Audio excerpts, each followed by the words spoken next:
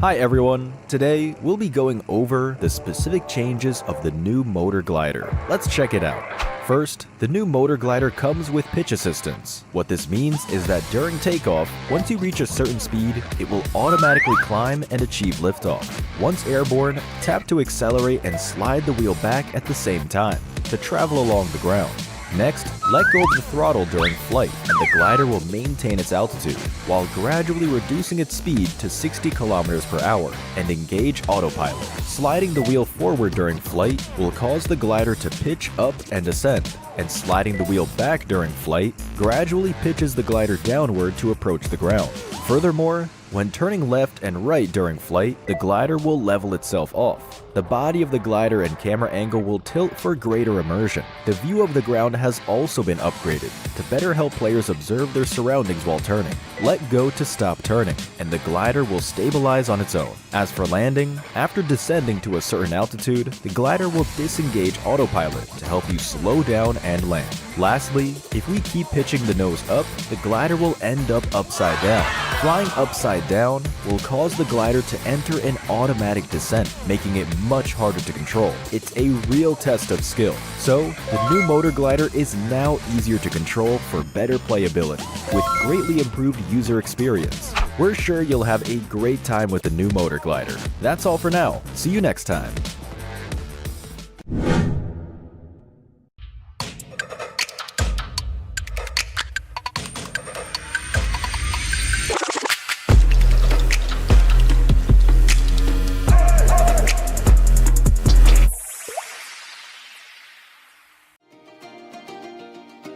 Wow, what a lively sky treasure ship! So many lights and people. Yeah, every shop is full of color. Let's look around. Welcome to the Golden Moon Cloud Market. Haha! You can light the ship's magic lamp each day to get Paradise tokens. During certain periods, there will also be a lucky box drop. The Sky Treasure Ship contains loads of great gifts. Come peruse the various stores and go home with your bags full.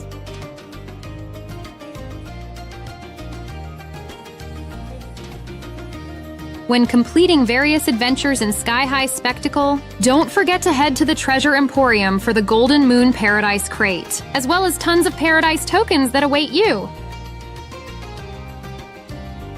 Join a new round of popularity battle. Work together with your friends to unlock the 1001 Nights lobby theme, moonlight background, and other great Golden Moon gifts.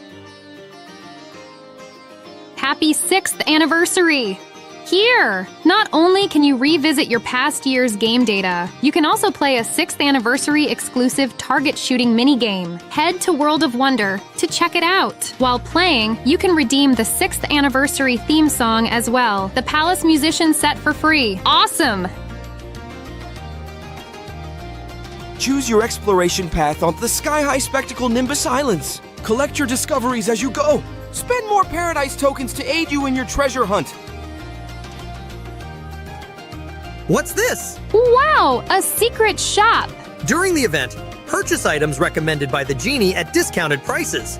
You'll also receive additional surprise gifts. Huge discounts up to 80% off. Come have a look.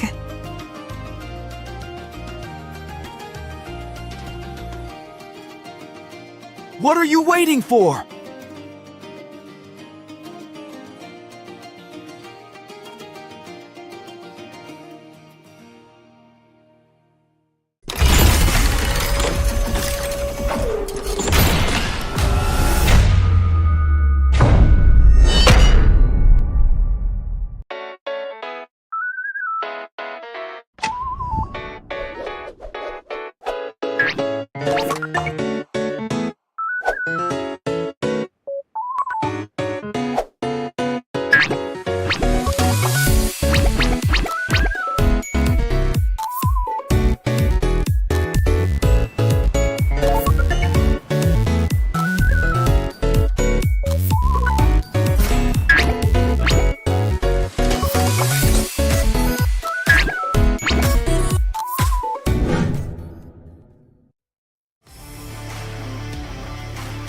everyone, after the last video, I'm sure you already have a basic understanding of the game. Survival, competition, social interaction, and easy-to-pick-up controls, these are what sets PUBG Mobile apart. First, as a battle royale game, survival is of utmost importance. There are multiple maps to play on, and each map is unique. Players can come up with different survival strategies for each map. Besides the blue zone mechanics, this is a completely open battleground. It's free of restrictions. Use your imagination to eliminate enemies and become the last one standing. Combat is also one of the core traits of PUBG Mobile. We have all kinds of weapons available.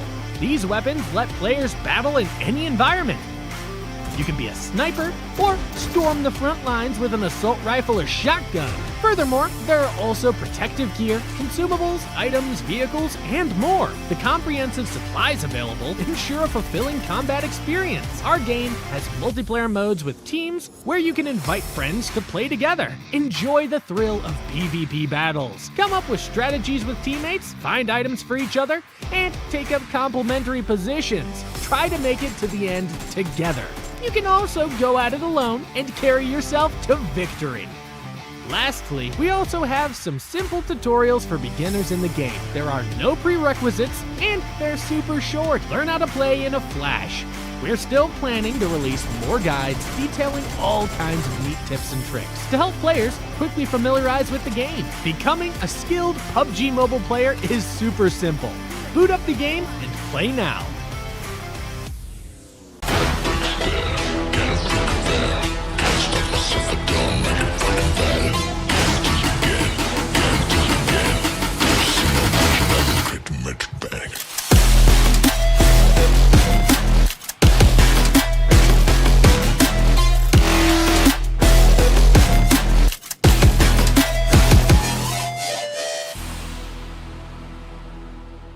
IQOO.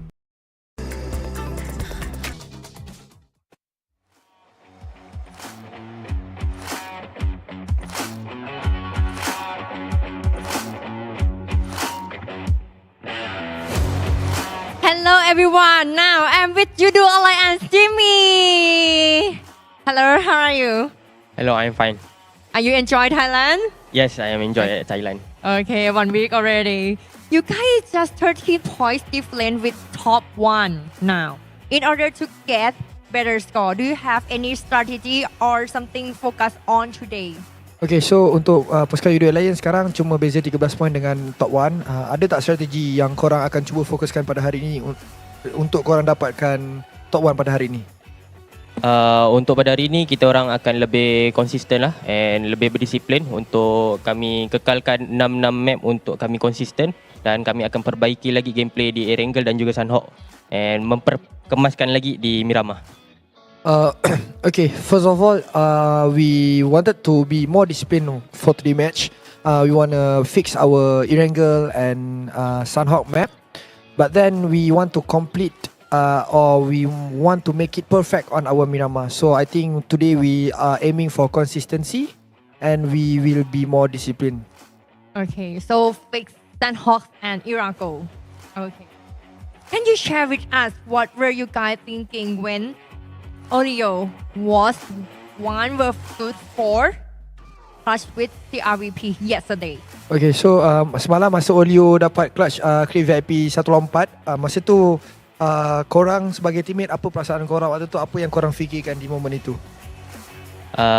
Kalau bagi saya dan juga tim, kami bangga kerana Oli dapat clutch 1 lawan 4 dan kita orang terkejut dengan penggunaan Uzi jugalah. So mungkin dia adalah the next Batman. Okay, so first of all, of course we are shocked and we didn't expect, but at the same time we proud with Oli.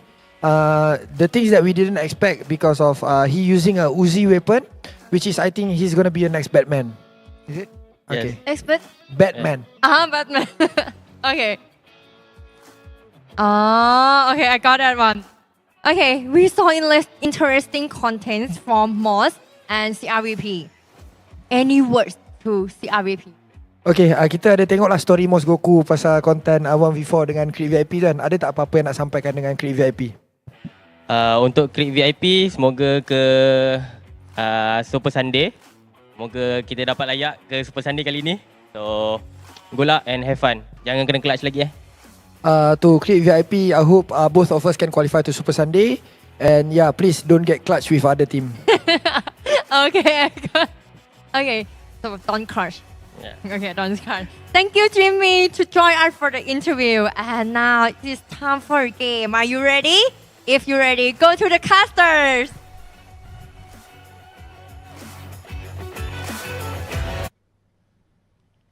And that was Jimmy OP, ladies and gentlemen, from Yudo Alliance with a little bit of a lore in case you follow PUBG Mobile from back in the day. Welcome back, ladies and gentlemen. This is the PUBG Mobile Super League Southeast Asia Summer 2024. Together with us, your storytellers. My name is Sir Cloud, together with Choo Choo. And today, we'll be reintroducing Group B. Now, speaking of which, we do know Group B is a group of death and also the group that actually advanced to last week's Super Sunday. Now, are they ready from Group C to have to fight this Group B right now? Yeah, that will be the big question, right? So within Group B, all of the teams, except for TODAK that is, have qualified into last week's Super Sunday. So it just shows on paper that this is arguably the group of death, or the toughest group that all teams will need to face. Speaking about the teams, some of the teams really need to collect a lot of points in order for them to have a shot in at least the last chance qualifiers into Sunday. I agree. We're going to talk into the teams when it comes to overall rankings later on, plus the reintroduction of Group B later. But speaking of the lore, he talked about Batman. There's two Batman. Is it the BAD Batman or BAT? We're going to get into that later because Group B will be reintroduced here for our day number 1 for them, which going to be day number 2 for Group C, of course, in week 2. Boom, XERXIA, TALON, Vampire, Sam9, Team Flash, TODAK, and PIGMY is back with us in day 2 of week number 2. And of course, we'll be having Group C today, together with Group B, BTR, FaZe Clan, RRQ, NKT, Yudo Alliance, D Xavier, Quick VIP, and Avoid will be playing. And to answer your question, yes, it is BAD Man, the guy with the best jawline of them all, because he used to be known as the guy who always carries the micro Uzi around. Now that reminds me, when it comes to the Battle of Jawline, there's also one play in PMGC. I forgot which player was it. I think it's coming out hailing from China or the South Asia player that do have very sharp jawline too. But when it comes to the comparison between Yudo Alliance and Beta, that's going to be the comparison between the second and the third placement. When it comes to average placement points, Yudo Alliance do play a bit more safer. They do have more utilities. So that kind of concludes that when it comes to the playing safer, a bit more conservative, their top 4 do have a bit slightly higher than BTR, almost half of it. But when it comes to elimination, firepower-wise, aggressiveness, BTR actually take the lead in this. Yeah, with the highlight player for BTR is going to be Luxy. He played the entirety of yesterday compared with Ade Luke, and we're going to have the head-to-head comparison between the two of them. So when it comes to average eliminations, Luxy, he does have a little bit more than Yudo Alliance. For average damage, same as well. That comes together with the average eliminations. But when it comes to assists, Ade Lu has a little bit more assists and also a little bit more team contribution as compared to Luxy.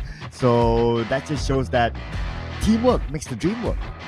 That's kind of true. And also when it comes to teamwork, yesterday Luxy did actually have a chance to play along with BTI. I think it was around the 2 last game of Miramar. We do have Zuxi playing. So the Tachibana twins actually deployed the twins to actually to put so much work when it comes to Miramar map. But between the highlights of BTR versus Yudo Alliance, BTR, we've seen them playing so aggressive, trying to get those eliminations, but it's just they caught himself in a trap during the last rotations of around the top 4, top 6 by the end of each single map. Yeah, so each single map, they have been pretty consistent, but for Yudo Alliance, man. 2 chicken dinners yesterday, and I have to remember the last chicken dinner in Miramar yesterday. That was an amazing chicken dinner. It was against D Xavier, and because of the 2 nades that was tossed by them, I believe we'll see that in the highlights later, that gave them the opening to wrap things up against D Xavier. I agree. The golden nade come out from Olio pretty much opens up such a huge opportunity, despite they actually not really having those grounds and not having the compounds. Plus, even the Blue Zone were actually closing from their end first. That's just how crucial to have those troubles in the very last few circles. But we talked about previous ones, these Xaviers and also Yudo Alliance, only 13 points in the difference. And when it comes to BTR, a bit of a gap between Yudo Alliance with 16 points.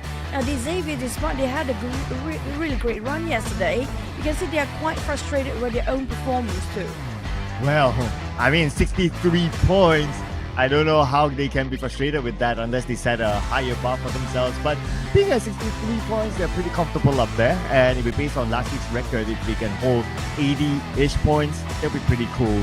And with the 6 games today, it's very doable. But it is crunch time for teams on page number 2, especially Roy, who is playing today. And they only managed to collect 7 points and the only team with a single digit now. And last time we had this sort of case scenario, which was Super Sunday with Vampires. Hopefully that's not going to be the trend for all the teams when it comes to week number 2. Roy, I have a feeling they will actually get those double digits, but how far they have to play the catch-up game against all the other teams out there. Starting off our day number 2 here, don't forget it's GMT plus 7. Wherever you are, make sure it's going to be the GMT plus 7 time zone. With the first day of the day, we're going to starting off with our map Sanhok, triple Erangel and double Miramar. Just to remind, yesterday was Mr. Joe's son. Oh man, that Mr. Joe moment. He probably didn't expect to get the chicken dinner as well. I mean, Alter Ego, I re-looked at the footage and Alter Ego should have gotten the chicken dinner, but for some reason, it was a weird one and it's totally unexplainable. I wish we could have gotten like an interview, representative for Alter Ego and Mr. Joe himself, just to hear what they have to say about that. And we really need to pick the brain on Mr. Joe because he got himself in a very awkward position every single time. There's like odd angles seems to be working out for him. And the patience game on his side. I don't think that, like you mentioned, the moment they actually pan into the camera of the players, their emotional expression as well as their outcome of the results just didn't seem so real because they have no clue what really happened as well. To Ego got himself in a really tough spot, sliding down very steep slope. Yeah, I wish we could have the player cam as well from Alter Ego that time. Like, we have to put like a side-by-side between the two of them. That was like insane. Absolutely no idea what happened there. But anyway, it is what it is. And it's already happened yesterday. For Alter Ego, they will not be playing today. So they will be taking a break. And I think they could use a break after that yesterday's Sanhok performance. But anyway, for Group C, NKT is there and they will continue to play. Who knows what else can Mr. Joe come up for us? Now speaking of Group C, today will be the last day for them grouping stage, so it's so crucial for them to gain as much point as possible. And speaking of which, I'm going to put up Roy up there because this can be their last day to push themselves, whether they can make it to the Super Sunday, have to go through the last chance stage. Yeah, and I'm putting in Team Flash TALON as well as TODAK especially because they missed out on last week's Super Sunday and they have yet to recover from their last season's performance. So since this is coming into the second week, hopefully they learn a thing or two about this lobby and they'll be able to do better today. I agree. The same goes for me because we do want to see the teams that didn't make it to the last Super Sunday have a bit of a shot of getting those points up during the Super Sunday League point to advance towards the Grand Finals. And my prediction here is going to be all the teams without any chicken. Now, I know it even surprises me to actually go through every single day last week, including yesterday as well. RRQ, despite their performance, they are the only team that actually in the top 8 in the previous week as well that didn't score any chicken. Yes, despite them getting a lot of eliminations, but yeah, they're still lacking of that chicken dinner, just saying. But it's still a record breaking, right? So far we'll be looking forward to seeing whether any other team will be able to break RRQ's record and also individual record held by Napeko for now for the most eliminations by a single player. And because we are featuring some of the best teams in the PMSL based out of last week's Super Sunday, we will be in a treat for today. Hopefully that's the case, yeah. Roy, they are prepping themselves up. Today is going to be Group C last group stage qualified towards whether they make it through the Super Sunday or not. I'm loving the jacket from BTR, by the way. That's pretty cool. Yeah, they have that for a couple of seasons now. So I'm sure that also means that there's probably some in stock. Just saying BTR. Just saying co-ed. In case you somehow listen to the English broadcast. It's putting out there. But you mentioned about we have to be supportive for this economy of each of the. Or maybe we should. Oh, it's actually BTR. spend Come some- on. Hey. Let's be real, okay? It's BTR. They can afford a jacket. Maybe, who knows, right? Maybe one day. But speaking of TODAK, now they do have quite a huge potential for the players, but it's all about adapting themselves with the rotations of all the other teams' dynamic, plus the erratic circle that's been appearing these days. Yeah, so fun circles for the most part in Sanhok. Yesterday we got a Camp Alpha circle, and well, if it's Camp Alpha circle, it could have been Alpha Ego, but yeah, it was history anyway. But today, Alpha Ego isn't playing, so who will replace Alpha Ego's spot inside of Camp Alpha itself? That will be the big question here. Of course, taking that spot is a double-edged sword. It will favor you if the circle goes there. It will not favor you if the circle goes far away from there, because you have to go through the choke points either on the main peninsula or on the ruins island. So yeah, it all really depends on the circle. As we always talk about the circle inside Sanhok, it is very dependent on it. Let's see what our circle will get in today's one and only Sanhok.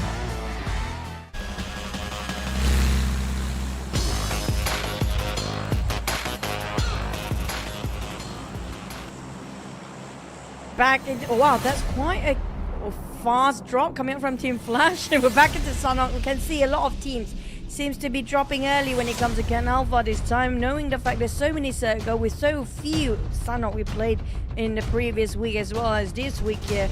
A lot of the circle happen to be comprised of Voltry Island and just even slightly a bit more around the Camp Alpha. Now Camp Alpha right on top, we do have Team Flash, while Roy and IQOO happen to be very interested on top of our team. Ooh, yes, we'll definitely see an early fight there. So keep our eyes peeled for that area, ladies and gentlemen. Other than that, I don't think we'll see any further clashes, at least for a drop spot clash. Maybe individuals, but that will be a separate case. We're going to put all eyes on the RRQ now against Roy. And Roy, they're in a position that they cannot lose this fight. That's definitely true. There's going to be the wild card map, where we do know when the teams that don't really have that much of a point here, especially in the case of Roy, if they ended up with a 0 this round, still going to get themselves in the very bottom. Not just that, with a single digit when it comes to the overall rankings. But RRQ do find themselves a bit more advantages in this fight, and sadly for teams that are actually competing in Camp Alpha, they have to have a bit of a longer journey here. And maybe Vampires was my gatekeep teams from Camp Alpha Island, especially Team Flash, might want to come by. But coming back to the fight between RRQ and Roy, so it looks like a trade-off between the two of them. But I noticed that Snape is being picked up right now, but can't say the same for Valak. So it's probably going to be a disadvantage for Roy in this fight. Valak will be one of the players that actually do make an opening for the team. Everything seems to be them. Always Valak, the one who actually make the call for the shots in the very top 5 last minute stages. But Asar coming up from RRQ, UMP. And Apeko seems to have to finish off Valak in an instant. And speaking of yesterday performance in the last Miramar map, I love the fact that we do have Micro Uzi back into the highlighted weapon for yesterday. Hopefully the case of, I don't think a lot of players going to use Micro Uzis anyway. But at least in Miramar we get to see a couple of Micro Uzis. But DBS is going to be the primary hot weapon to be grabbed by all the players. Oh, absolutely. Plus this is Sanhok, and a lot of, well, it's a smaller map, and a lot of these small houses, and teams like to surprise each other using the DBS. That's why it's a very common weapon. Like what we can see here, the Xavier, they do have their own DBS already prepared for such a scenario. Don't be surprised if he will be able to see it on every single player in this round. Now, pretty much I call it the corner cleaner weapon, which is going to be DBS. So it's just point and shoot, clear the corners. If you don't know where and how to pick corners, just go in and just randomly stop shooting with the DBS. Actually the safest technique to make sure that you can stay alive. But for the side of PIGMY, we're introducing them again this week. So for the side of PIGMY, last week they're quite hot in the first few days. the first day of the group stage, and then kind of dropped the ball in the very last minute, and even dropped the ball down into last chance stage here. For PIGMY, there's a lot of redemption for them, and they are one of the teams that actually did not make it through the last week or first week Super Sunday. Yeah, so if they didn't make it through last week, they need to work extra hard this week. Same principle applies to TODAK, as you can see on screen. So they are going to stick with this lineup: Cleon, Lynx, Real, and Ifta. So it looks like Tam, the original IGL, is not in the lineup for at least game number 1. I think something's brewing up on that side, so we're gonna have to wait and see what they have. Any swaps? Speaking of swaps, and not Creep VIP versus PIGMY. Creep VIP, there's a bit of pond from our earlier interview today. Did that actually hurt their pride and actually affecting their performance? Not sure, because right now they ended up with 0 point for this map. Oh man, Creep VIP. You blink and you miss it moment, ladies and gentlemen. Just like that, they gave away the points to PIGMY, who is in dire need of points and qualification into Super Sunday. But for Crit VIP, much better performance as compared to last week. 43 points, pretty okay. But if they want to qualify directly, the benchmark, as what we saw last week, has to be 80 points and above. And they have 5 more games to make that happen. That's true, and for the side of Creative VIP, all the groups coming up from, all the teams coming up from Group C, there's going to be BTR, Red Aliens, RRQ Rio, Yudo Alliance, Creative VIP, FaZe Clan, Tip, and KTD, Xaviers, and Roy. These are going to be the teams that are going to have their last run here today before waiting for the overall rankings of the week number 2 performance, yeah?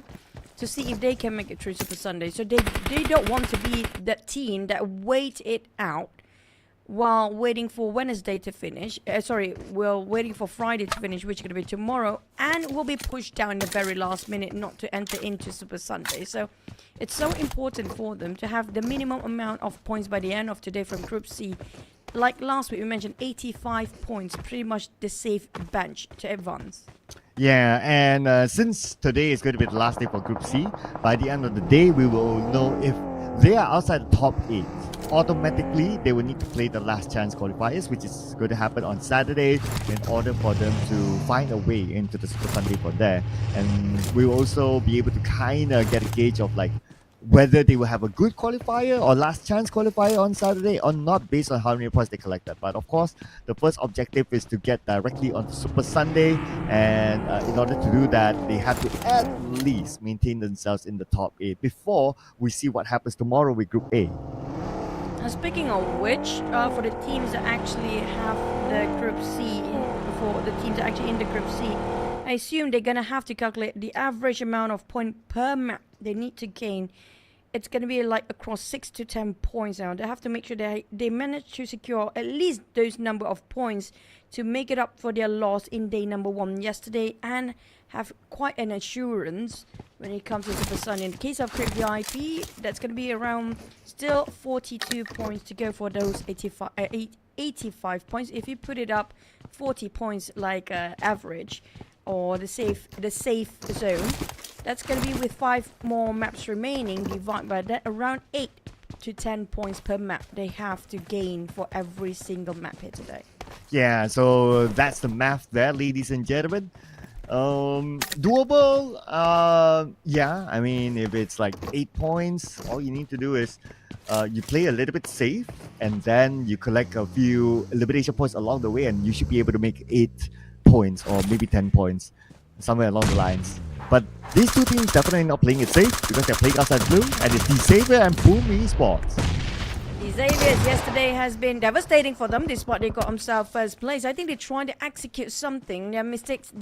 We had an interview with Lamborghini yesterday, and they mentioned about they had the same mistake multiple times. Is this going to be the same mistake that we actually listened to the interview yesterday or not? Because Nate T just being eliminated by Yummy May, and we do know Nate T has been quite a performer and a formidable player for this season. Next we do have FaZe versus XERXIA. Yeah, the two Group B teams here fighting against each other, coming from the same region as well, with Bella DDS. One bullet left, but before he's able to shoot the final bullet, he's taken down. The other members of FaZe Clan up on the high ground, noticed by XERXIA. But don't turn your back on your opponent. Nonsense is actually on the other side.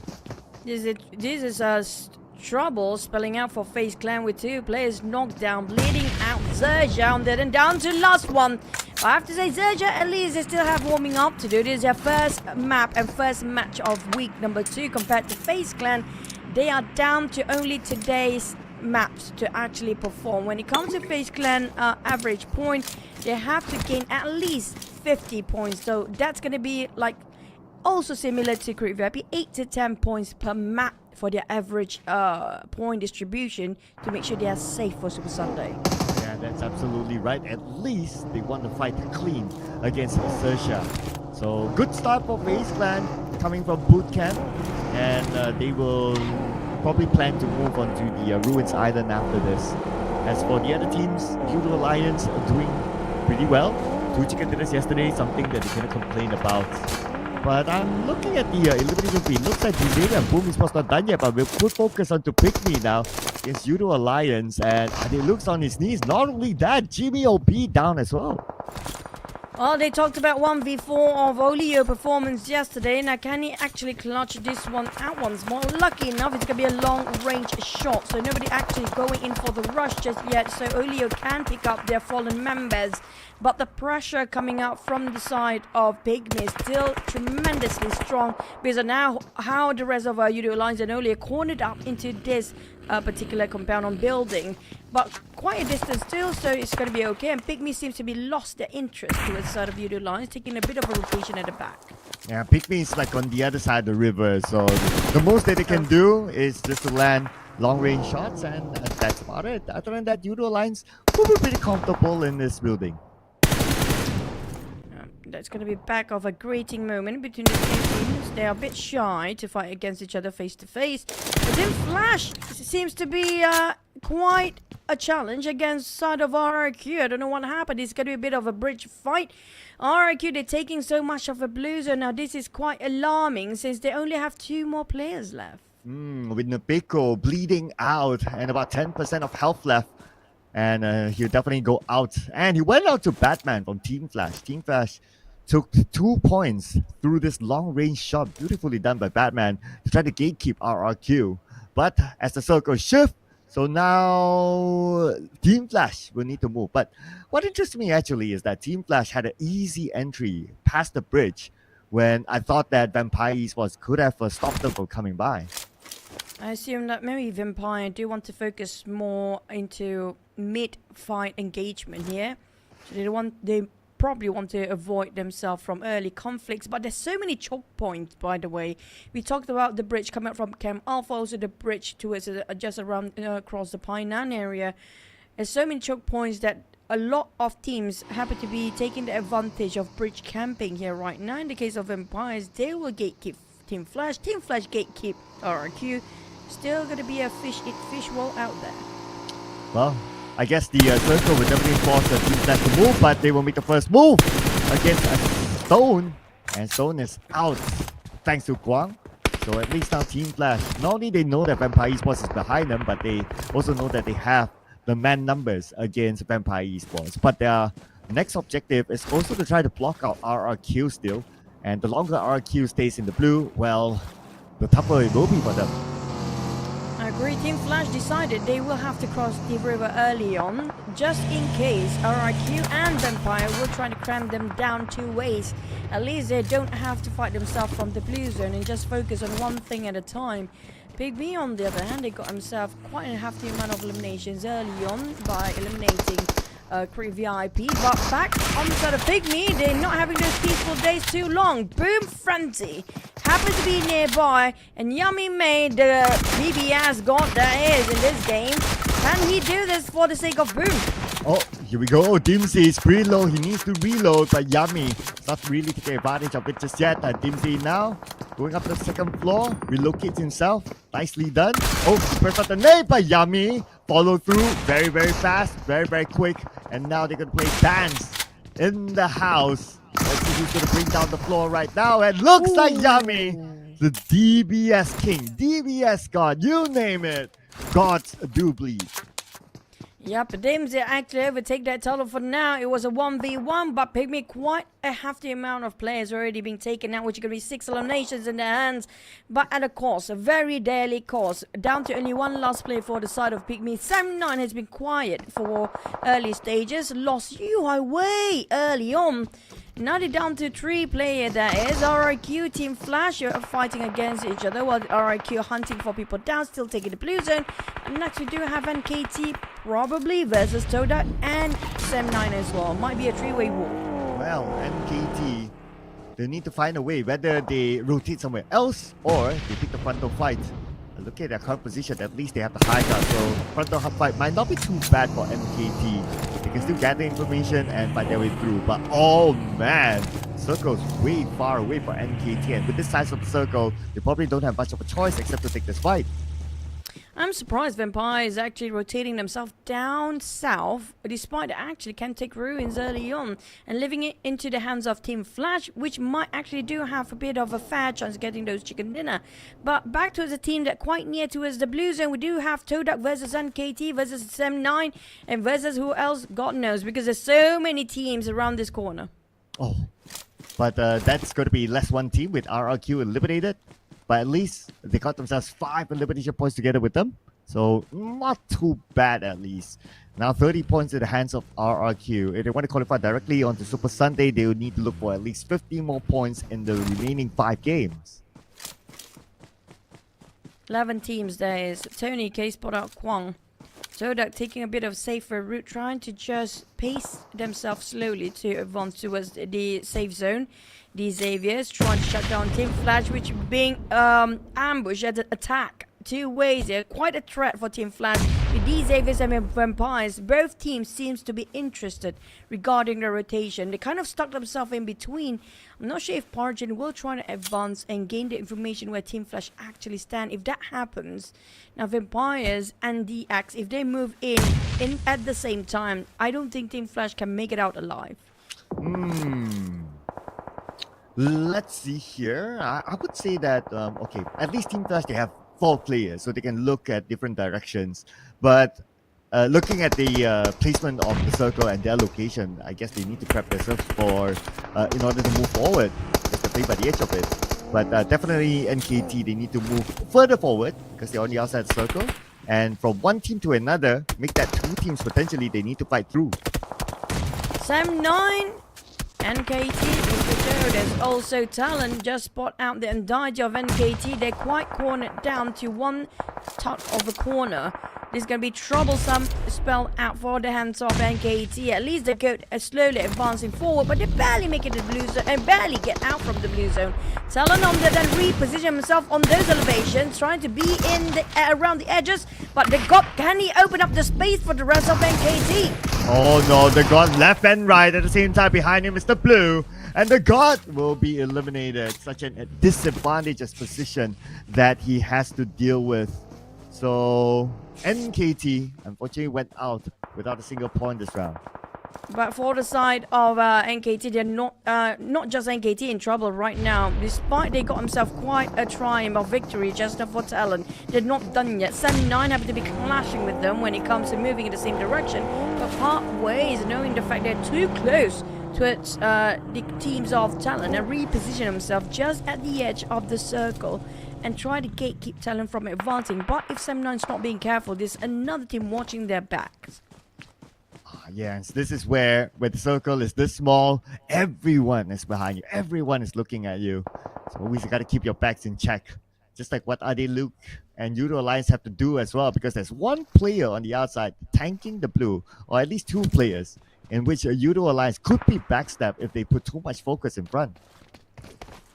Speaking of backstabbing, now Yudo Alliance, they want to advance, they want to climb up. They need to move since the bridge is not really safe.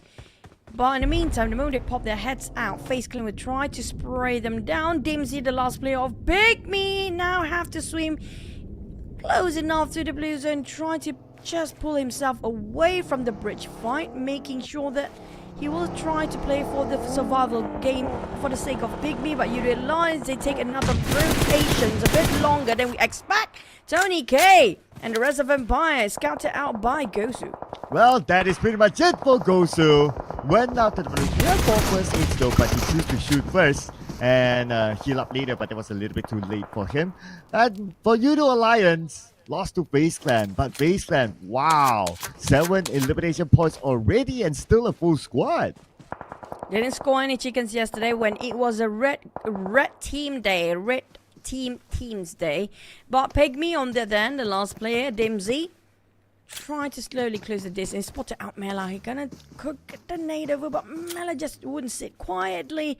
He wants to drop a big one, but quite a difficult task by himself. TODAK will be the last player of TODAK, still quite near to the blue zone. While 7-9 finally have to leave their comfort zone. And the one coming up from south, close enough to a sort of FaZe Clan. Now they have to cut across FaZe Clan if they want to be alive for the next stage. Xavier, Lamborghini knocked down somewhere else.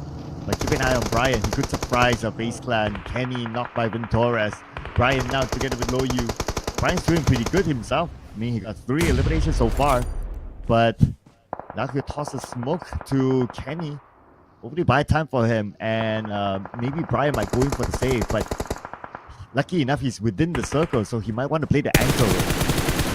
Loyu, this is pivotal for the side of 7-9. If they can just shut down on Ventores, who is going to be the off angle or the flanker for FaZe Clan right now, giving so much problem for 7-9 to advance it. If they can shut him down, they have a brighter view to get himself into the circle. But the problem is, Mormon just grab away Ventores, decided for the rest of FaZe Clan to reposition themselves and wait it out for 7-9. 7-9 have to face either FaZe Clan or BTR for them to just stay alive and advance later. But lucky enough for them, the circle is still right on top of their safety.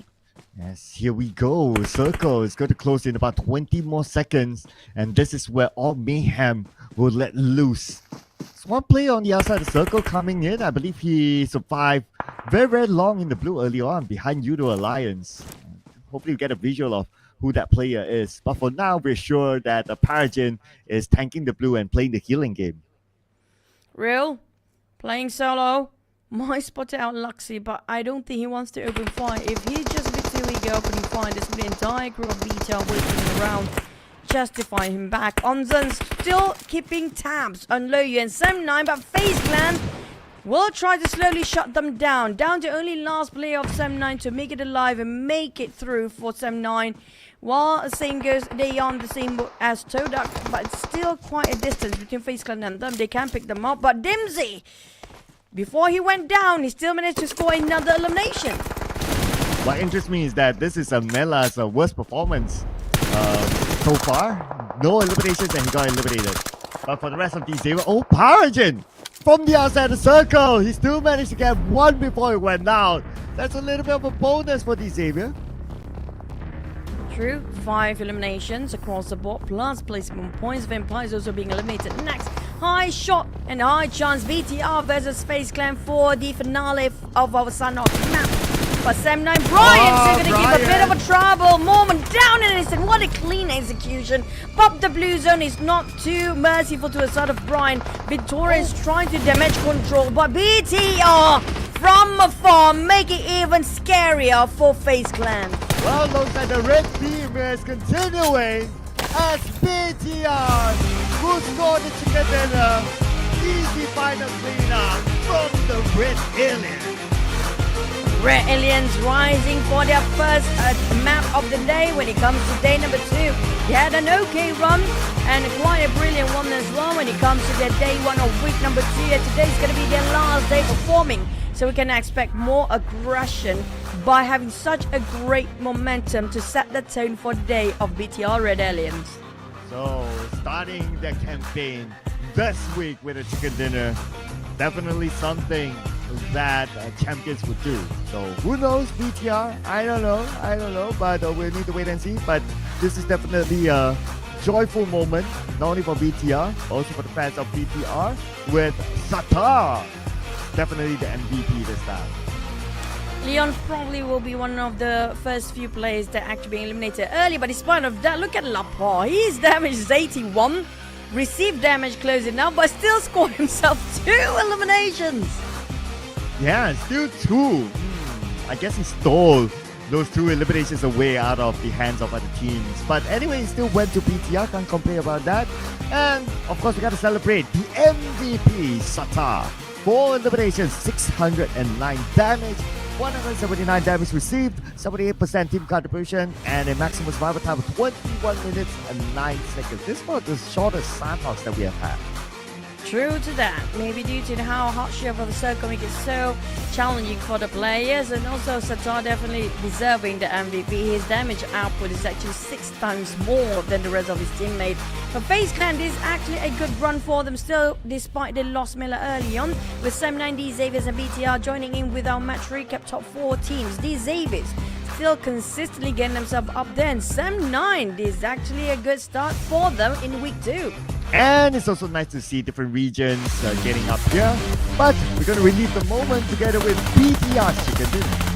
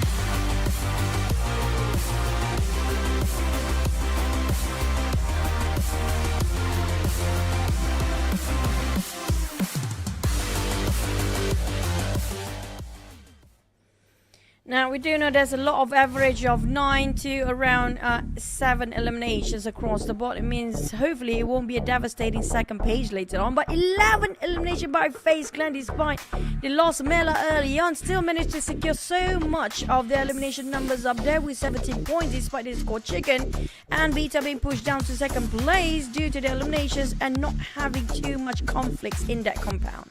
Yeah, so playing in the middle and got the circle advantage, waiting for teams to come to them. That also means that their eliminations are not that many. But FaZe Clan, they fought and fought and fought and fought and fought. Hence, they got 11 eliminations. 17 points collected by FaZe Clan. We got 2 teams, no, make that 3 teams without any points at this round. So it's a 0 for Roy, XERXIA, and Quick VIP. And out of all these 0-point teams, Roy in the most crucial position.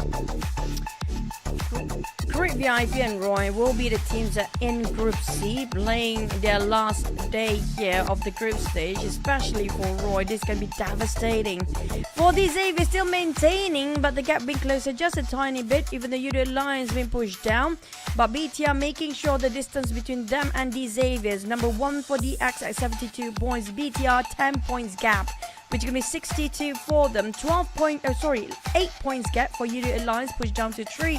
So it's still within reach up to maybe 6th place, maybe even at 8th place, with all points of 40. From 6th to 8th place here, they're all having a tie. Yeah, I know, right? We're gonna definitely break that. At some point.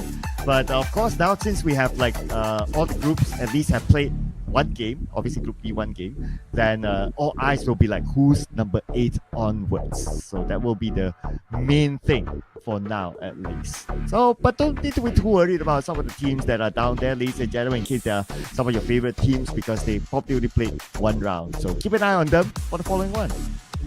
Speaking of the following stats, we do have gunslingers, not the most out there. We've seen the average of 2.1k damage up to 2.5 or 2.9, the usual. The high end is going to be around 2.9 to 3,000 over. But FaZe Clan, I think maybe because of how fast the circle has been progressing, and also how far the circle hot shifting away from the players, a lot of them are actually being finished off by the blue zone. Hence, the damage output of the gunslingers is not so much as per usual. Yes, but what is not usual? Okay, yeah, I'll simplify that.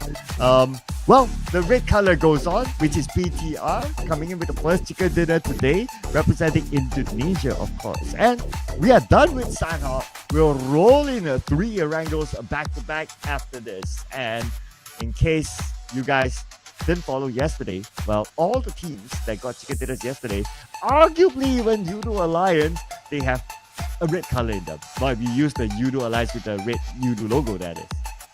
It's all because our producer didn't want to use that one. I'm going to put it on our producer, Higan.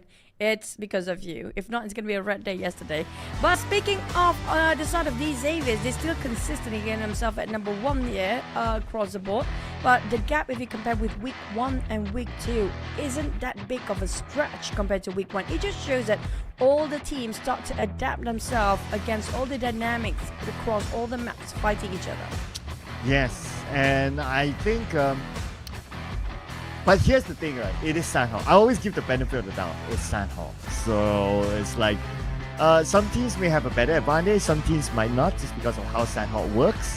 But I guess the true test for me will be inside of Erangel. And if they can, whoever it is, that can score the chicken dinner without having the circle advantage inside of Erangel, that is the team that we need to look out for. Especially D-Xavier, when they did it last week on that Super Sunday.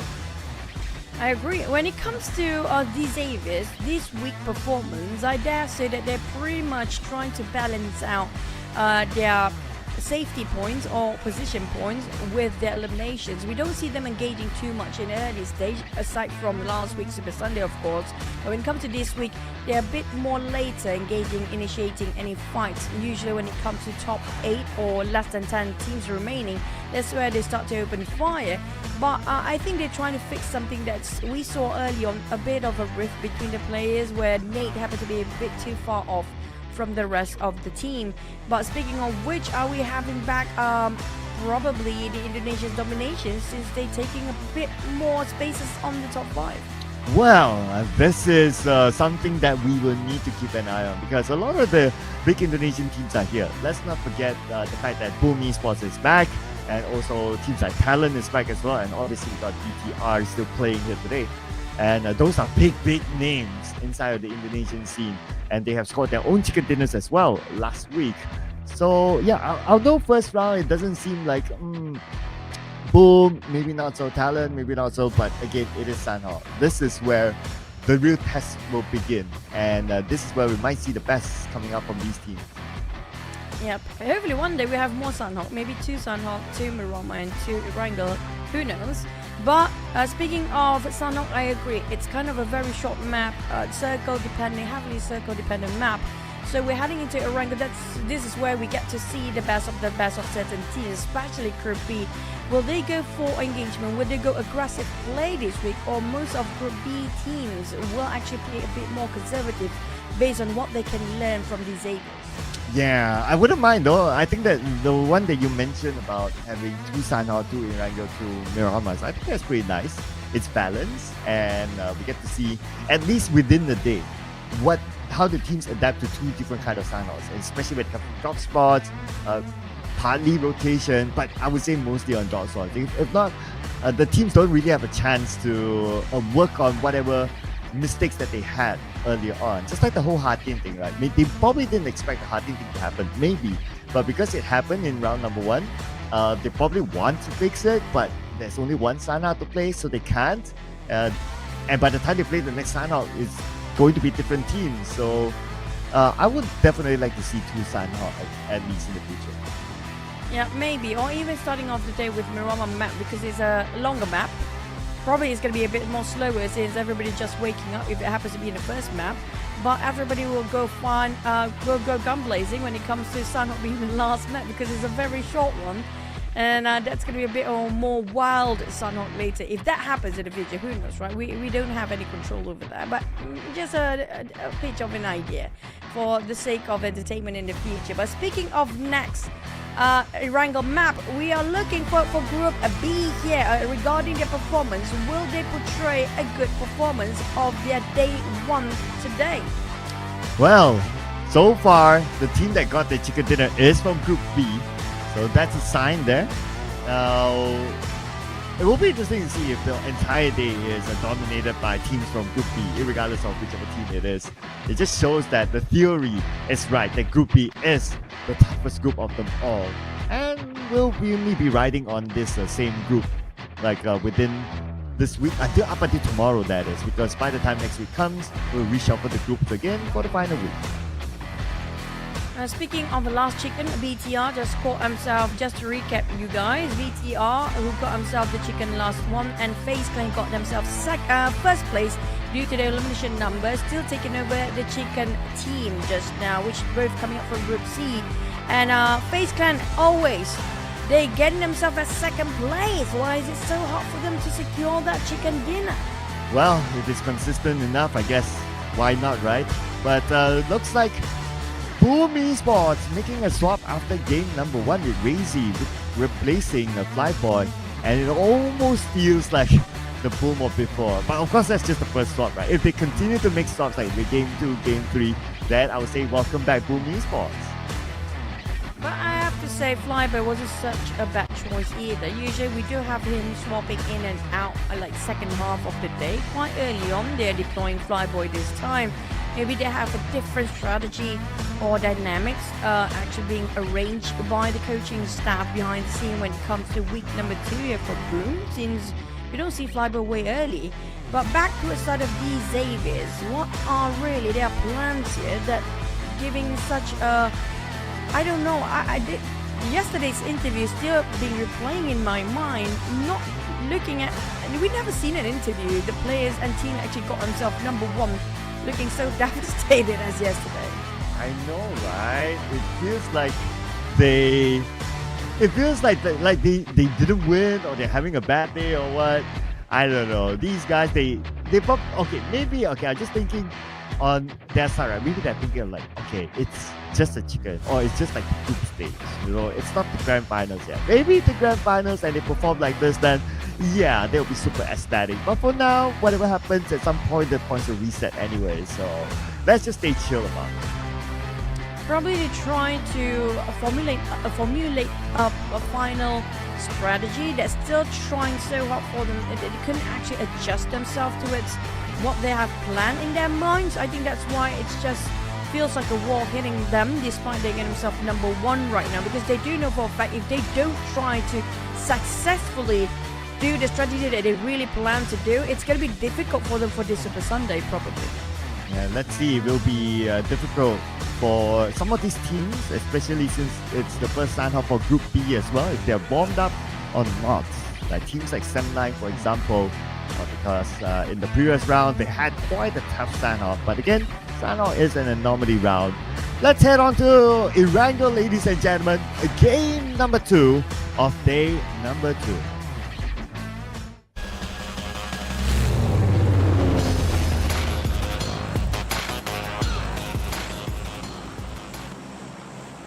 Blue skies of Erangels lighting up our day here as we march into day number 2, week 2 of game number 2. A lot of 2s in there, but it's going to be the first Erangel of the day. A bit more towards the right side. So far we had very few right side circles. Same goes for the flight path, but I chance we have Gakar again, because yesterday has been a lot of Gakar going. We had at least 2 Gakars yesterday, so that was the trend for Gakar. If it is Gakar, obviously Xavier will be pretty happy since they normally drop it for Jinky anyway. Very Pure will be interesting because GEEK is not playing today. So I want to see if Sem9 actually drops back onto Ferry Pier, despite the flight path is all the way on the right side, or will they go to somewhere else, which is around the area of a shelter or mansion, somewhere around there. That's their alternate drop spot, especially when GEEK Fam took over Ferry Pier.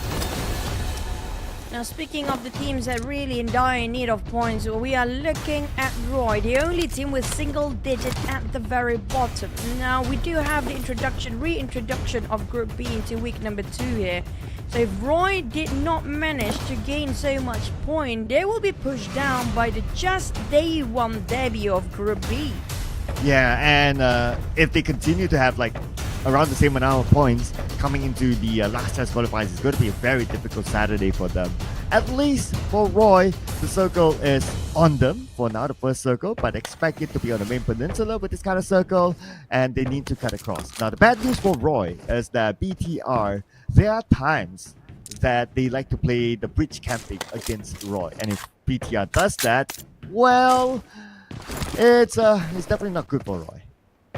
I just wish they really learned their lesson and tried to find an exit out or alternative route in case they've been gatekeep again by all the teams that are waiting on the main peninsula, of course. And there's also the options of boat, which we do know is quite not so popular for certain reasons these days. But if they are desperate for Roy, they can actually opt for that route instead. Yeah, and I guess one of the reasons why the boat is not that popular is because it's very exposed. Like, it does not have a cover, and if you ride the boat, you'll be like, obviously, like on a flat surface, you'll be an easy target. So maybe that's why it's not that popular.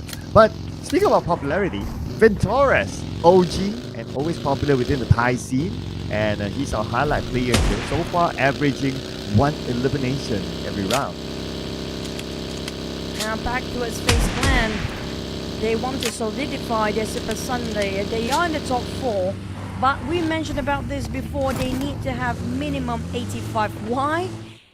Now, we do know the case scenario of Vampires. In the last week, the Xaviers who pushed in the very last minute, taking away the last spot of Super Sunday during the group stage. But Vampires secure 80 points. Exactly 80 points if I'm not mistaken. Correct me if I'm wrong. And because of that, the Xaviers just scored slightly a bit higher. It was 86 points, where Vampire last minute pushed down. They were not playing that day as well, so nothing can be changed. So I think for the side of Vampires, they definitely learned it the hard way. So hopefully they're starting off of their day number 1 there pretty great and get more points. But there's also a lesson learned by the teams. They actually already in the top 5 or top 10 here realize they're not still safe either unless they got themselves 85 points and above. Well, I think every team saw what happened to Vampire last week. It's like, oh man, you thought you're okay, but Xavier had to come by and push them down to the last chance qualifiers, in which they do not have any issue qualifying for the last chance qualifier because of the amount of points that they have already collected. But the whole point is that you still need to spend extra day playing. But for Crit VIP, ooh, they definitely don't want to spend an extra day playing. They will start their first blood against Yudo Alliance. The Saturday holiday is a wish that all the players and team will look forward to, especially Vampires. Again, I have to emphasize on that. As we mentioned about probably they aim at the Saturday will be their off day to go for a shopping day or sightseeing around Thailand. So there's going to be a lot of team that are looking for their Saturday off day, including Crit VIP. Quite aggressive start, quite a good momentum setting up for week number 2. Yes, and they are doing pretty okay in general anyway, but although it's only 1 game, right, but I would honestly, for me, I know I talked about like going Sanhok. It is one of those rounds that, you know, you can, it's very circle dependent and all that, but I think I probably have the same sentiment with a lot of the other fans as well, that we would accept Boom to do a lot more than just 2 points. True. Because last week, if you compare with the performance, well, Alter Ego is not playing, but we have to emphasize on that because they were dominating in week number 1 for Puma and Alter Ego, and the gap of the, even the points were incredibly quite a high standard. They were in their different world entirely when it comes to the grouping stage week 1. So I don't know what really happened. Is it the teams getting better and start to read out this team's rotation that I have been trying to counterplay them since the start of week number 2, but week number 1 That was a remarkable performance and different world entirely for the Indonesian teams. That seems like they are probably experimenting stuff in week number 2, or maybe just having a hard time to readapt themselves.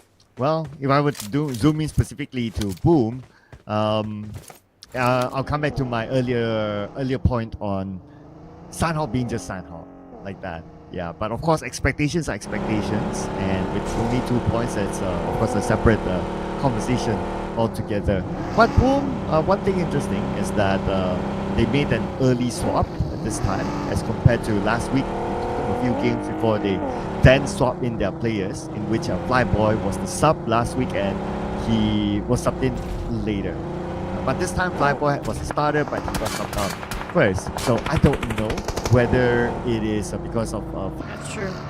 It's going to be internal mystery to be sorted out by the coaching staff and the players as well. BTL versus NKT Spider-Tan. As per usual, taking the right foot forward, but a bit of fire back from BTL playing around the stats. The deadly stat fight. And here goes. BTL lost quite a lot of members, knocked down Luxy, the last remaining players, while NKT, Mr. Joe, and the rest of NKT with Spider-Tan leading the firepower just now. That eliminates BTL at 0 points, despite just scoring himself the chicken. Yeah, from 0 to 0, literally 0 points for BTR. And where they were when they got eliminated by NKT is also one of the regular checkpoints for BTR. So I guess if like knowing the pattern of BTR, they like to be in this compound with this kind of circle. NKT, they must have done their homework as well, and they're prepared to face off against BTR. The moment they crashed in, it was a quick one. We didn't see them much long on screen, and they were already out. So it probably just shows that NKT, they did the homework. Yep, they deliberately just ambushed and pushed into it, taking a bit of a challenge for themselves to fight against VTR and CQC, but some of them resorting to those long shots, including Team Flash on top of Shelter. We might actually have the Medusa intersection circle, probably, while PIGMY is still on the southern side, but never mind that we might actually have maybe potato heels of Pachinki for the last few circles. We can expect a lot of teams try to park themselves there already. Yeah, so I want to point out that somewhat this kind of circle, yesterday, Quick VIP scored the chicken dinner. But they changed their checkpoint. If yesterday they took the high ground on the house beside the one that BTR got eliminated, but this time they switched up their strategy to go for a different checkpoint instead. So will it be the same outcome of getting a chicken dinner? Obviously we need to wait and see, but at least it just shows the level of versatility that the Quick VIP has. Yep. XERXIA on the other hand, things are going so well for them for week number 1. Mega Mind do have a different mindset entirely, trying to scout out or try pull himself away from the rest of the roster. Probably try to relay some information that he can actually gather some intellectual information for the rest of the team, whether to move forward and just hold their grounds for now. But Mr. Joe, interesting way to park himself. Now out NKT after they finish off BTR, they're off to a different mission. Yeah, because I guess the circle shifted towards the middle side, so now this is like almost like not really the end, but maybe just 20-30% in the circle. So that's why they thought like, okay, it's not worthwhile to be there. Let's just move to another spot. At least we can loot and probably give them a better access into wherever the next checkpoint is. And they're now in this area, so it's going to be a bunch of fresh loot for NKT, prepping themselves up for the next stage of the circle. Been a good solid compound to take themselves as a defense as well. When we talked about warehouse, just their trouble with warehouse, it's not many covers the moment you try to step out of it. So hopefully they will not stay themselves that long for NKT. Now speaking of another team that make it through last Super Sunday, which is going to be week 1 Super Sunday, PIGMY, with 0 eliminations right now. Will they go for a hunt? Will they try to just play it safe? They're actually at the edge of the circle, so they don't really need to leave. It's still stage number 2, but a high chance that the circle will move away from this compound. They have to figure out and try to gain as much information regarding who's on the other side of that mountain. Oh, but look at this. Gathering information. XERXIA got it against NKT. So now all eyes will be on NKT case they do anything funny. But at least they're in this stage of the circle. Will they get the next stage? There's still a good chance that they might still be in the circle after this. But what I like about XERXIA, they not only have like the 3 players facing NKT, but they also sent out Megamind on the other side just to be sure if any other team were to potentially backstab them. Speaking of backstabbing, it all depends on the circle. Will it shift away from these guys? And wow, PIGMY definitely be favored here. They got himself those warehouse we talked before, but Jabranki, he's going out of the way. A bit too much advancement from the rest of PIGMY. Quite a risky move by himself. Now Sam9 might actually spot him out. They're sending 10 over to give him extra support. So it's going to be 2-2 for PIGMY. Never mind it. And reposition himself across Sam9. Do have a bit of a replay. Spider Town, he's just so good at watching the entire of jump playing the stair game. Wow, okay, alright, that was crazily insane. And it felt like NKT, they had the position first. Let's put focus onto Vampire Esports with Tony K knocked down by Axel. He's really now right in front of him. One player from Vampire, very, very low. Misery, simple spray to get a knock. Stone giving a bit of extra fire support at the back, but it's not going to be enough because they do have the off-angle Red FaZe to do the job as well. What a pivotal role just now coming up from Red FaZe. If not, they'll be having some difficulty to spot out Vampire Stone just now. But for Talon, time is ticking and time is their enemy right now. Blue Zone starts to close in. Stage number 3, still forgivable, but at least they got themselves some upgrade of loot around the death boxes of Vampire's player.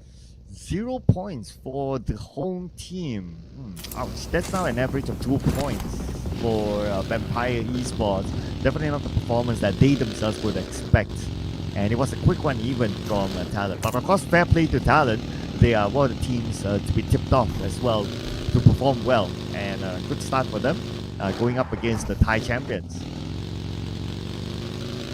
Even Talon, who actually starting off their day 1 here today, overtaken Roy, who played himself in the second day here. That's already quite alarming for Roy, but now they're playing a bit more. The moment we mentioned them, there happened to be some accidents for Roy. Task seems to be down by explosion. Misery, Talon while migrating. Batman caught the glimpse of them and just spray crisply and not even whiffing too much. Nice, it's long-range spray, but Axel gotta be careful from the back.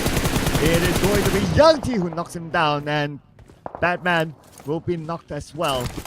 Axel will be taken out of the game. Team Flash to be able to recover their teammates, but before that, they have to finish up the job because Boom Esports is here. It's gonna be less than 20 seconds here. Boom need to migrate. The put on the heels of Pachiki will not be safe anymore. And the teams that are fighting, in which are going to be 3 teams over this compound, will not be favored at all. It's going to be a loss. No benefit for the teams that overstay themselves and overextend this fight as the circle shrinks even further. PIGMY trying to get the prime spot. But look at NKT, they're being very wise, taking the coastline instead. Last time we saw this kind of circle, FaZe loved this area where NKT stands. But FaZe coming up from left side might a bit later by Talon. Versus Team Flash. This is going nowhere. Way too deep in the blue. And you can always count on Red FaZe. You don't need to give him the visual of your opponent, but he's still able to land that nade. Nicely done from the lower ground. But now Red FaZe need to come out of the blue. And let's see if he's able to survive that. But for Talon, not only Red FaZe, there's also another player that's still alive together with him. Boom Esports migrated from the Potato Hill. Pondbit knocked somewhere else. No mercy, gatekeeping, Young. You cannot go out from that compound. Got himself a buggy, but the other side is also people shooting.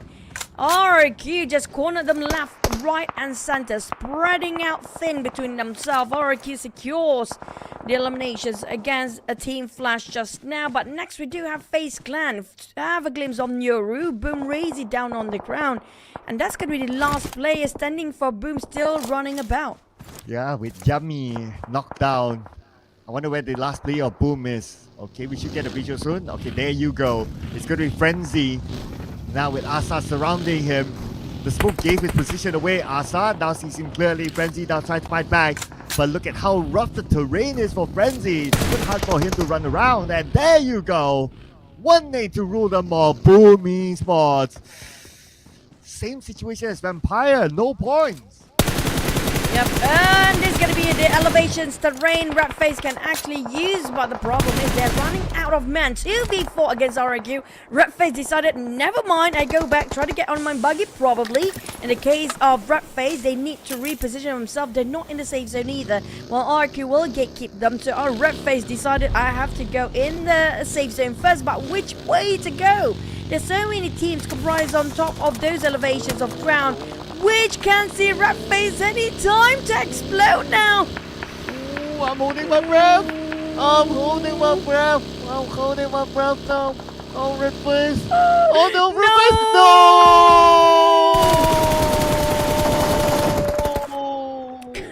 FaZe. No! Boom. That's it. In the hands. It's in the hands of the Xaviers, the number one team right now. Of all the teams, the point goes to probably the Xaviers. Maybe I missed the kill feed just now, but from the PAM to the fire, FaZe don't have anywhere to go. Next is gonna be RRQ, how to get into the circle. Well, if there's any good news for Talon, that's not just to take some points. I mean, with the tough circle that kept running away from them, that's not too bad. But for Roy, they need to have a great round. So far, one elimination point for them, and they have XERXIA right below them. It's just that one of their players still on the outside circle, but with the others inside of it, there should be an entry point that's not too bad for him. Let's put it out. Megamind, Nate dropped down. Tusk, he's been knocked down early on, but managed to be revived by the teams. But XERXIA kind of cornered down by Roy and TODAK and Yudo Alliance at the same time. They happen to be in the center of attention right now as the circle shrinks. Who will be favored? The Xaviers still in the center, despite it's not really too far from the initial drop spot. So this is going to be them taking the small shack, while Roy trying to cleaning up the mess of XERXIA across the street. Spotted out even TODAK. That's exactly the storeroom that Quick VIP stood yesterday against the BTR. And BTR was in the same position as Roy. But this time, Roy will not let the team in that storeroom go. They're going to go in for a frontal fight. And here we go. Nate realizes to the storeroom. That is it. That's one. Another one to go. But TODAK also giving away their bodies towards the rest of Roy, which is the one that need the points. But the problem with Roy, every effort they put into getting those knockdown always been stolen by some other teams. They put so much damage output out there, but can they just make sure that they can seal this one off to complete execution? Can they finally deliver? If only the smoke is not there, then Tusk might be able to aim the window in from the side at least. But looks like he would just, try his luck. Toss the nade to the back of this storeroom. Megamind got slipped down to 50% of health, but they finally got it, and RNJ will be on his knees. It's not done yet. Megamind will counter fire and counter nade as well. While they do look at TODAK, and that's going to be Roy taking some eliminations across the board. 4, 5 right now as they finish off the entirety of XERXIA and TODAK. But XERXIA, sadly, at least they got one elimination, but sadly they have to place themselves quite low down there with no position points. FaZe, no eliminations. Next is going to be Naked Law, RQ, and Sam9. Beautiful nade across onto Brian, and now leaving Loyu alone. No Mercy will come in as well, but they also need to pick up one of their knockdown teammates. But before that, they want to finish up the job against Sam9. Loyu managed to pick up Brian. Kenny is still down. At this moment, Loyu will hold the front. Brian not killing up just yet. Snape spraying into the smoke, not able to hit the target. Loyu still with smoke, helping him to cover himself from his opponent. That is RRQ. And in the hands of Loyu, the nade might be cooked later on, but with 2 left, he barely got enough to just put out the defense towards the side of Sam9. But RQ Asa on the ground, and the Pego coming in, spraying, and just one tap finish off, spotted out Loyu. Sam9 surrounded, left, right, center, and now have to bow out, but at least they scored themselves 3 eliminations. RQ, they need to reset quickly, because now we also have to focus on NKT versus Roy. Now, can Roy score more? At least they hit the double digit here. Well, Varlock, speaking about hitting, he hit the target. He showed up right in front of him. And KT, 2 active players left. Mr. Joe, one of them. Triple F with a grenade elimination across. And Mr. Joe tosses his own nade as well. But unfortunately, still, for Roy. What a tough circle it was for them, and they got taken out by NKT. And that was their best run just now across week number 2 so far. Still got quite a number of eliminations compared to day number 1. Way more for just now this one singular map that they perform here. Still a good progress, but next we have to focus for the circle that shrinks straight into these Xaviers. They are so good at predicting and reading out the circle pattern for these Xaviers. Yeah, and so far in the middle of the circle, that's how they're going to play this round. And good anticipation by Xavier. They have been there for quite a while, I noticed. And that was also the spot where Good VIP got the chicken dinner as well. So maybe that's a sign that this could be Xavier's round. NKT pressuring towards Yudo Alliance. Now these Xaviers, if they're still unhappy regarding if they got themselves this chick, I don't know what else to say. Like honestly, they play brilliantly when it comes to rotation as a position according to the circle pattern. But if they're still upset, I don't know what else can cheer them up. PIGMY on the other hand, they're having themselves a good momentum of the day with no elimination sadly, but RQ scored himself 10 with 4 players still well and alive. Now that's a scary sight to see. Will Creep VIP shut down on their rampage run of RQ? Oh, I wonder which is scarier now. Creep VIP's position or RRQ's position, both of them on the outside. Creep VIP are arguably closer to the circle. They could probably still move in a little. And yeah, I guess they'll be fine now. For now, that is. But they probably need to be aware of the presence of RRQ that might crash into them because they want to clear their sites. And RRQ seems to be kind of interested. Definitely they are interested. They never go out or just bow down from any fights. They want to go for more challenges. We're going to take it. Got on there then, dropping a golden nade. That's going to be a Gobi Williams. Scores another. They got a discount for today. But who exactly shooting them from behind? Yudo Alliance. We're secure by NKT. How they look is down. I think it's pretty much clear coast for the GOT and NKT. They will advance. They get more. You got 9 eliminations and so many zeros on the board. Yeah, and well, RQ's 10, that 0 does not count. Just for the benefit of everyone. But RQ, they can definitely still add to the point count since they still have a full team. And coming from the outside circle, the opportunities are definitely there. For Xavier, that's the kind of like the offside. You stay in the middle, everyone else is by the side. You don't get many chances of doing eliminations. But with the points that they've already collected, it's not going to be a big issue for them. If they can score the chicken dinner, they will be above 80 points easily. I feel like the chicken dinner is going to be the aim, the main objective for the side of these Xaviers for week number 2 here. Since they are playing the center, they cannot open fire too much because they will be crammed down with all the teams. They're really cornered down. And KT spotted out RRQ, who's trying to advance himself, but RRQ in between these Xaviers and PIGMY at the same time. RRQ just attracting too much unwanted attention out there. Well, at least they got into the circle. But another team that's attracting attention now is going to be VIP, attracting NKT from afar. The good news for them is that NKT is way across the road. So for NKT, they won't be crashing into VIP. As for PIGMY, also in the same position as NKT, looking down on the RRQ. While Xavier is having a good time in the middle. Jabranki just shoot himself way out of the way of PIGMY down there. Nobody can actually save him. Dimsy on the way to revive him back up, but the pressure from RRQ, it's super massive. Look at these shots coming in with Bill also bleeding out. Creep VIP, both of them running into the same direction. They're kind of fighting a bit of miscommunication. Everybody tried to save each other out. They're carrying their members out of the blue zone first. Well, no mercy. Keeping the taps towards the side of Creep VIP alongside with his members.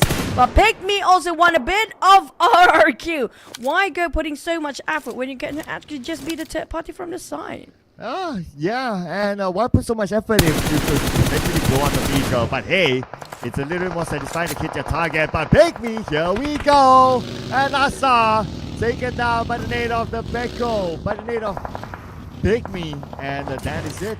I mean, RRQ, only 2 players left without the circle. Not much they can do now.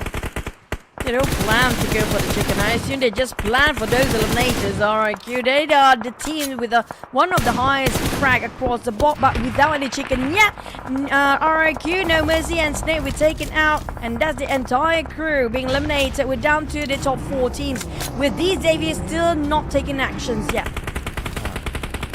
Now they will be forced into action because two teams coming towards them. They're definitely trying to defend their ground, while the two teams that we can see on the screen, VIP as well as PIGMY, we're trying to cancel each other. Putra tries to hit his target, but the terrain is not helping him. Putra with an AK and 50 bullet in reserve. Great VIP. Will they score one with 3 players left? PIGMY and KT and DZ. They're still having a full squad, but despite of that, the one that actually active for DZ is only 3 of them. Parajet is down as well. Only 2 players left for DZ. There's a bombardment coming up from PIGMY. Left, right, center, cornering down to square one. Go. Nade! And that's gonna be Nate. Naded by Nate. Parajet and the rest of DZ is now with Nate with no more hand grenades. There's gonna be Dimsy versus the rest of these Avis, which is going to be Shadow. That is the last player standing. While PIGMY dominating right now with 5 eliminations across the board. All they need to do is just finish that one last player, Shadow! Well, surprise, surprise, they didn't expect Shadow to still be at the storeroom and came out to wipe out the other few members of PIGMY closest to him. And because of that, these Avis are still in the game. Xavier saved by the grace of PIGMY's situation here right now. Well, NKT, I have a feeling they have a shot scoring themselves this chicken right now. Mr. Joe definitely happy with 12 eliminations in the hands of NKT. What a formidable team here they are today. But Crib VIP and PIGMY and Xavier's 1-1-1 versus full squad. The numbers don't lie. Line of is looking good for NKT and nice spray. But got to eliminate PIGMY with 6 elimination points. 2 more teams to go. And KT, it's all in the bag for them. Shadows playing with his own silhouette amongst the smoke right now with Iron Pro across him.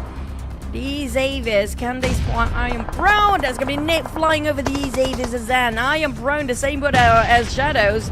And we can see Spider-10 already open up the angles, trying to make sure there's nobody else from the flank side. Might actually spot out Iron Pro just now. Looks like Spider-10 don't know that Iron Pro is there. He's calling towards the Spider-10's position now. But a lot of focus on the shadows. He does have the circle. And the volley from the god will take him out. And that is it. And KT, no way they can follow this. They know where Iron Pro is at right now. Iron Pro plays him in the blue. Shows himself. It's a matter of whether he deny the point or not. But the answer is no. And NKT will ensure that point is there together with the Feels like the same run as yesterday, just a bit of a change of names. The red team, the teams with red logos happen to be Triumph and dominating as well the start of day number 2, week number 2 here. And KT, yesterday we can call it a bit of a luck with Mr. Joe scoring those Sanhok map chicken, but today definitely it has been a great team play coming out from their performance. Yeah, and red is the way, ladies and gentlemen. NKT representing the home ground team scored the chicken dinner. And how many eliminations did they get? A lot. Let's be sure of the numbers right now, ladies and gentlemen. It's 14 eliminations for NKT. Nicely spread across all the players. Well, everybody been pulling their weight with the most damage output coming up from the side of Mr. Joe. Well, Mr. Joe never disappoints us with how he plays. That's why you can see his posture and his pose pretty much always prepared for the MVP pose there. With 90% of damage distribution towards the headshot. But when it comes to damage, it don't really tally up with elimination numbers, but they still do their work and they still win themselves the chicken.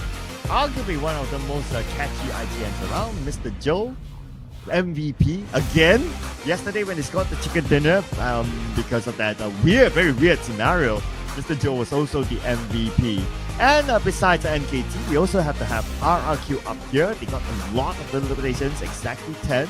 The Xavier, who lasted very, very long as well, up here. And PIGMY joining up the fray here too. PIGMY having a better start than last week. A bit more aggressive play compared to last week. Items up and down. But here comes the replay and highlight. Now NKT scores their chicken of the day.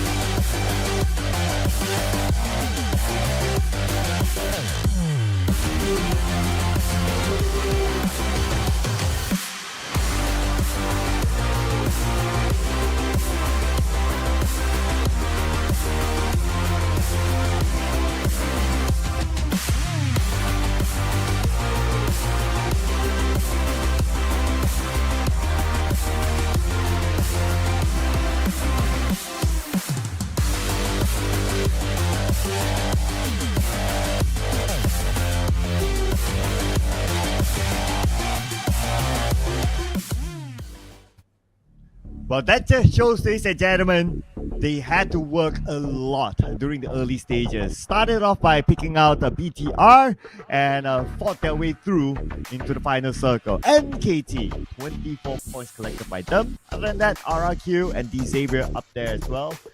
Together with PIGMY as the double-digit club up here. But what's interesting is that TALON, who needs placement points when you got 7 elimination points?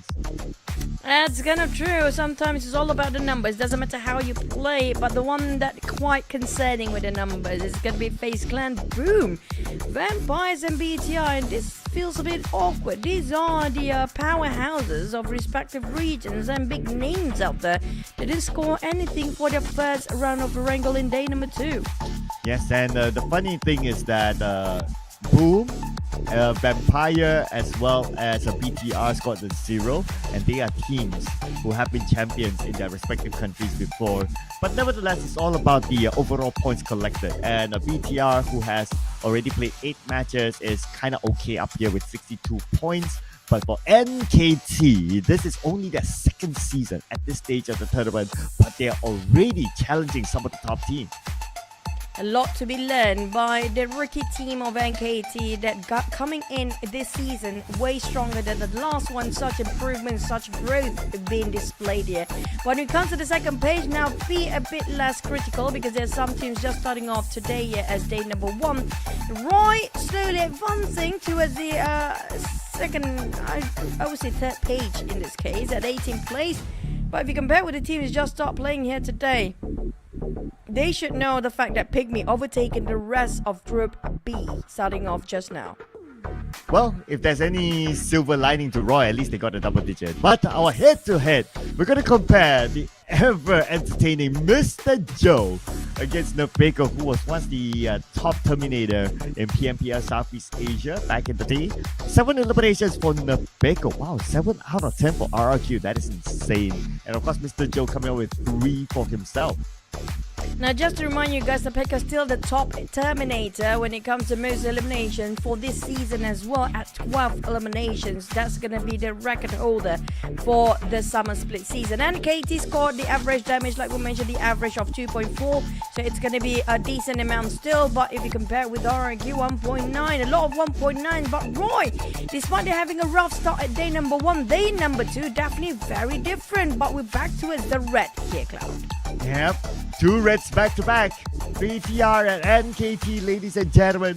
And one from Indonesia and one from Thailand. Yesterday we saw every region getting at least 1 chicken dinner on the board. So far we're still on track with a different region getting chicken dinners here. But we're going to come in on to our third Erangel, or second Erangel today, game number 3, before we head on to an extended break here.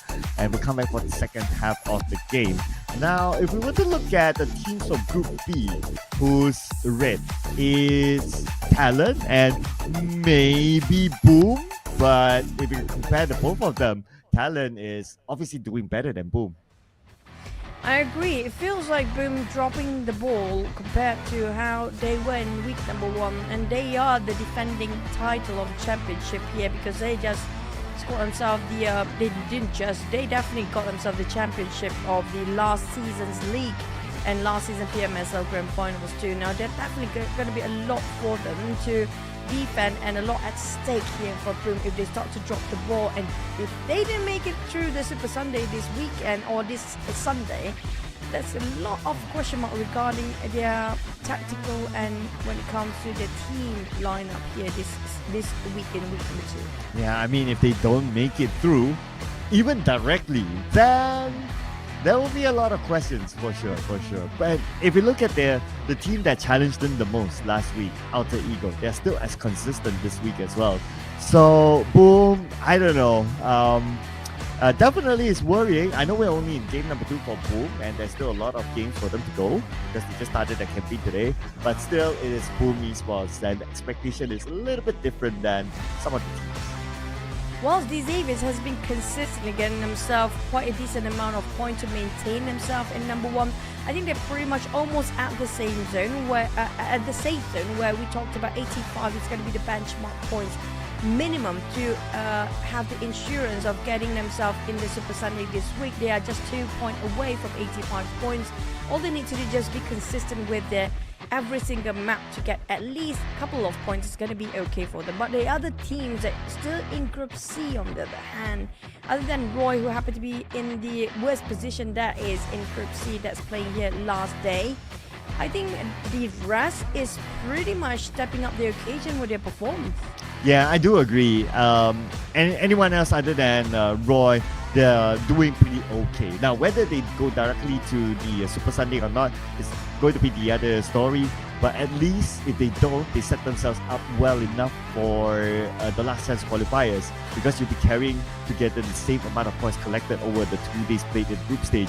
And if Roy continues to only have less than 20 points, and then everyone else has a starting point of 40, 50 points and above, it's going to be real scary for Roy to miss 2 Super Sundays.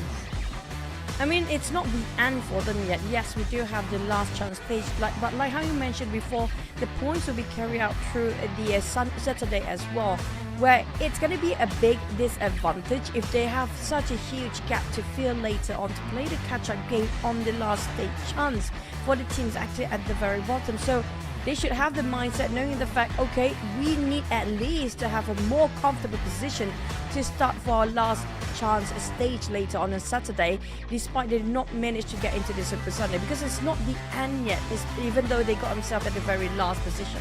Yeah, so regardless, however it is for them today, every single game still matters for them until the final game, because they want to set themselves up as best as possible for the Saturday last chance qualifiers, in which if we were to be realistic based on their current performance and also the amount of points collected, I think Roy, they need to plan for that.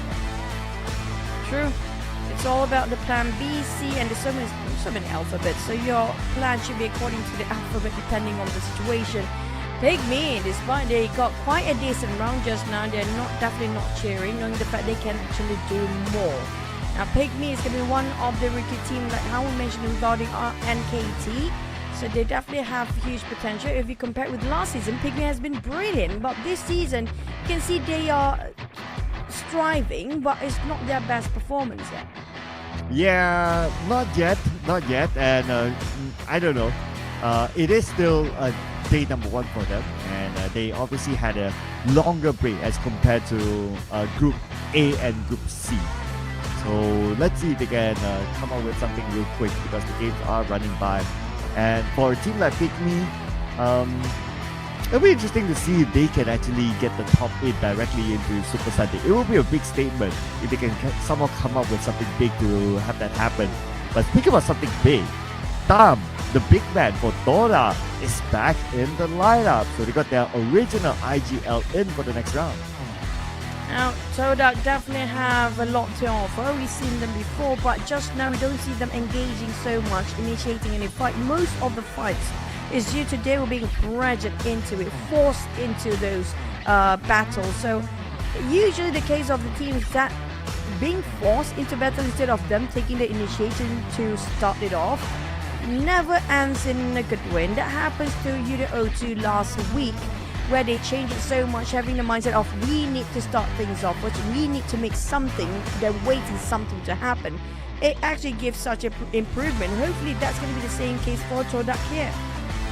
Yes, because it has been a tough round for them. But understandably, the circle, if we base out of the Erangel match, it went away from them. But if you see that NKT could still score the ticket winner despite the circle not being there, then there's almost no excuse then. So TODAK really needs to buck up, because as comparing them and NKT has a lot of points now, and also the fact that TODAK did not make it to last week's Super Sunday, TODAK, they need to step up the gas. Speaking of stepping up the gas, same goes for the side of Vampires, even though we can see they're happy and jolly all the time. But it feels like when it comes to South Asia, there's always a big question mark. Why is the Vampires having such a hard time in the Southeast Asia League and Championship? But Samurai also making a bit of a progress here as well. But can they have better performance that they can offer to us in the second Erangel of the day, or map number 3? Let's fly back to Erangel.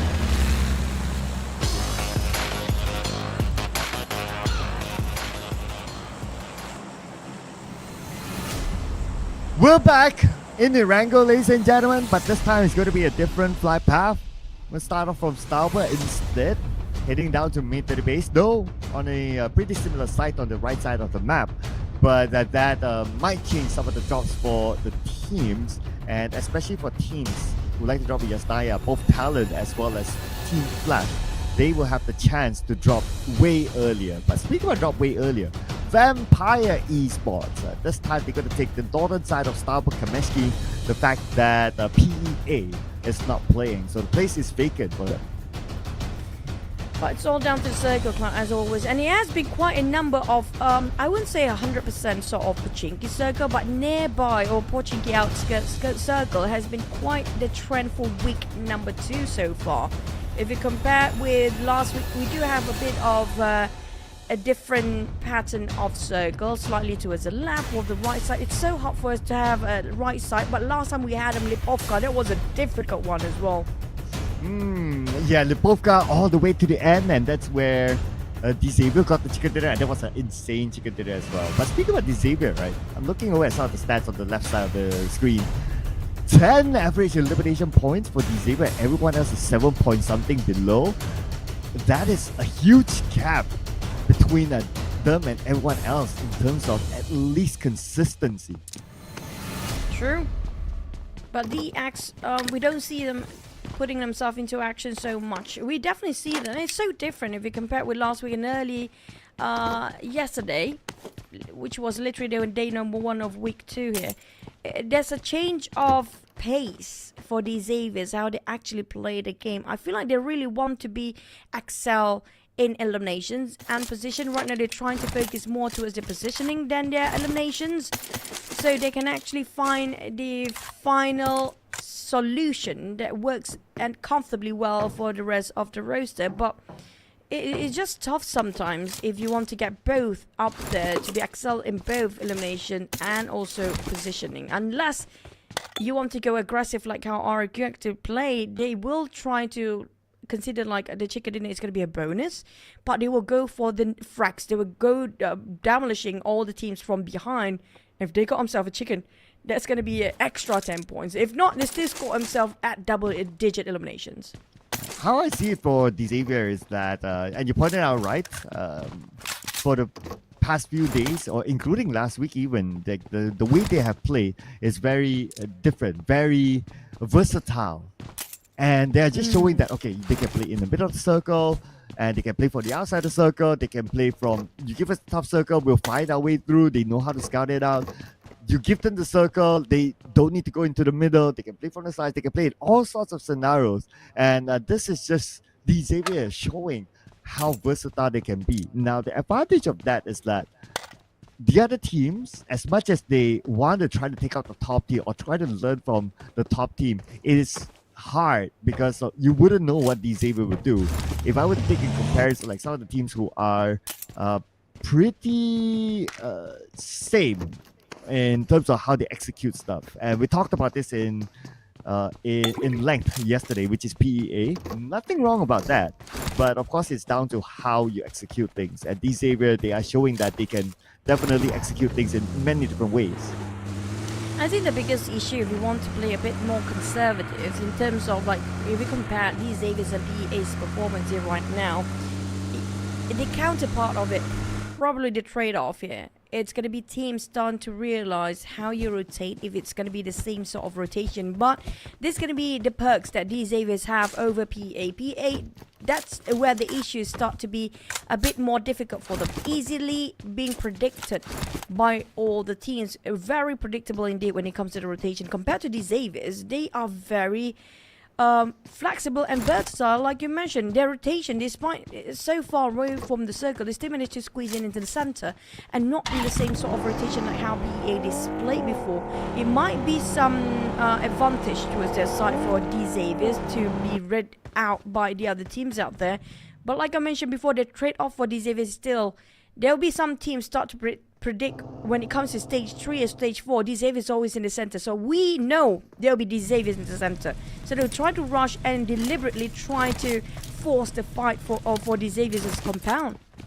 Yeah, so one thing about the Xavier, right? Whether they want to play in the middle or play by the side, and if any team were to try to learn from them, is that the Xavier has high gun skills. Like everybody can shoot, everybody can gain elimination points. Like they're not too dependent on like that one player to shoot for them. And if they can have that, everything else can be worked out. Like rotations, you can kind of work out because you have a lot of scenarios to consider. But if you have like the gun skills, then you can play from the outside. You can play from the middle. You can do all sorts of things if you have that as a very solid baseline. I agree. 5-wise, the Xavier is probably one of the most balanced one. Not the most aggressive, but when it comes to things that really matter, they can actually execute and deliver. But it's just sometimes we can see the rift between the players, the communications, they're not really trying to work things out. We can see they're striving and trying to get to in the same page for all the players, but for TODAK Real, that's going to be an easy execution by BTR. Yeah, so looks like as much as TODAK would like to switch things up with new IGL, but unfortunately caught out with the rotation of the players eliminated. That is Real, one of the newer players for TODAK. Not so new for Tam though, because they played together before. But then again, yep, TODAK, another tough start for them. At least they still have some players. I mean, like, trio is still doable if they want to gain eliminations here. But if they're down to 2 players, I have to break it down that it's almost impossible for them to have the double-digit eliminations, but still doable if that one particular player, like we've seen, usually we've seen this case is going to be coming up from Red FaZe or IQOO and Peko between these players. Like if they are solo and they don't have anybody else, they're the type of person or the type of player they still trying to take eliminations from the side despite they are alone.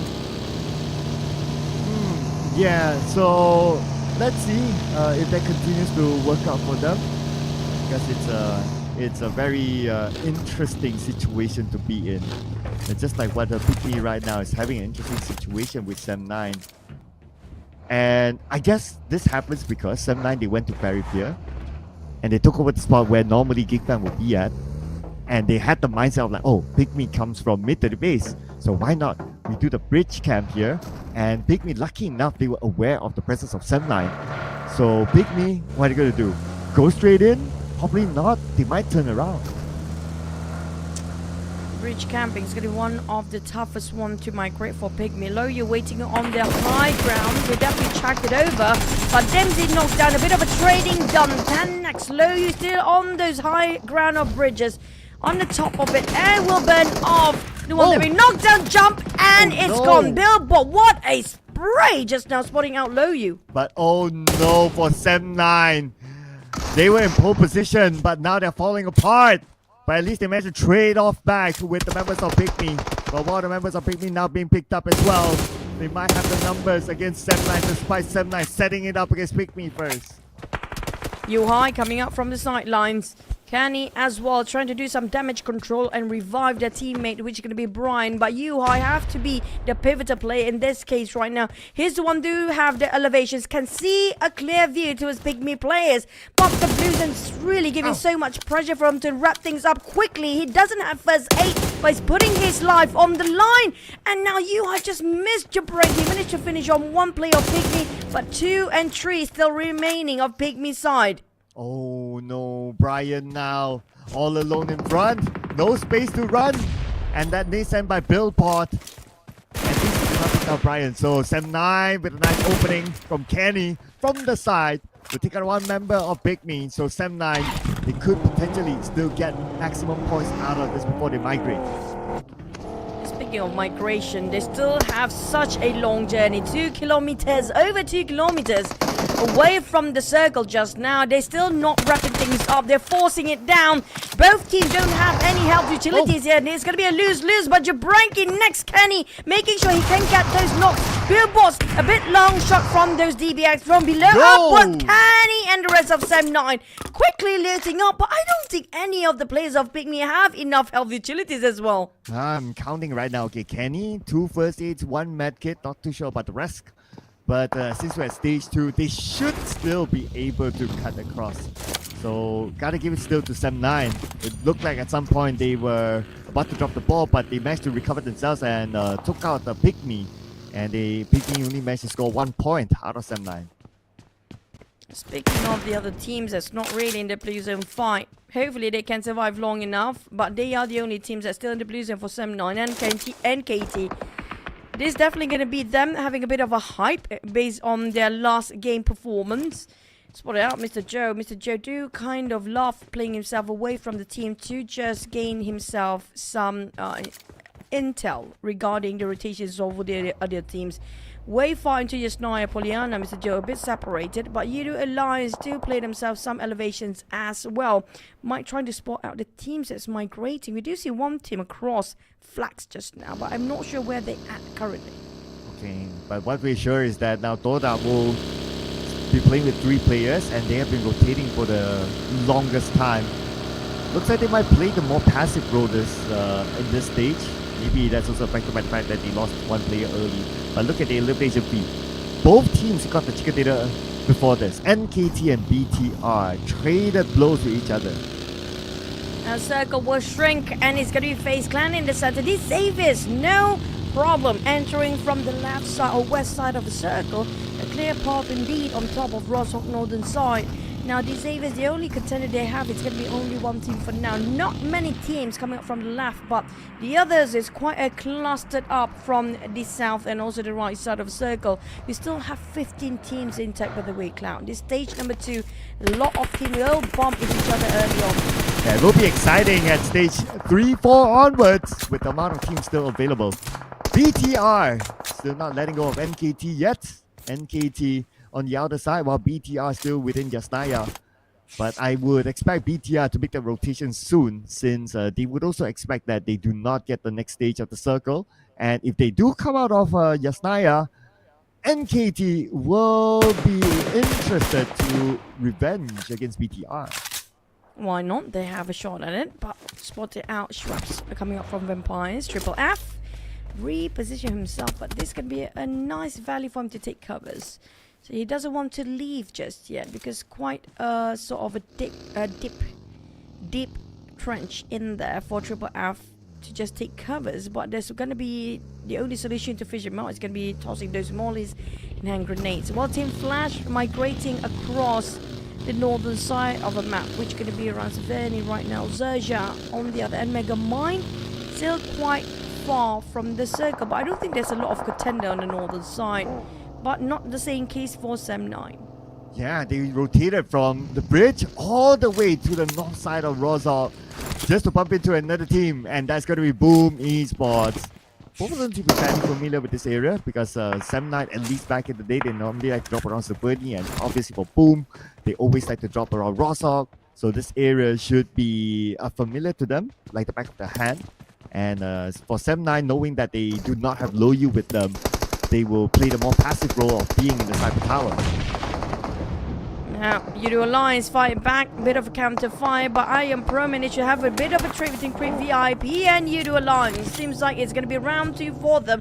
Last map and this map, but we do have a new contender. TALON is there as well. 3-way war. Yudo Alliance happen to be the one that being sandwiched between between TALON and also Creep VIP. Now, there's going to be a lot of bombardments, a lot of nades being tossed around to the side of Yudo Alliance, being cornered up left, right, center. I'm not sure if even IQOO wants to join in here. If they happen to be joining in from the back now, that's going to be super fun. Yeah, these two teams, they got to be aware of, it's not only about them. There's also another team up north, and if you look on the minimap, from the right side, it's BTR as well. They could potentially come in as the third party. Circle time, maybe going up. There you go, all the way on the south side on the Severny, and that means everyone on the main peninsula will need to migrate up north. Migration is going to be a very messy one, depending on the timing. Do they select it a bit more later or a bit more sooner, or happen to be just moving in the same direction at the same time? You do Alliance spotting out IQOO, who happens to be scouting the information of what the gunshot's all about early on. But TALON still holding the positions. Team Flash taking out one of the highest regard key players of Empires. Tony K on the ground knocked down, so I assume there's going to be a long shot coming up quite a distance, so there's no more follow-up from that knockdown before. But Roy, I don't think there's anybody there, Valak. Yeah, probably just to be super duper sure that nobody shows up. Okay, he could spare a couple of bullets, he's fine. But they definitely cannot spare a couple more points. So Roy, this time around they're playing safe. They're staying away from the other teams on the left side of the circle. On the right side of the circle, NKT and BTR. We kind of know that this is bound to happen. The GOT.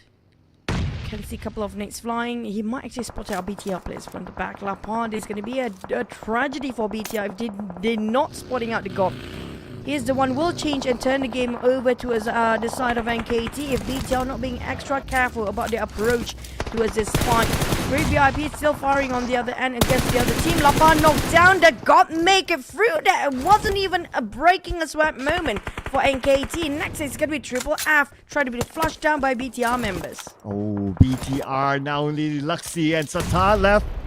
And Satar, okay, he's closest to his enemies. Being shot at by the GOT. Satar managed to navigate around the terrain. Try to cut across. Should be A-OK. Now it's Luxy's turn. Luxy showing himself and he's fine as well. This is just the brilliance, the experience shown by the two members of BTR. NKT down to 2 players. BTR as well having 2 casualties on the side. A heavy one for both NKT versus BTR just now. But Yudo Alliance, the last player remaining. Leo now swimming for his dear life. We create VIP right on top of him, and IQOO trying to take down whoever trying to migrate, whatever move they start to shoot. Look at how aggressive with those sprays. Bold and brazen didn't clip any for Napeko, but at least he tried. Almost got it. That was close. But now, I guess they're going to change their view onto 7-9 specifically, with Brian at the forefront as the anchor man for 7-9. Then 2 members behind, and Brian all alone, knocked down by the Terminator Napeko. Napeko got himself some elevations, while the rest of the teams are still trying to run away from the Blues, and IQOO need to figure out which way for them to entry in.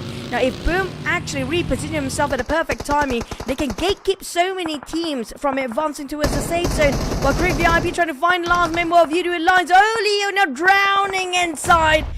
With Red FaZe also joining the swimming team. The one that actually is swimming will actually go down early. Circle.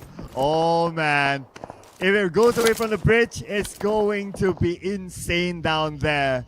Here we go, hold your breath. Oh my goodness, the circle still has some of the bridge in it. It's not great. Sam Knight, UI going in. Is the last member still stands. Kenny is bleeding out, left to bleed to dry.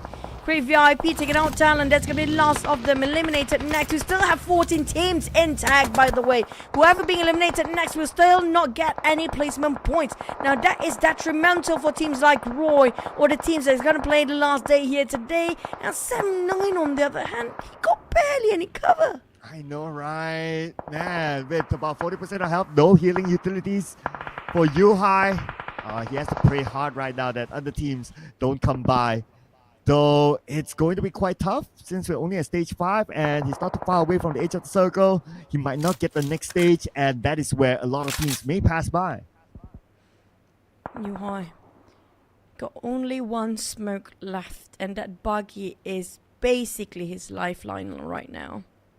2 hand grenades. Listening to the audio cues of these Xavier's play just passing through. Gunshots everywhere. Boom right on top of him. Praying he's not been discovered. Oh boy, this is nerve-wracking for Yuhai. But these Xaviers happen to be having a bit of a clash against TODAK. Oh, here comes the jump shot, but they made it through. Shadows playing such a great game here today. Alongside with these Xaviers, scored 2 players out of TODAK, Lynx, and Eftagun. Next, we have Vampires in trouble. Oh my goodness, that nade, if landed nicely, then Vampires would have been gone. But speaking about gone, TODAK eliminated without a single point this round. Back onto Vampires. Looks like they're falling apart right now, with only 2 Vampire players in the sniper tower. Right now, with Shrub still active, not able to pick up Tony K in time, has to move up to the 2nd floor to save himself. I am Pro quite in the open with one vegetation to take himself covers. It's too crowded and rowdy on the right side of circle right now with the bridge in between. There's also some swimmers in the river area. And Olio still survived and sharing together. What a harmony here. Oh, hello. Oh boy, are you kidding me? But Great VIP with Bill still remaining. It's going to be a bit of the Atlantis version of the river just now. 3 players swimming different teams, but Great VIP, the rest of them will have to be going down. Well, at least Great VIP, they got 5 eliminations as of now. And that's doing the game though. For Vampire Esports, also 5 eliminations. And only 1 player left. Same situation with Great VIP. But for Xavier, technically still a full team, but they need to manage Team Flash on the far left. More aggressive than the previous one, secured themselves 6 eliminations by now when it comes to the numbers. Virgin now spraying over Wong. That was a clear shot, and he is slightly whiffed, but it's okay. Still delivers. Alright, taking on BTR, but BTR by fighting back. Crit VIP will be also eliminated. They are still in Atlantis for some players. These Avis, can he revive Lamborghini? Screaming for help. They scored 7. And this just gonna be done in a different way entirely for the side of these Avis. Oh, and not only about the other teams that were just eliminated, but also 7-9 just got taken out. So that was Yuhai, the last man standing, found out by Boom. Well, now Boom has Yuhai spot. But they gotta be prepared for the incoming Xavier, who's looking at them now. Obviously, they popped the smoke. Xavier will be all in focus onto that area. Here comes another nade flying over the side, make it a double down, but nothing seems to be connecting, but too far-fetched on the side of the Xaviers. Now they're slowly, aggressively trying to attack all the players one by one, just right across. Boom in trouble. Now we have 9 teams remaining, and the Xavier still got himself the circle with Boom in the almost nearby center. FaZe Clan touching the right side, but FaZe Clan, this can be the opportunity to get those numbers up. Well, FaZe Clan somehow scores the chicken dinner. I know we still have 9 teams. The streak of red logo teams will still continue, but right now for Boom, in between 2 teams. I'll be actually more interested to see what's going to happen around the bridge area now that the circle has totally shifted away. The circle still favors the Xaviers inside of this safe zone right now, and they might not be in the same sort of circle later on when stage 7 commencing, but they have to figure out how to advance since it's quite an open space right across the Xaviers right now. If they were to advance, it's going to be clear view towards all the teams on the opposite end of the circle, but Luxy, the last player of BTR hanging on his dear life. Triple F just next to him, but he was tossing. What a timing here by Luxy.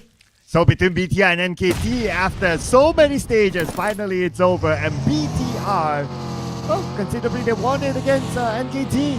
Now let's see what's going to happen with RRQ. Their rotation across, going up to the higher ground, but if they go any further, they'll meet up with Boom Esports. Luxy fighting his way out solo-handedly, trying to deal with all the other teams out there by himself. The last remaining player standing for BTR, but Shrubs is going to be his next contender. Nate being tossed out. He's going to flush out with the molly, but he didn't know he's actually on the 2nd floor. Oh boy, it's going to be a Shrubs vampire player 1v1 against the BTR's Luxy, but it's going to be a turn. But the barbecued. That's down to 1 HP. Oh my goodness. Oh my goodness, I thought you would have been gone. He still had that 1 HP and he has the time to heal up. Okay, Shrubs, now your turn. Oh, party pooper. Oh, the Shrubs. He could have took out Luxy, but Luxy. Wait a second, Luxy went out to the blue. Technically did not give away the point.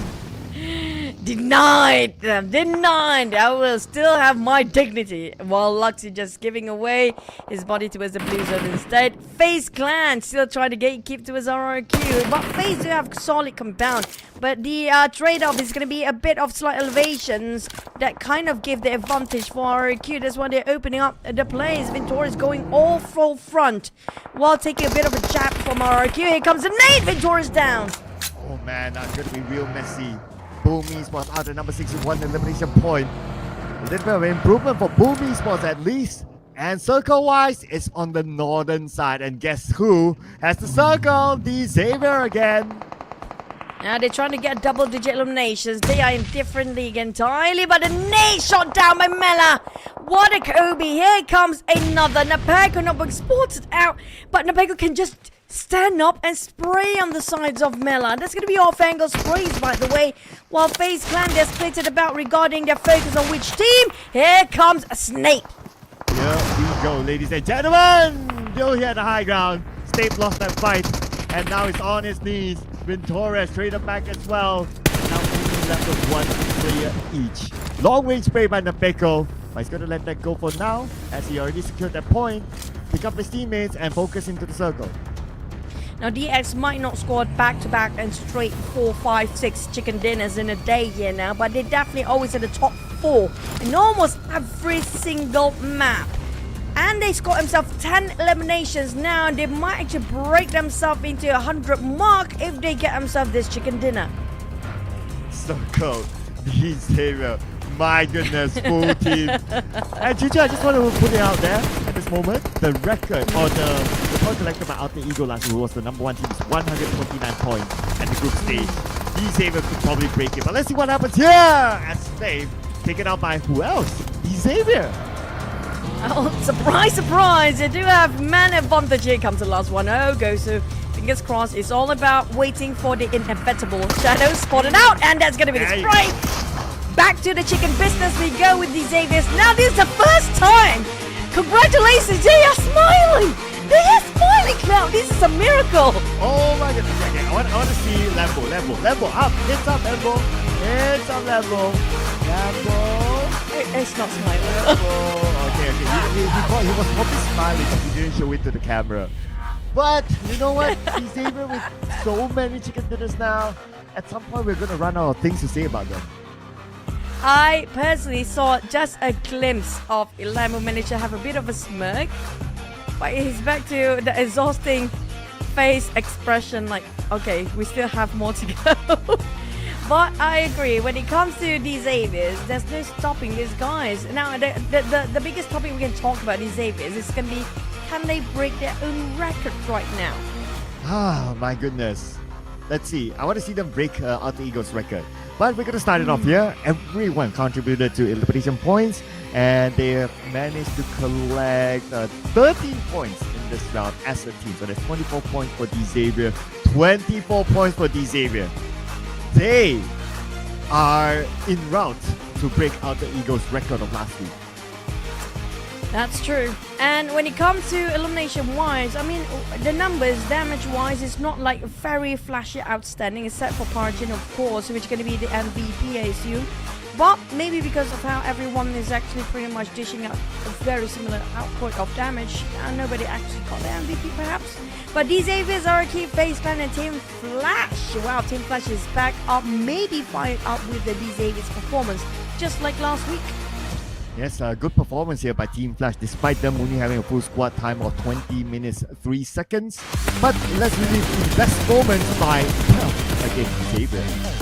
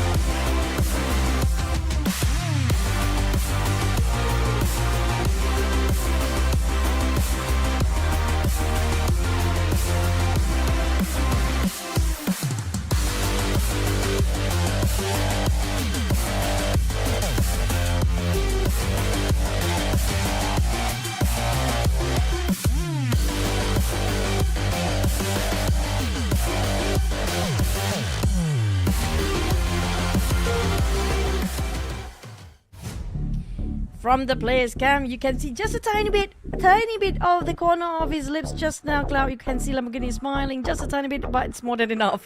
23 points in total. My oh my. Can they break the 129? Did you say that, Cloud? Yes, it is 129, and I'm pretty sure they're close now. And I can understand why Lamborghini not smiling to the camera, because he needs to stop melting hearts out there, because he's already taken. He's already taken, okay? He's already taken. He's done for. But for the other teams, despite changing the IGL in, but again, a 0-point round for TODAK.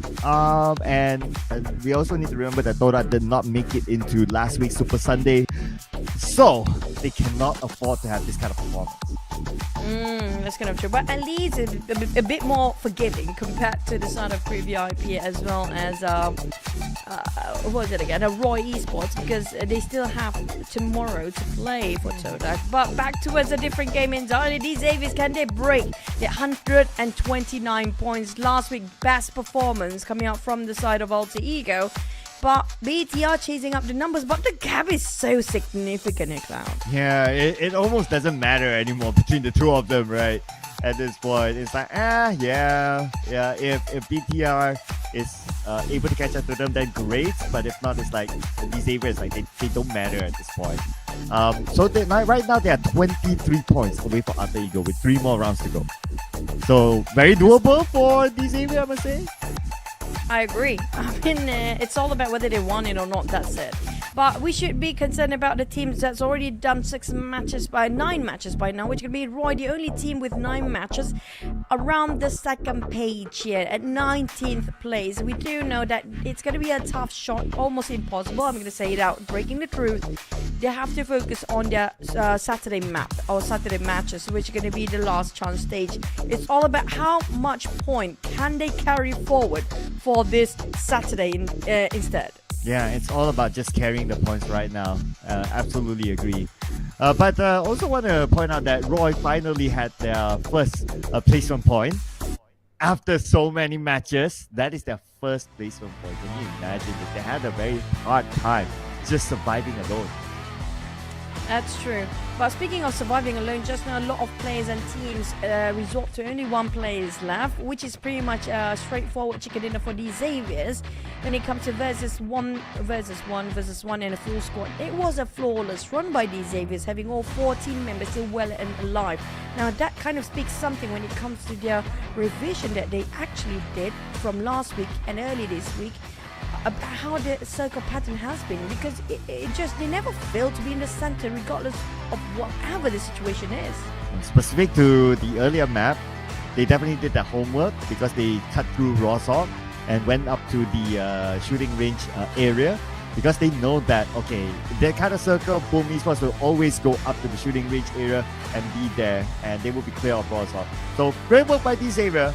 But, of course, 3 more rounds to go. And right now, we'll be anticipating to see if the Xavier can break Alter Ego's record. We'll be taking a break, ladies and gentlemen. My name is Sir Cloud, together with Choo. We'll see you guys after this break.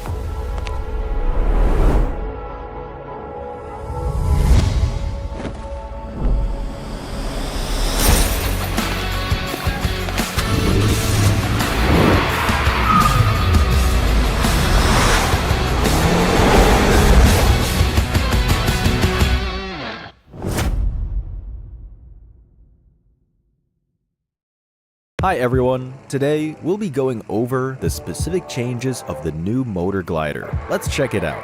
First, the new motor glider comes with pitch assistance. What this means is that during takeoff, once you reach a certain speed, it will automatically climb and achieve liftoff. Once airborne, tap to accelerate and slide the wheel back at the same time to travel along the ground.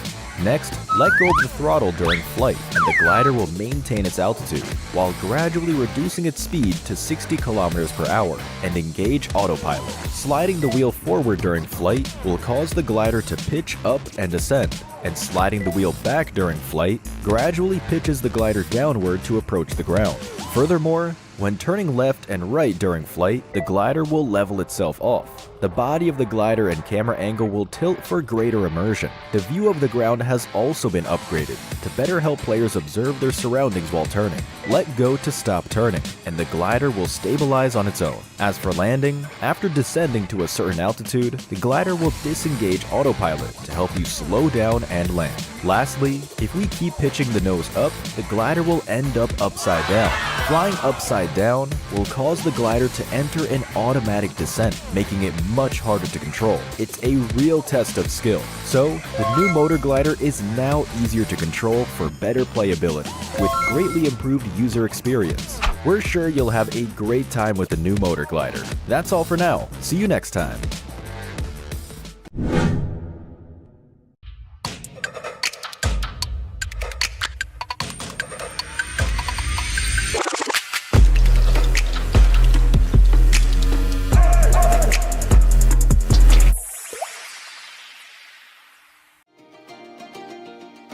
Wow, what a lively sky treasure ship! So many lights and people. Yeah, every shop is full of color. Let's look around. Welcome to the Golden Moon Cloud Market. Haha! You can light the ship's magic lamp each day to get paradise tokens. During certain periods, there will also be a lucky box drop. The Sky Treasure Ship contains loads of great gifts. Come peruse the various stores and go home with your bags full.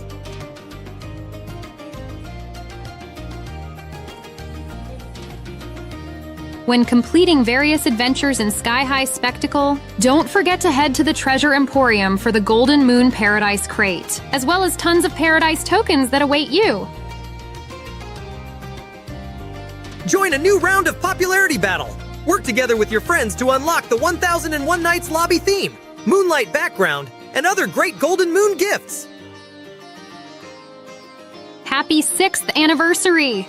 Here! Not only can you revisit your past year's game data, you can also play a 6th anniversary exclusive target shooting minigame. Head to World of Wonder to check it out. While playing, you can redeem the 6th anniversary theme song as well, the Palace Musician set for free. Awesome!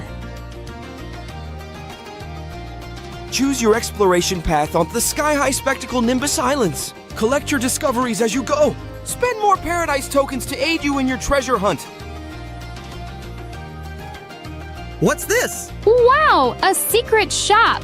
During the event, purchase items recommended by the genie at discounted prices. You'll also receive additional surprise gifts. Huge discounts up to 80% off. Come have a look.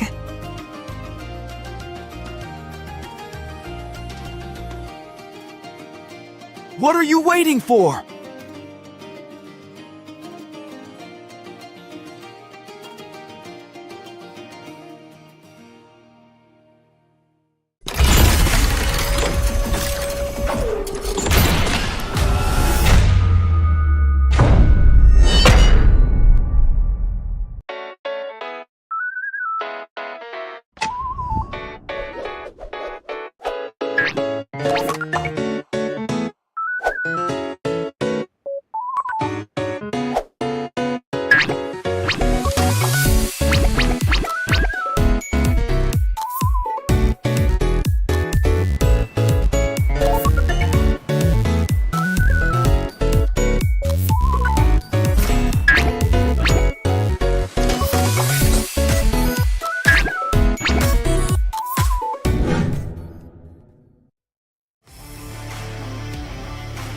Hi everyone! After the last video, I'm sure you already have a basic understanding of the game. Survival, competition, social interaction, and easy to pick up controls, these are what sets PUBG Mobile apart. First, as a battle royale game, survival is of utmost importance. There are multiple maps to play on, and each map is unique. Players can come up with different survival strategies for each map. Besides the blue zone mechanics, this is a completely open battleground. It's free of restrictions, use your imagination to eliminate enemies and become the last one standing. Combat is also one of the core traits of PUBG Mobile. We have all kinds of weapons available.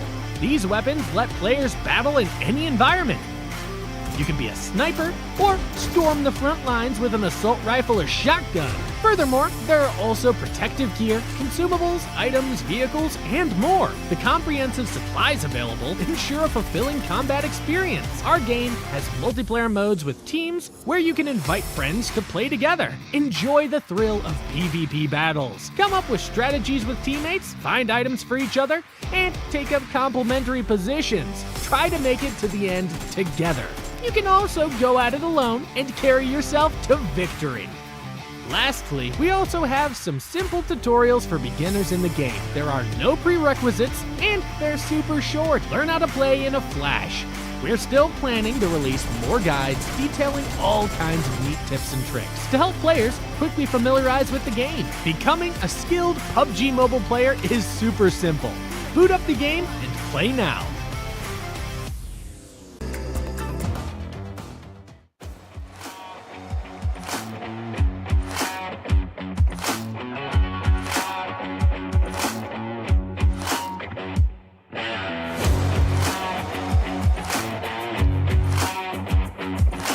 Welcome back, everyone. Are you enjoying your game? And now I'm with BTR Lover.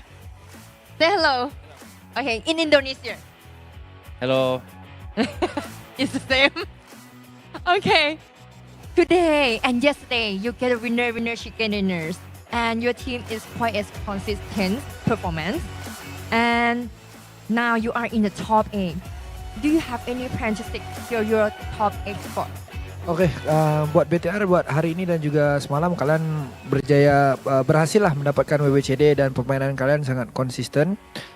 Sekarang kalian berada di top 8. Apakah strategi ataupun apakah target kalian dengan gimana caranya kamu mau memastikan yang top 8 ini punya kamu gitu? Yang pasti kita bermain bakal objektif, sama kita jangan lupa juga main seperti biasanya, tenang, terus ya kita harus paling target kita kan lolos Super Sunday. Kalau kita mungkin punya tujuan yaitu paling top 3 di Super Sunday biar start di final lebih gampang. To be honest, if you ask me, right now we are feeling a bit confident in order for us to qualify to Super Sunday. Of course, that is our main target. Right now we just gonna play as normal as we always do. So we just gonna play relax, we just gonna chill, and we gonna do when it comes to Super Sunday, because our target is we must get top 3 in Super Sunday. Oh, top 3 in Super Sunday. So that makes you go to final, sure. Okay, you have a new teammate, BTR Leon Park, joining in this season. What do you think about his performance and how is the team chemistry now? Oke, dengan kemasukannya player baru yaitu Leon Pang, menurut Lapar sendiri gimana tanggapan Lapar tentang Leon Pang? Kalau Leon Pang sih meskipun dia player baru, bisa dibilang player baru yang masuk di PMSL, tapi dia punya jiwa pemberani dan gak takut main, terus dia juga gampang bersosialisasi sama kita satu sama lain. Menurut gua sih fan-fan aja sih, bagus-bagus ya. If you ask me, to be honest, my perspective towards Leon Pang, I think he, even though he's still young in this scene, he just joined PMSL for the first time. He is a brave player. He know how to socialize with the other teammates, and I think that's a great mentality for him. Okay, that makes your team better, right? Okay. So the last thing, any words to your fan in Indonesia and Oke, terakhir ya sedikit kata-kata buat fans di Indonesia. Untuk di Indonesia dukung terus kita bakal berjuang untuk mendapatkan piala di PMSL Summer ini, dan terutama untuk BIGETRON, jangan lupa dukung terus BIGETRON. To our BIGETRON fans in Indonesia, keep supporting us Because we gonna make it for this season. We gonna bring the trophy back to Indonesia. Oh, trophy back to Indonesia. So I hope you get that one. And thank you, Rafa, to join us for the interview. And now let's head back to the caster.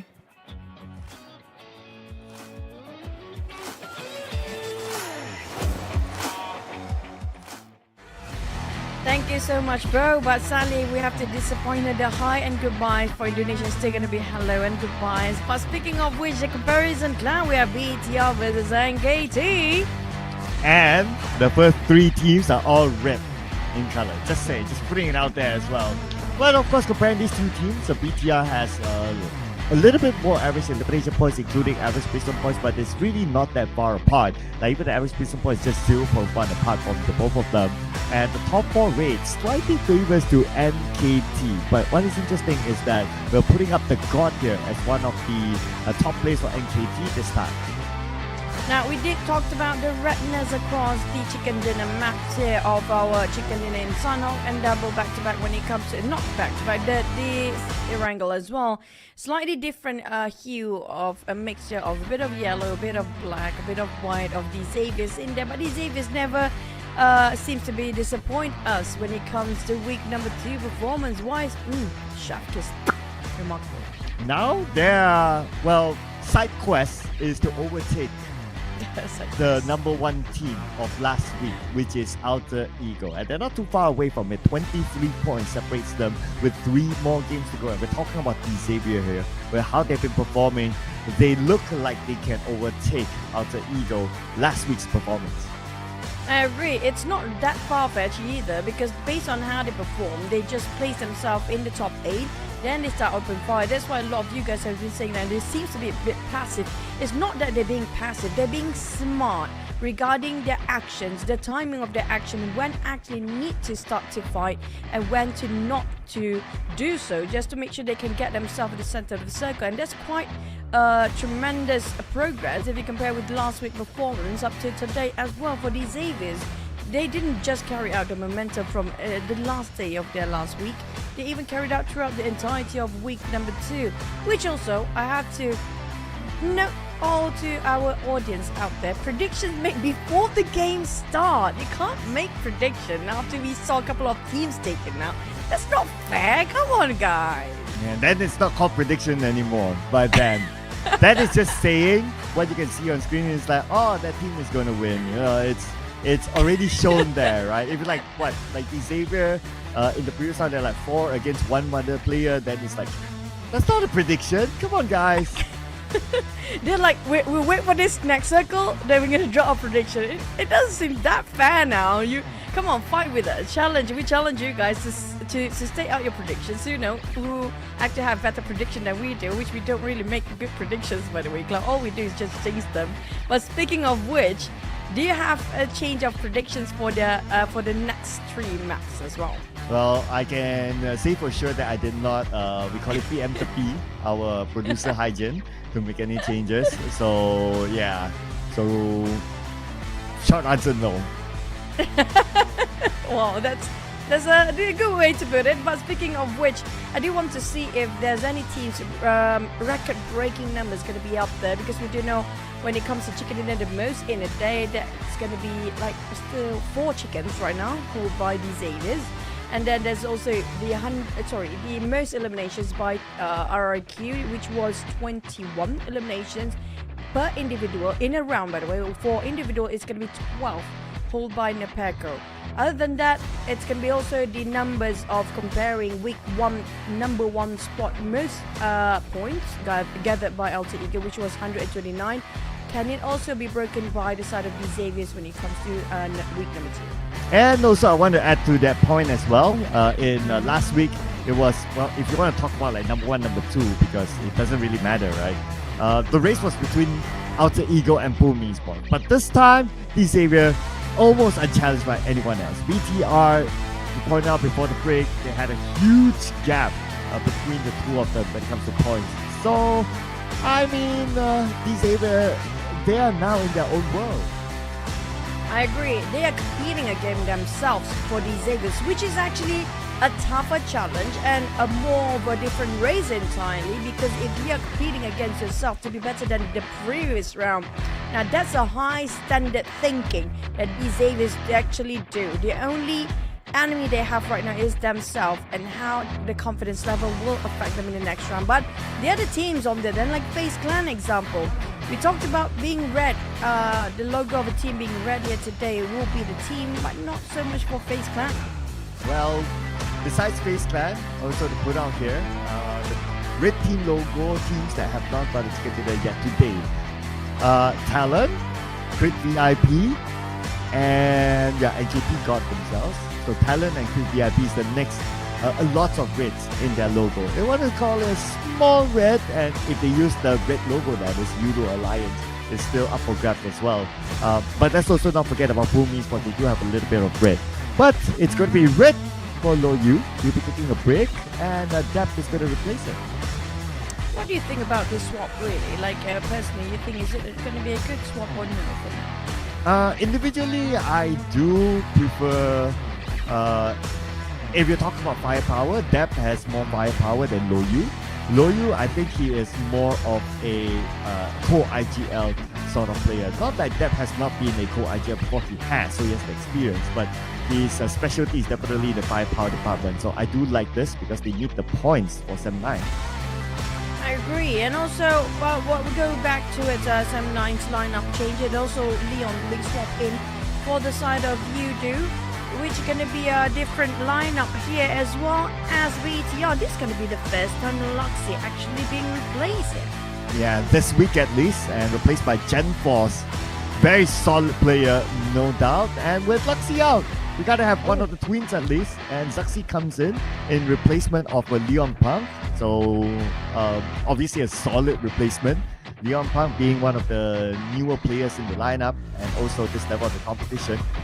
At least he has a good run out. But one that kind of concerns me on BTR's lineup here, the major swaps that we talk about, not just one player, it's two. That's going to be a half of the team that have different dynamics entirely, with Leon and also Zuxi coming in, which would never happen these two to have at the same time before, will be an impactful downgrading or upgrade, depends. Because personally, I feel like having two players to swap in it at a time just changes entirely what the team had before. Although for BTR at this point, with the amount of points already collected by them, 60 plus points, 3 more games to go, and you put in the heavyweights.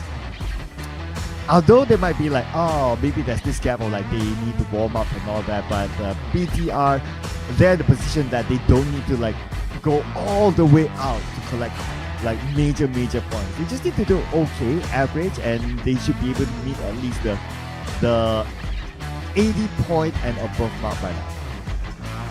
Well, that's kind of true. We talked about 85. That's going to be the miracle number, not 80. 80 has been very bitter for Vampire last week.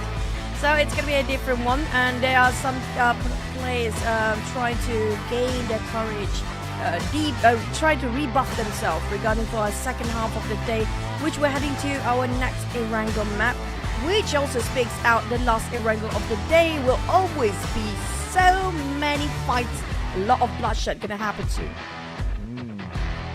And it's also the last day for Group C as well. And it's going to be crunch time for the teams in Group C especially. And the last game obviously is going to happen inside of Miramar, the biggest map of them all.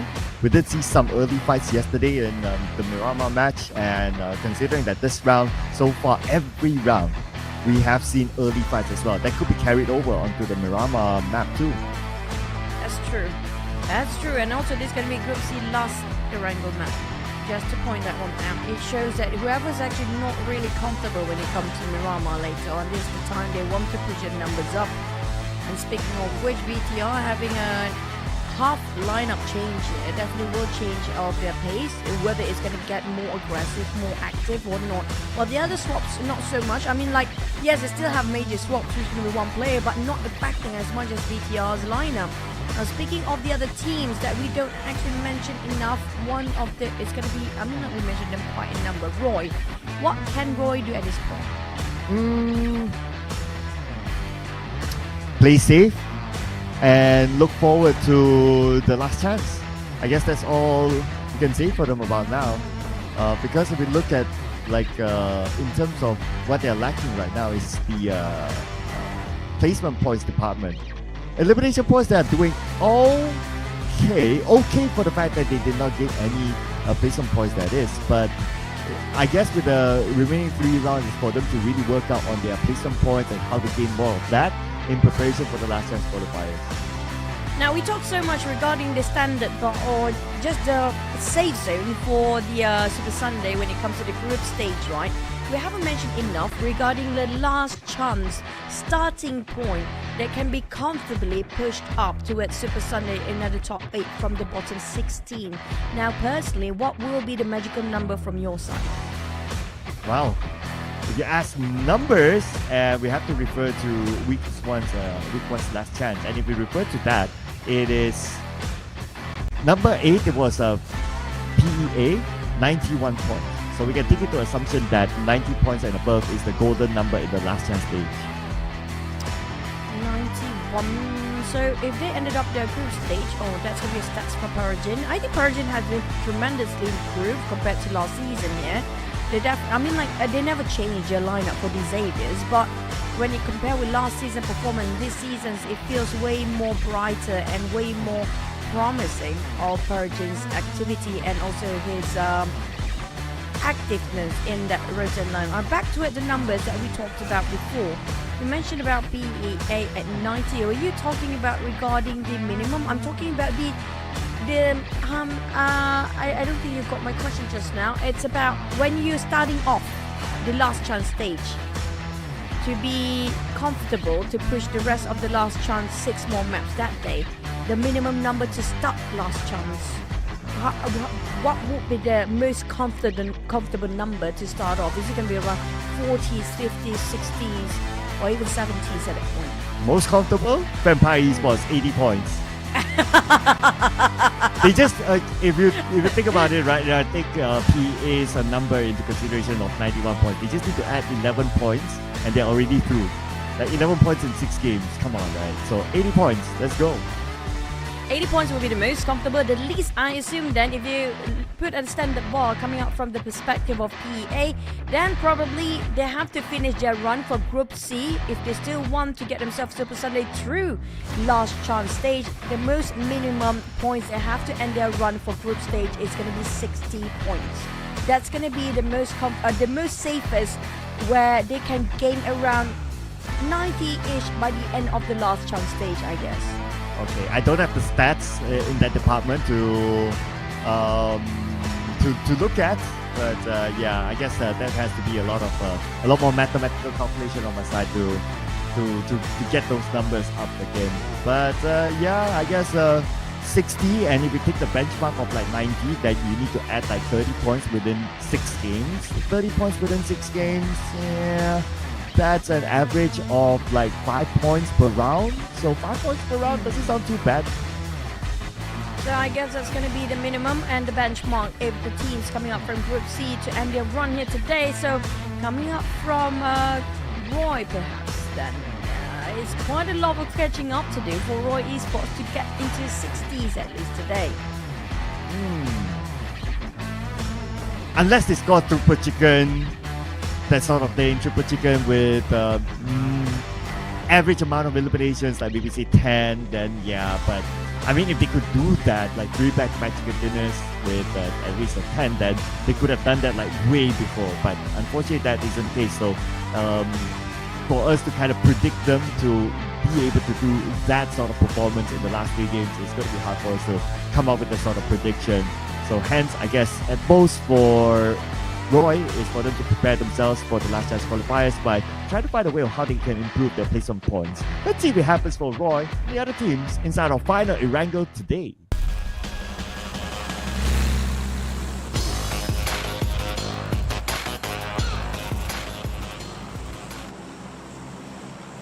Back to Erangel we go, coming up from the north, all the way from Zaki down to SMB, cutting across the map evenly, and it's going to be a beautiful flight path. But will the circle be beautiful, or it's going to be a trash one for the players? And speaking of which, we have quite an early skirmishes and a fast rotation of games we had for the entire day here, Cloud. Well, that's the question that I guess only they can answer. But if we would look at the trend so far, is that they're still playing as per usual. Some teams like to play a little bit faster, and some teams like to play a little bit slower. But of course, that's all depicted by how the circle would be at the end of the day. If it's a far circle, maybe a little bit slower because it's far. If it's a close circle, then perhaps they might play in the middle. And we've seen that trend, especially with these areas, because we've observed them for multiple types of circles. If it's far one, they take it slow, but they'll come in a bit later. But if it's close by with Pachinki, for example, then they will go somewhere in the middle of it. So either one, it really depends on the circle. We talked previously regarding who can stop these Xaviers from getting their numbers up again. I think one of them should challenge these Xaviers in Pachinki. Why not? That's going to be interesting, and that's going to be something that eye-opening if these Xaviers cannot hold their grounds. But the circle this time is going to be right on top of the start of a flight path just now. We do have a northwest circle early, but it means also there'll be around 30 to 40% of water percentage in it. Well, looks like we're going to get our first split real soon. Newbies out in the open, nothing on him, and that's going to be an easy knockdown by Batman. I guess Newbies was trying to get this buggy, but he caught up with Team Flash in the process, and that is first blood to Team Flash. Now, by Emperor trying to do some damage control from the back, we can see that a couple of micro Uzis being picked up. I'm not sure coming up from Team Flash or the side of Create VIP just now. But starting off as a 3, Create VIP already had a pretty decent run. We're not done. Oh, Bill, out of nowhere, he pops his head around the corners. So looks like a trade between the two of them. 1 for 1, an eye for an eye, they say. So Crit VIP getting one back, and their last 3 games, now they have 57 points. To gain 80 points and above. Not too far though, with 3 games more, and at least with 3 players they could still do something. And we have seen it before that with 3 players from the start, teams are still able to get chicken dinners. True to that. Around 7, 6, and 5th place, Yudo Alliance, Create VIP, and ARC, you have to have average around 30 points, or maybe around 25 points to finish off their day here. An average of 10 to possibly 7 points each map that's remaining for the second half of the day. Now, all they need to do is just to make sure they survive till the around top 6. I think it's pretty decent. With a couple of eliminations, that kind of secures the rotation for this map. And also when it comes to the points they should gather for each map, kind of the average we mentioned just now would be enough. So it's not still detrimental on the side of Create VIP, despite they lost 1 members early. Yeah, I wouldn't be too worried about Create VIP, frankly speaking. Even though if they don't get top 8 directly into Sunday, their last chance qualifiers were pretty comfortable, and you came up with the numbers earlier on. They're currently at 57 points, so they're pretty close with the numbers that you mentioned too. And if we take that into consideration, then their last chance qualifiers should be pretty cool. That's true. PIGMY having a great run here today when it comes to their first day of the second week so far. Seems to be growing when it comes to their performance and not declining. Like last week, they were kind of bombastic, getting themselves the first chicken dinner, if I'm not mistaken, throughout the entirety of this season's league. But then they lost it across the day of day number 1 they were playing. Day 2 they were barely present in the game. We cannot see them under any spotlight or any actions at all. But for this week, we can see that they revise and they reassess their situation and mistakes being rectified slowly for them when it comes to week number 2. But for Vampires, on the other hand, and Vampires, it's lesson learned, a big one at that for last week. Hopefully they make it a comeback for week number 2. Yeah, I know, right? Look at the amount of points. Okay, 3 games, 10 points. So that's an average about 3-point Infinity 3. Well, so happy to mention Infinity, but we're Vampires. But anyway, 3-point Infinity number of 3s per round as of now. So that is absolutely not the Vampire that we know of. And this performance have been plaguing them since the Super Sunday, because in last week's from the group stage to the last chance, they were amazing. But when it came to Super Sunday, they lost their mojo, and the lost mojo have been following, or not really following them to today.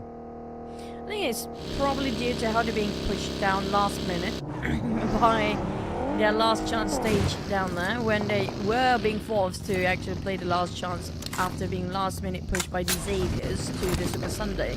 Kind of demoralized them probably. And speaking of the Super Sunday, the average point they gain across almost the entire day, like half day through the Super Sunday, they didn't even score like 1 point average each map.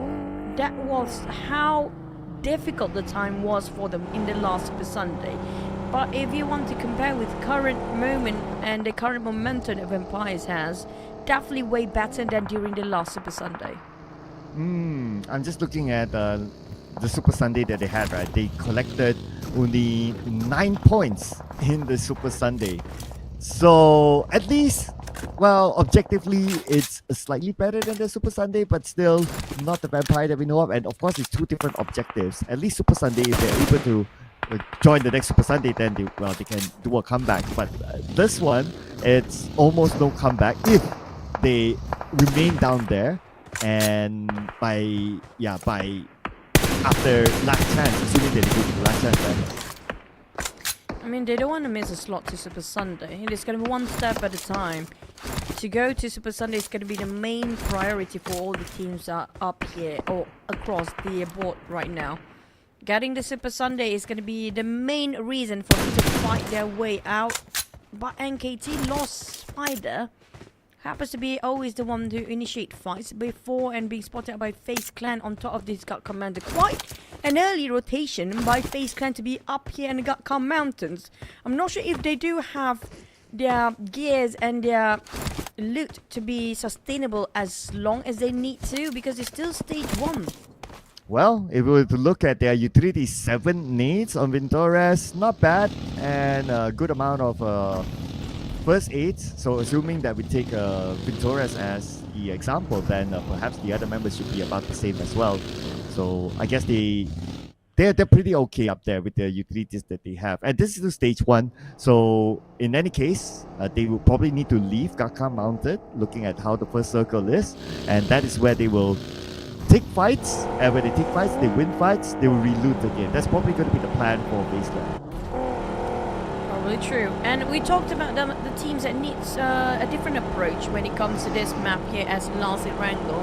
I spotted Alroy coming in quite later than usual. They're not going into the safe zone as fast as they could be, maybe due to the circle quite far from them as well, because the circle will shrink, will be on top of hospital. It just shoot all the way to the northern side. Shooting range, part of it comprised inside of the center of the circle, quite almost center, but XERXIA got themselves right in the middle of it. But look at the ones coming up from the south. Nobody coming up from the north. It's quite vacant, half of the circle of it. Yeah, because in Severny, there's probably only one team, and if we look at the flight path going to Stauber, it's almost an impossible direct drop, so we don't get another team from that side. Hence, minimal teams from the north side. But with this circle, my first thought is that for FaZe Clan, they would have wished they stay in South Jogopul, and they would have got the circle on top of their head by now. We do have a couple of skirmish early on due to the circle shifted away. Great VIP and Pro in trouble. Nothing to cover himself. There's going to be the wall, but it's a bit too late for him to climb over the other side. I'm not sure where are the rest of Great VIP. Early on, they lost one member. Now down to only 2 players. Putra and Bill, that is. Team Splash start been tailing them since the start. And now Kwang finish off another Putra. There's down to only 2 players for Great VIP. Heavy casualty in. Now that we can see all the teams, a lot of the teams passing by South Jogopul, maybe FaZe Clan would have been happy like on the mountains of GEEK. Or maybe not, because there's also opportunity for them to gain elimination points. Let's speak about elimination points. Bill right now will be the target for Team Flash. They are sniffing out his exactly whereabouts. Kwang might actually have a general idea where he's at, with Batman giving the information back towards the rest of the roster. Now this is going to be trouble. Smelling over for Bill. He's been cornered up. He opened up the fire fast. Batman actually didn't realize it was there. VIP ended up with a 0 for this round and 4 for scored by the TODAK team. Flash, big one, not that. And you talked about FaZe on top of the mountain. I think they might actually have to start to journey themselves to the northern side. But when it comes to shooting range, do have TALON and TODAK have a bit of exchange of glances here. So TODAK 0 points in the previous round. Definitely looking to come out of that. But if they were to challenge a TALON, then it's one of the biggest challenges they might face. But nice name on to Yudo Alliance. Oleo knocked down as well. Beautiful counter fire by Paragin. And also a bit of trading done between the two teams here. Nade being naded down. He did drop a big nade by Nate. Paragin and the rest of these Avis a bit more aggressive, maybe being forced for this engagement because of how they were quite peaceful before and now running into Yudo Alliance. Paragin trying to cleaning up the job and trying to revive his teammates while the rest of them try to eye out the rest of Yudo Alliance. Shadow finish of Oleo, that's leaving only Yudo Alliance with 2 players left. And it's going to be circle time. Obviously, it moves away from D-Xavier at Yudo Alliance. And D-Xavier, what I noticed as well is that they remain with the same checkpoint as the previous round. Almost in a circle as stage 1, so no surprise that they went to the same space. But this time, they got 2 elimination points, and now they're on their way with still a full team. But northern side, we do have a bit of a fight. On the outskirts of Zaki, there is. A Vampire spotted out some players, knocked down on 1. Now, I noted that I think it was probably Stone, perhaps, that last time I saw him. He's still in Zaki. They dropped himself quite early in Zaki for Vampires. He stayed back, trying to see if there's any teams rotating towards Zaki for the longer rotations, just to get a safe entry on the northern side. But PIGMY versus Roy. Now, Roy, we've mentioned so many times, they cannot afford to lose their players here. Well, yeah, they can't, but the situation forced them to be in that sort of scenario, and they lost 1 during the rotation phase. And now they seem to be going away from action. But the bad news for Roy is that they're still on the outside. The worst news for them is that in front of them, they now have D-Xavier. Xavier's now knowing the fact they found themselves the formulation of how getting themselves the chicken dinner. Now they're trying to tally up the numbers of eliminations. They've been playing quite safe in the first few early stages in the past few maps. This time coming in with different approach, trying to fight their way into the safe zone instead of slowly creeping into the center. But these Avias found it out. A couple of members of Roy being stopped. Oh, Roy. They've been broken their formation. This is going to be trouble. This is going to be tough. Oh, man. And they're still finding their way through. Okay, this is going to be bad. Look at the south side of the minimap. TAS taken out. Bump into RRQ. Just like that. Snap the fingers. Another player gone.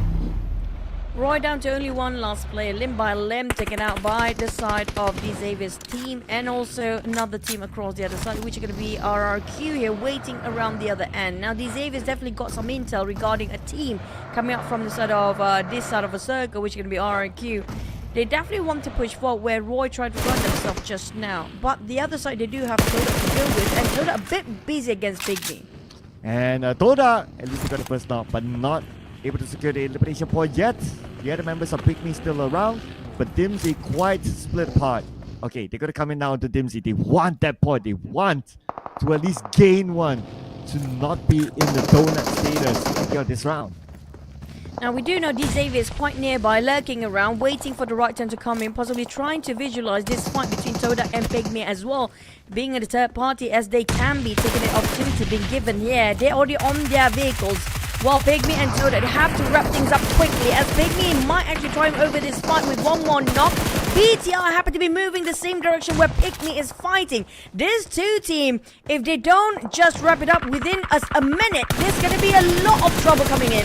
I expect more teams to come by because this area is pretty nice if any team were to be able to hold on to it. Well, these areas, they're busy with RRQ, who came from the south side onto these areas area, knocking down the pickle. And now all in focus onto them because they need to bring out 1 player of this area back out from the blue. There's Lamborghini. Now that's going to be fortunate for the side of PIGMY and TODAK the other side, because these Avians just rotate the other way round instead, going on the southern side to change their focus to the side of RRQ. But we have another contender. Who is that 1 player coming in out of nowhere, right in the middle of a crossfire between these Avians and RRQ? Well, Okay, hello, PUBG Esports. But I just want to point out that TODAK went out with 1 point. Another rough round for them. Now Lamborghini. Okay, this nade will be. This nade. Nade number 1. Okay, did not connect. Nade number 2 now. Picking up. Lamborghini forced to move. He can't wait for the second nade to burst. Speaking of bursting, I am a bit worried with this Stacia right now. Quite burnt off, smoked up. And it's going to be PIGMY trying to run away, knowing the fact these Avies is quite close. They're trying to get kicked from the inside. With PIGMY only left with Jabranki, I don't think he can hold the ground by himself.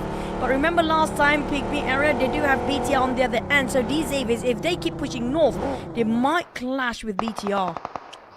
Okay, so we're going to move away from the outer side. And now we're going to come into the North Johor pool. We do have Semnite and XERXIA next to each other without the circle at all. This will be the next clash point. Now 7-9 creating a smoke bridge. They're going to cut across. They have to clear out XERXIA before moving forward. Bad news for Roy, didn't gain anything for this round either. Now that's going to be detrimental later on. 7-9, XERXIA, they are cooking up their nades and they're tossing it about with Brian knocked down across the wall. Yuhai tried to go for flank side but got founded out instead. This is not great too. The front line is on the ground bleeding out. Now 7-9 willing to give their bodies away freely as Step trying to work into the smoke, but Megamind's for his silhouette. Down to Kenny to do all the job for 7-9 now. It's easy anticipation for XERXIA. All they need to do is focus onto the smoke bridge area, and that's how they took out 7-9. Eliminated just like that. No points this round. Flash versus FaZe next moment, bleeding down. Ventores will reposition. Here comes the rest of Cavalry. Team Flash having the full squad finally regroup on top of this small hill. Slight elevations. Batman couldn't see at the foot of the hill where Ventores keep cooking the nade up. And Onza's trying just to have a bit of a pick, but over peaking will cost them their lives. Ooh, XERXIA actually lobby went out to the blue. Okay, interesting. Looks like they have Vampire blocking them at the exit point. But now on screen we do have Team Flash and Guang cooking up his nade, tossing on to the other side, but probably an overshot. And KT just being decimated by the hands of BTR. FaZe Clan still having a go with Team Flash. The only South teams are still fighting. While Yudo Alliance, look with the last remaining members. These Xavier, despite they're trying to be more aggressive this round, losing one member in the process, with BTI and RQ both ways start to crush them down from two different angles. While Team Flash and FaZe Clan, they're not too far off from the circle, but the fight has been going on for quite some time. Well, FaZe Clan and Team Flash, both of them will be in crutches soon if they don't end this fight because they're on the outside of the circle. Circle moved up north, but the upper hand is definitely FaZe Clan. They're on the inner side. Now all they need to do is number 1, block Team Flash. Number 2, take them out entirely so they can migrate them. Speaking of numbers, 6 eliminations with the placement of 11th place XERXIA just being wiped by Vampires. And Vampires are fighting against another team without any time to reset themselves. Mela going in with a spray. And 4-1-6, the crispiness of that rifles did not connect any shots so far, but will be a shot range. They finally work things out. Switch it over to Micro Uzi. Just spray within the smoke. Ventores being knocked down. Kwang next Team Flash have to just settle down at 10th place. At least they score 6 eliminations. Worthwhile trade. Ventores tanking the bullets. And Onsens came in at the right timing to finish out the final member of the Team Flash. And now they have enough time to move in. Ventores should be able to heal up at the same time as well. While PUBG Esports now up against the Xavier. Let's go with BTR behind them. The Xavier has been reduced to only 1 player left, which is going to be Lamborghini, due to the outcome of their fight with RQ and BTR at the same time. Boom also seems to be eyeing out to steal away those knockdowns from the back. So Lamborghini have to play this a bit more quiet, a bit more silent, because there's too many teams are just trying to take down on the Xavier's position right now. First nade being tossed about, but the blue zone is not making it easy for Lambo. Oh, here we go, forced to move by the blue, and he is the last surviving member of the Xavier. At the same time, the Lapa not letting him go just yet. And the rest of BTR backing out Lapa. Lapa falling back. Lambo 50% of health left. Nowhere to go, nowhere to hide. BTR knows exactly where he is. Oh, and that's the last one to clean up. The last player of these Avis Lamborghini were fighting the 4 of BTR. Couldn't hold due to how overwhelming the numbers has been. But Boom and BTR. Now this is going to be a spicy one again because these two teams are too close against each other. But either they want to face BTR, they have to pick their poison here. Whether it's going to be Talon or whether it's going to be Boom. They have to pick one angle. If they try to force it out 2 ways at the same time, they are exactly in the shoes of these Avis again. Oh, nice spot for BTR to be in after clearing out the Xavier. With this high ground, they're able to oversee all the other teams below them. Boom Esports, one of them. Now they have the information that Boom is going to come up from the left side. And they also have information on where the other teams, let's see here. Okay, yeah, Talon that's in front of them with this compound. So let's see if the circle still favors this compound. If it does, then maybe BTR will crash into Talon. I do wish they regroup for BTR. They want to move in as a 4. They might actually fight a 4 of Talon. If they are splitting the 2-2, they have to fight 2 versus the entire team of Talon. The other 2 have to fight probably the entirety of Boom, which we talked about. Boom, they actually part ways. They're going down south with Jubranki, the last player of PIGMY, is actually at. Adik, look, there's going to be a tall order for him to get out from the blue just to be in the safe zone. Well, newsflash, now that the circle has moved away from the compound where Talon was at, it's no longer that valuable. So BTR don't seem to be interested. Instead, they will play by the hilltop, by the edge of the circle, waiting for the players of Talon to show themselves. Now, speaking of the comment section, I'm going to answer that question. The game is moving too fast. The rotations of the players are too active. There's no time for the players to go for sniping. That's why a lot of players resort to the rifles and the DBS and shotguns and even micro Uzi these days, just because of how fast the navigation of the player is based on the positions. But for side of Boom, they actually do have this high ground, but Jubranki, oh Jubranki. Yeah, that's probably one reason as well. Another reason is that if you go for single shot snipers, it's hard to end your opponent. Just like what Pornbit is doing right now. Rifle, end it, Scar L, nice and quick, point in the pocket, move on to top 4. Stage 6, we only have 4 more teams remaining, with full squad coming up from the side of Boom and Talon. It's going to be back to domination of the Indonesian teams, with Empire remaining with 2 players left. But it's going to be a tough rotation for the side of Empire. It's quite an open space for Boom to just oversee them the moment they're trying to march into the zone. While Talon do have themselves quite a comfy compounds, but I'm not sure about the next stage, whether they're still comprised inside of circle or not. Likely to be not, since it's really on the line. But Talon, their challenge is to come out from that house. The fact that BTR is on top of this hill, it's going to be a big one for them. They're probably going to create like a smoke barricade or something, or a smoke bridge to try to move forward. Unless BTR, they relocate themselves or they're distracted by other teams. Shrap's barely got covers, nothing else to do. He wants to focus on the front where Talon was actually just now, but BTR just breaking his neck from behind. But BTR down to 3. Talon is going to be 3 with Boom have a slight advantage when it comes to number, but they are spreading out quite thin themselves. But it's going to be the northern side of the circle that will have to engage first. It's going to be BTR versus Talon, and then we got to wait and see where the Boom will be the third party winning over the chicken dinner from the sidelines. Yeah, at this moment, Talon, they have to take the fight against BTR. So now they're scouting, gathering information to know where exactly the members of BTR are at. Boom Esports monitoring the situation. And also to know, ladies and gentlemen, it is an all-Indonesian finale with these 3 teams have great elements in them.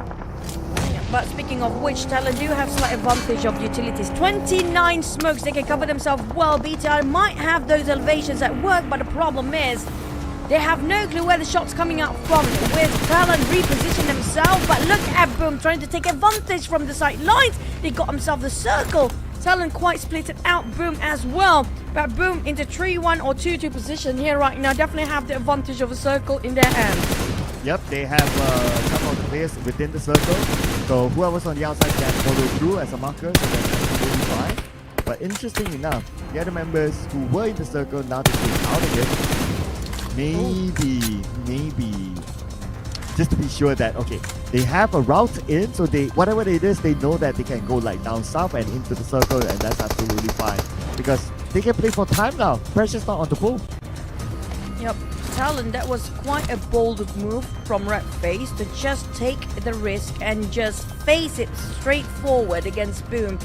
Was trying to shut down their rotation but couldn't do so with how fast the rotation made towards the center of the circle, near center of circle for Talon. But you have to give it to Boom, they still got themselves the circle just shifted slightly away from Talon, and now Beta having the toughest spot that is which way to go in. Looks like they're going to take the right side in, and they're going to avoid the fight with the Talon. That might turn the tables on the Boom Esports if both teams focus on the Boom instead. And let's see what's going to happen. But I kind of think that we will see the fight between Talon and BTR again. Oh, it's going to be Talon versus Boom, I feel like, when it comes to the top two, because BTR, they kind of crammed both ways here. Look at how the fire's frying them, and it's going to be Lapan knocked down first. BTR, both ways. There's going to be a big swing if they want to win this one. Now, left, right, center, there's so many bullets flying. There's too overwhelming. Talon versus Boom, 4v4. 50-50 when it comes to the chicken in the very last round. Well, 2 players from Talon now down. It's all in for Boom Esports to get back up in the overall chart by starting with this chicken dinner. Oh, here we go, Frenzy! Roll range on the misery. 1 more to go. Flash space for the smoke. And that is a Boom Esports. Go, boom, boom, boom. Almost a flawless run coming up from the side of Boom, picking their direction, navigating themselves safely, and they were quite, I don't know if they actually just followed by instinct or it was just fortunate for them not to move too fast when there's so many teams around them early on around stage 6 before. But there was the hunch that they follow and the instinct coming up from the IGL to call out the navigation. That was precisely what they needed, because it actually turned out so well for Boom. It has been such a long time. We're looking at Boom getting those chicken and have this sort of performance. And I love the pre-scout as well for Boom Esports by sending 2 players in, they back out to support their teammates, and whatever it is, they know their entry point offhand or before like the next execution stage or whatever that might happen. So great work there by Boom Esports. I love the planning ahead, and that's where they scored the chicken dinner. Speaking of which, it's down to the elimination numbers that will separate them regarding whether they still stand at number 1 by end of this map or not. And now Pombit, he made so much work from the side angle, from the flank side, to give so much information towards the side of Boom as well, and keeping all the enemies at bay.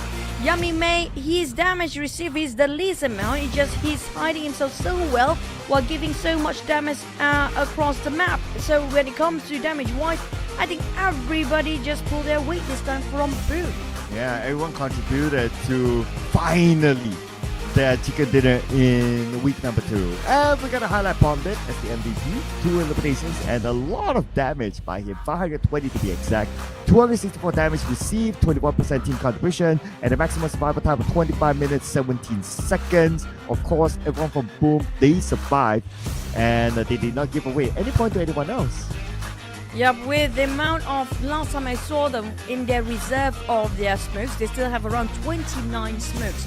That's pretty much solid enough for them to be getting themselves those chicken dinner if things going really south for them. But when it comes to utilities, I think everyone almost using the same amount by the end of it. But let's rewatch what really happened and how Boom got their chicken dinner.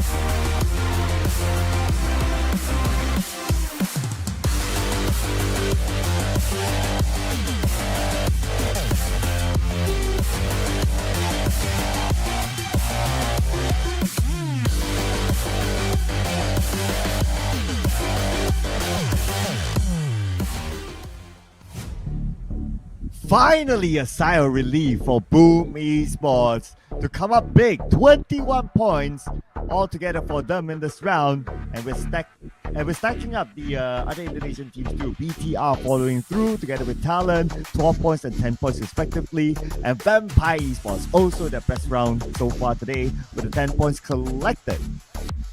XERXIA and Team Flash just aiming for those elimination numbers despite they didn't get any placement points, but it's more than enough to get themselves the first page when it comes to the match rankings here today.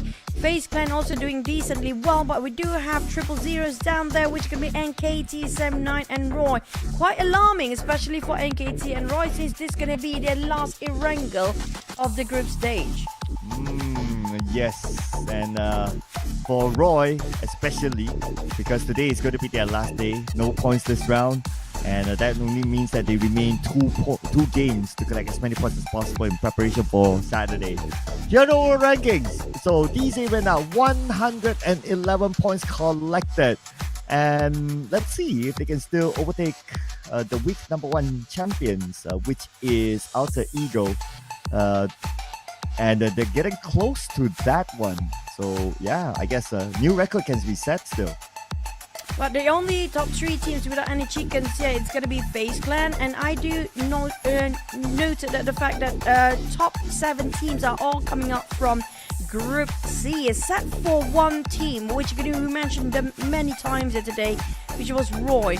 And Roy is the only team that completed 10 matches and still at 22nd place. Yeah, and also to note that benefit of the doubt, because obviously Group C have played most of the matches, so naturally they will stack up there. But yeah, good point out there for Roy.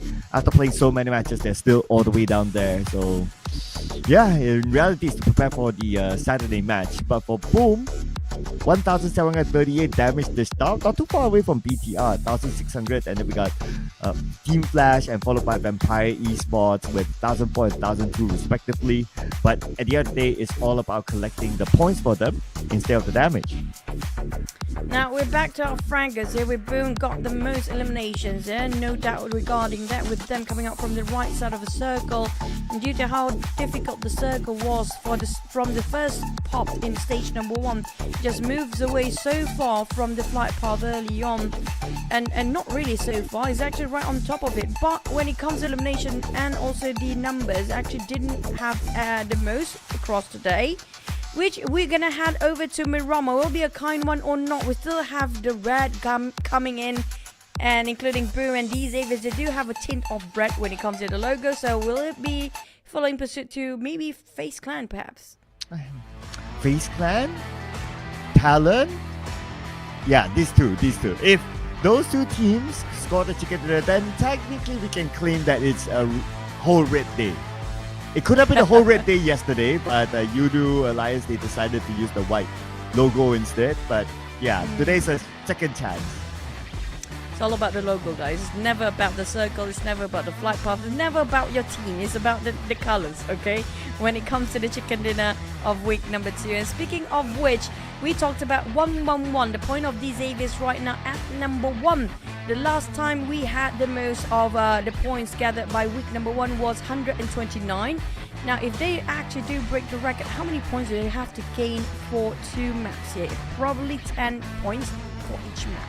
So 18 points in total to even up, and if just for flex sake, make it 19. So that's an average of 9.5 points per map. So 9.5 points per map, make it 10 because there's no such thing as a 0.5. Yeah, I mean it's Xavier, so yeah, be prepared to see a new record. I mean, it's doable to do a 0.5 point if knockdown considered as half point. That will be fun to watch as well, because we can see a lot of 0.5 in the game later on, because there's so many players knocking down all the others but being stolen by some other teams in the last minute. Now also we talked about the gap between the first and second place. These Xaviers is just in a different league entirely. Absolutely, and in order for them to solidify that, is for them to gain enough points to overtake Alter Ego, and then they'll be like, okay, yep, solidified. You know, there's no challenge there, no challenge. at this point, even if I were to look at other newcomers from Group B, the closest one probably is BTR to potentially challenge them by tomorrow. But even so, it is not as explosive as what the Xavier has shown us. True. I mean, the Xaviers, the only enemy they are fighting against is themselves about their mistakes. That's why I think why they're not cheering, despite they got themselves chickens and quite a hefty amount of points up there, because they have different mindset entirely. For them, it's all about perfection, but they are pretty much rock solid at number 1 right now. Nobody can actually just push them away. They are like a big mountain that's not movable at the current being. But speaking of the second, third, fourth place, also keep an eye out towards number 8 placement, because that's going to be the standard bar for the Super Sunday entry later on this week. Yeah, good reminder there on us to focus on to 8th place onwards.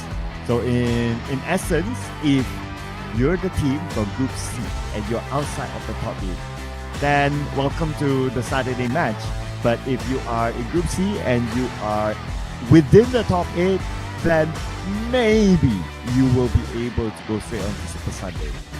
We have a small swap here. Spider Tan is subbed out and Isan is going to come in. Today is going to be his debut, and not only today, it is his debut for week number 2 as well. True. I personally love Spider on the side of NKT. Honestly, he has been a formidable player, giving so much opening for the rest of NKT. And he knows exactly which angle to pick. He's playing it smart and know which team they should fight for the next couple of navigation throughout the stages of the map. FaZe Clan, this is not the FaZe Clan that we used to know. They used to love so much Miramar. So will they finally climbing up the ranks here when it comes to the Sandy Dunes map later? Yeah, FaZe Clan. I think FaZe Clan, they generally they're probably more comfortable with the Miramar match. And as far as I remember as well, even during the off-season tournaments where FaZe Clan also played, they generally do well when it comes to Miramar. And the player that normally turns up in Miramar matches is Mela. And we know how important Mela is for FaZe Clan. And if he's able to turn up well, and he's also one of the key players for FaZe Clan inside of probably his favorite map, then maybe it's the time for FaZe Clan to really put themselves up there to be as comfortable as possible to hopefully remain in the top 8 by the end of tomorrow. Hopefully that's the case. That's going to be the best case scenario. But we don't have any more swaps, I guess, from BTR. Now, we do have a glimpse of it. Jam Force and XERXIA coming in. Luxy sub out with a replacement 2 players coming from BTR lineup. It just seems to be okay. So I think everyone swapping in and out of BTR won't actually be an issue, because everyone is actually up to par. Yes, I mean, that's why we can see that even though they swapped in anyone at this point, arguably even Leon Punk, which has been doing well, synchronizing with the entire team, they're still able to do well. I mean, when he was in the lineup, they scored chicken dinner. When he's not in the lineup, they still score chicken dinner. So it just shows that their bench is as solid as the main lineup. So whatever happens to their main lineup, for whatever reason, unwell or they're just not feeling like it, the substitutions are great. So this is what's great about BTR's lineup. They not only think about like the main 4 players, but also their sub players, and they also give time for them to have a run out in this lobby too. They are truly prepared to become champions here.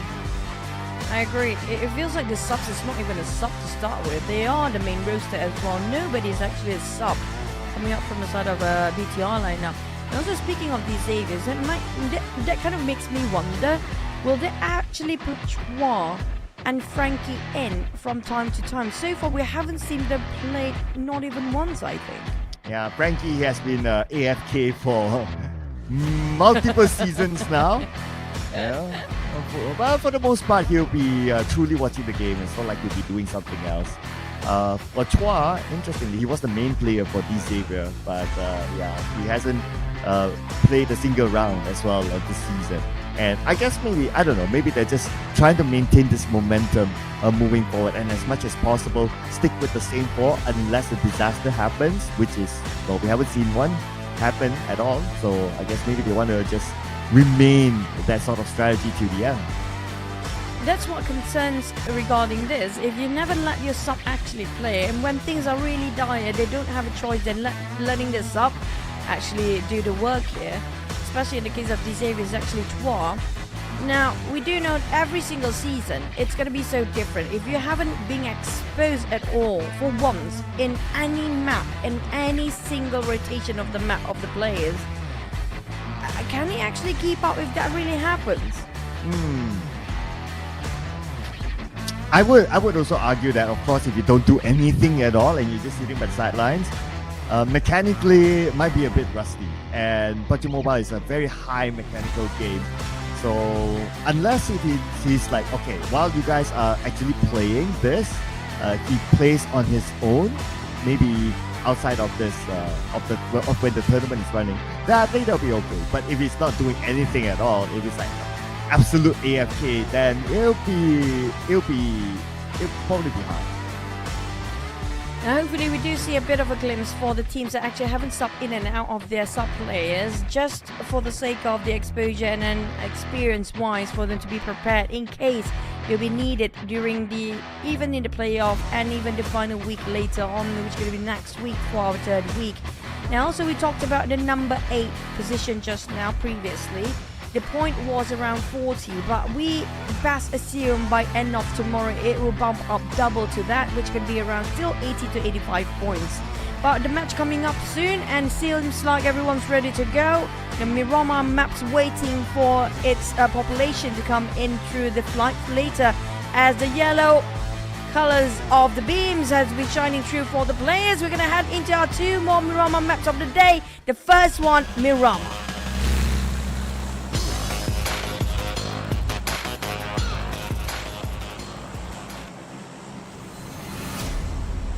And here it is, Miramar. The first Miramar match, ladies and gentlemen, and also the second last game for today. Now, if we look at some of the interesting stats here, when it comes to Miramar average points, PUBG Esports, they love Miramar, 11.3 average points, and a Team Flash 10.5. So these two teams really love it. Followed only by D-Saber 9.2. Now, when they talk about like how many points do D-Saber need to be overtaking Alter Ego, and if they have an average points of 9.2 in Miramar, well, I guess that's another sign that they could highly, potentially take over Alter Ego. They are in the top 3 when it comes to getting those average damage and eliminations wise.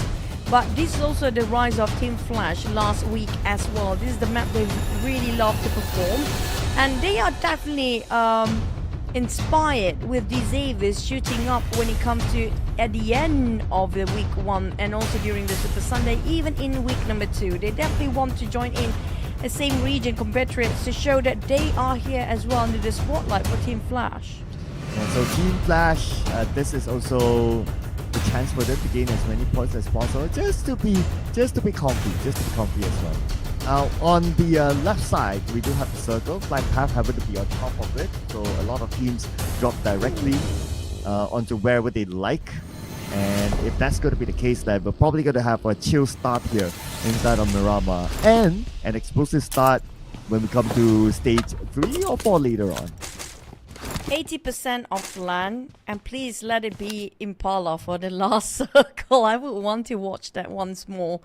It has been fun to have quite a challenging circle, especially when it comes to these Xaviers. Can they adapt even in the toughest circle of them all? We've seen that happen during Erangel, but we want to see more of their knowledge and their insights regarding this Miramar map. But IQOO is the team that everyone should watch out for. They are very aggressive when it comes to getting those eliminations. Now, across all the maps and all the teams, so for the highest elimination numbers still taken by these Xaviers, but also put in account there are some teams that did not play as much maps as the teams coming up from Group C. Yeah, so we have to give the benefit of the doubt to some teams who have not completed as many games as teams of Group C as well. But despite not completing as many games, TODAK is the only team now to be having a single digit. 2 more games to go, and you don't want to be that only lonely team down there with a single digit. Even Roy, of course, to be fair, Roy played more games, but at least Roy, they are no longer in the single-digit department. So TODAK coming in later, which is starting the campaign today. You know, you don't want to fall behind Roy, especially by the end of tomorrow. That's true. It's going to be a challenge for Roy to make sure they won't be the last, like we mentioned yesterday.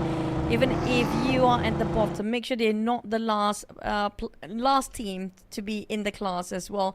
But speaking of which, somebody will have to take the 24th spot by end of tomorrow. But it's just all about the gap. If the gap is quite small, very minute, like just 1 point of difference, or the gap in between the first till the 24th place is not that big, that is something that we're looking forward for. That's going to be the dream outcome of the overall rankings for me, to have very small gaps in between.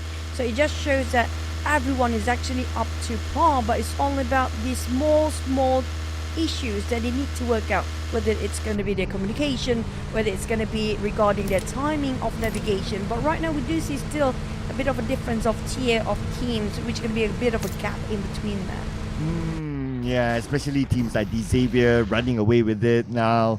Even you can argue that BTR is kind of running away with it too, because the gap between BTR and FaZe Clan is pretty significant. 15 points. It's okay significant, but of course BTR and Xavier, then we're talking about 30 points gap between them, and they played the same amount of games. Now we look at the next team who started their campaign today. BOOM Esports. 26 points, and we're already on our second last game. Definitely not as hype as Xavier, even if we take into consideration only one day, which is yesterday. Sure, but also you have to give credit to Boom. Now, they are the only team in the first stage when it comes to overall rankings in the top 12. They are the only teams coming up from Group B that actually managed to squeeze up to 12th place, despite this their first day playing. Now, we do have Infinity, we have LTE, we have MORPH and VOIN. We actually played slightly more. They're not playing here today. It shows that Boom just easily compete against a team that's not playing here, which is going to be Group A, and still manage to give quite a hefty amount of points, despite it's just their first day. True that. Ditto. So now that we're already like our second last game, right? We did talk about like earlier, Group B is like the group of death, yada yada. But looks like Group C is the group of death because of how they've been performing, and also taking away all the chicken dinner so far today, except for the Boom chicken dinner. Now, we talked about the points being safe to be in the Super Sunday, and BTR close enough to it, but the rest of Group C, despite being Group of Death, I think the one that actually deadly right now is going to be Xavier's right on top, which is very comfortable for them. They're definitely looking at Super Sunday. They don't even think about what's going to happen in Saturday, and already start to plan out their vacation on off day for Saturday, where do you want to go, where the sightseeing in Thailand will be the best spot that is for them. While the rest of third place down to the 24th that we can see across the board here right now, not really in the safest spot just yet, because we do have one group not playing here. The best bet for them is going to be finish off the day with 85 points. I'm already thinking on behalf of Xavier, right? Like, if I were them, and obviously they can plan to go shopping now, tomorrow and the day after, if you think about it, 2 days, the first thing they should buy is a pair of those elephant pants. The elephant pants, not the Newsy shaggy pants. I'll let Newsy have the exclusivity for the pants, but the elephant pants, they have to get it. It's very comfortable, airy indeed, and very comfy for the players actually. But it's not suitable when it's come to very cold places, because you get shivering due to how cold it can get. Inside of the arena, sometimes the air conditioning sometimes blows a bit too strong for the players. It depends on the situation really, but when it comes to how difficult the stage of the gameplay of this prestigious league, by the way, I don't think anybody gets the hands of this because of how things just get heated up, like how Boom taking out FaZe Clan members just now, but lucky was quite a long range, so FaZe get back to all 4 players, but TALON seems to be interested against Boom as well. Wow, might be cold feet right now for Boom Esports, knowing that TALON is on top of them.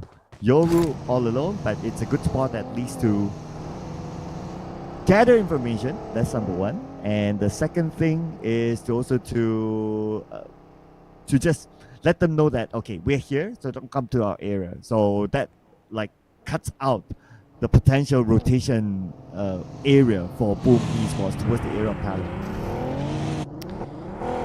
Talon, Boom, PIGMY next to each other, 12, 14 and 16 place. Seems like there's going to be insert 13 and 15 in between. That's going to be Group A teams. But we might actually have a high chance of Impala Circle. Please be Impala. Don't. Yes, thank you, game. And we might actually have it there. It's right on top of Impala.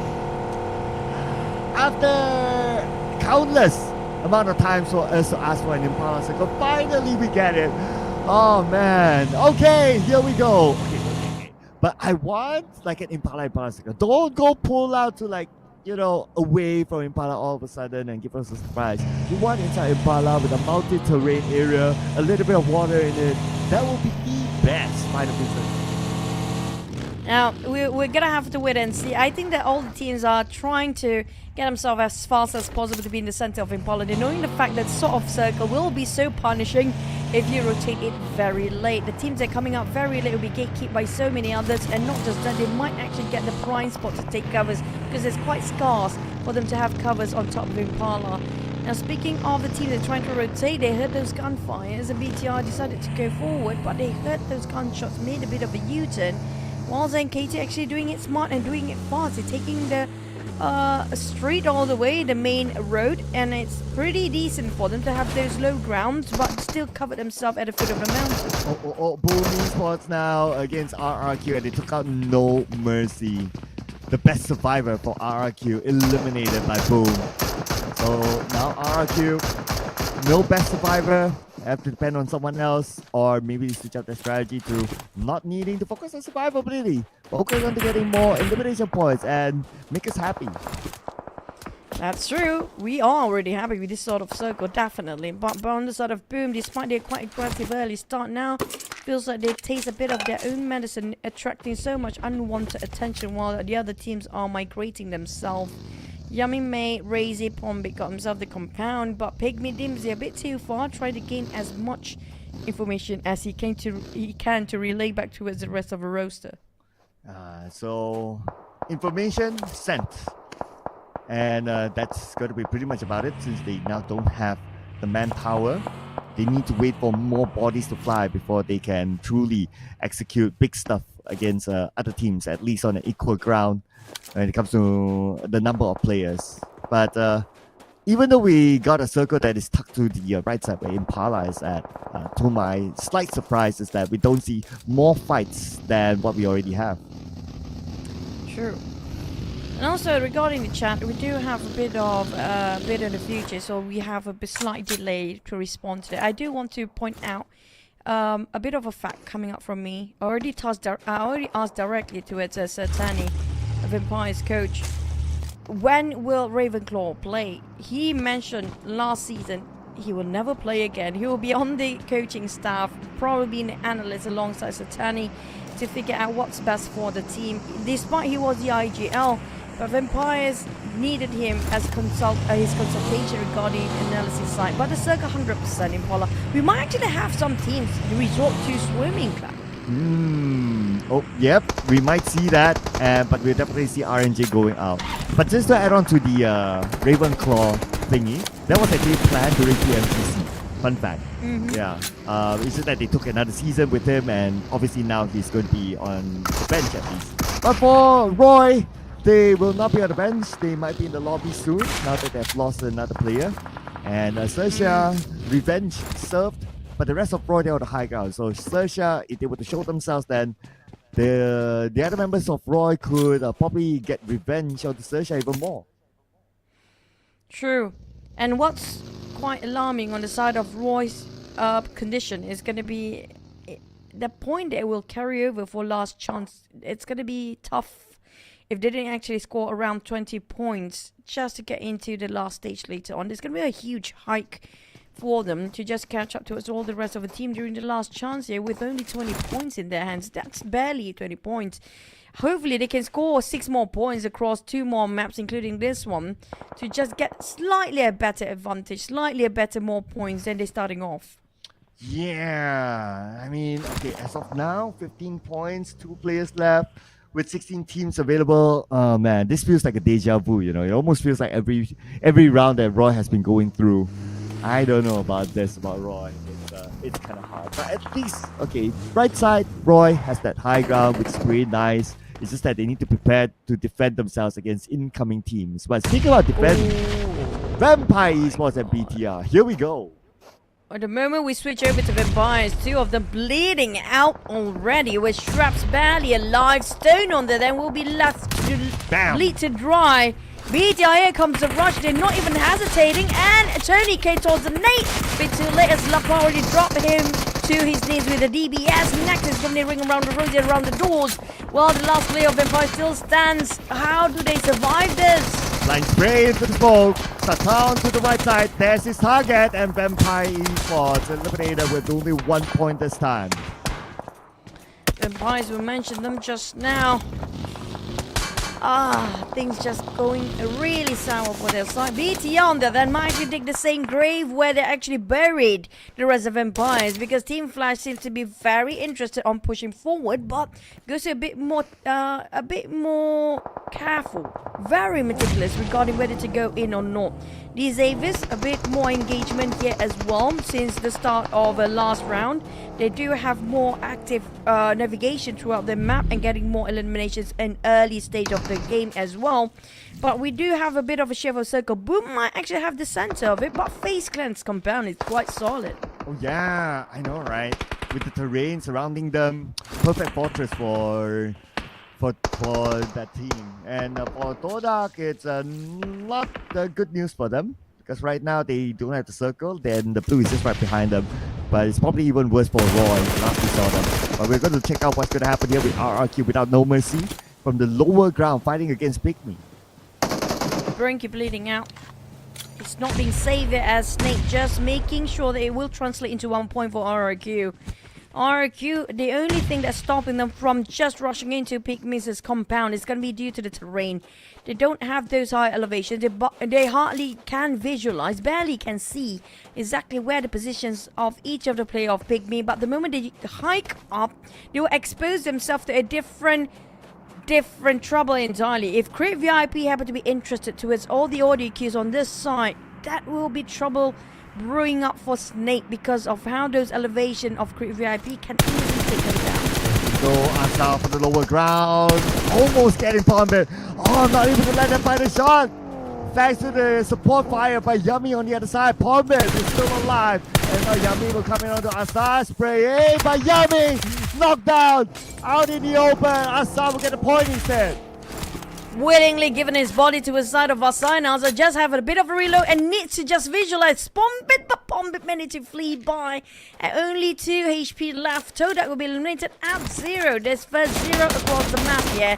And for Vampires, at least he scores 1. These Davis, they need to just rush into the safe zone. It won't be great if they just overextend their stay here, where there's going to be a lot of gatekeepers. Wow, nice cover fire by Nate to support his teammate, Paragen. Oh man, that was so good of teamwork there by D Xavier. My goodness. Okay, now without the circle, let's see how D Xavier is going to work things out. Nate, start to move. I think it's going to be difficult entry for these Xaviers, really. They might actually just have to buy them a bit more time or wait for the rest of the other teams to be taken out here. Sam9, Brian and BT are having a bit of exchange of knockdowns. XERXIA, oh, well, it's all about the swimming time for XERXIA, I guess. Yeah, and I guess you called it earlier on, and we're going to see it right now. But look at the elimination feed as well. BTR going up against Sam9. That picks out Lapar. But on screen instead we have Olio. Okay, eyes onto D Xavier. D Xavier without circle still. We're back on the BTR now with Gen Force down. Whoa! Doesn't matter. Sam9, 4 eliminations, scored themselves at 13th place, while BT are having a bit of a reset before FaZe Clan spot them out. But we're not talking about FaZe Clan right now because these Xaviers on the run, they are on the move by Yudo Alliance. If they're not being careful, if they tunnel their vision too much on what's in front, they might have some problems at the back. That smoke, if only that smoke wasn't there, Leos would have gotten a good clear shot, but wasn't the case, unfortunately. As for RRQ, who lost No Mercy early, out at number 12 with 2 elimination points. Circle time! goes into the middle, and FaZe Clan still with the fortress and the circle. The best place they can be here, but unfortunately, FaZe Clan cannot pick out due to the elevations of the mountain behind them. There's going to be a couple of teams right on top of those mountains. These Xaviers on that end playing in an open space and area, taking the fight against Yudo Alliance, but they can just slowly push into the circle. But the moment they step into the edges of the rim of the circle, BTR will start to shoot them down. So they have to deal with Yudo Alliance and wrap things up, unless Yudo Alliance just obliterate the entirety of these Xaviers. Well, go time here for Yudo Alliance onto these Xaviers. Shots fired by Leons, putting focus on the Paragon on the other side.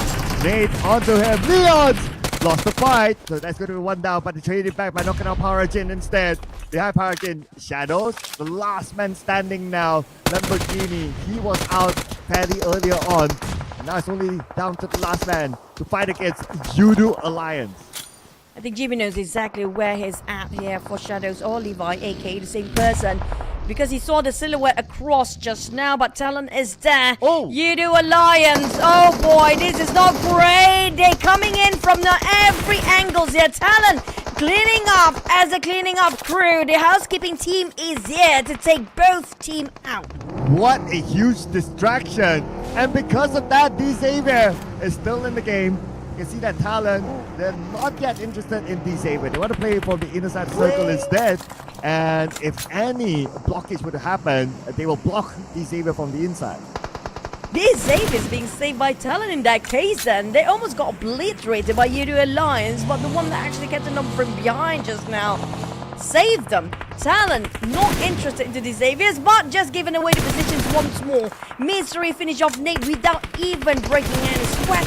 It's down to Shadows, and that's gone as well. TALON finish off the remainers of the Xaviers, taking two teams into the pocket. It's going to be 6 eliminations in the back. Well, now 14 points more for D-Xavier in the final game to equal up the amount of points held by Alter Ego last week. So let's see if they can pull that off.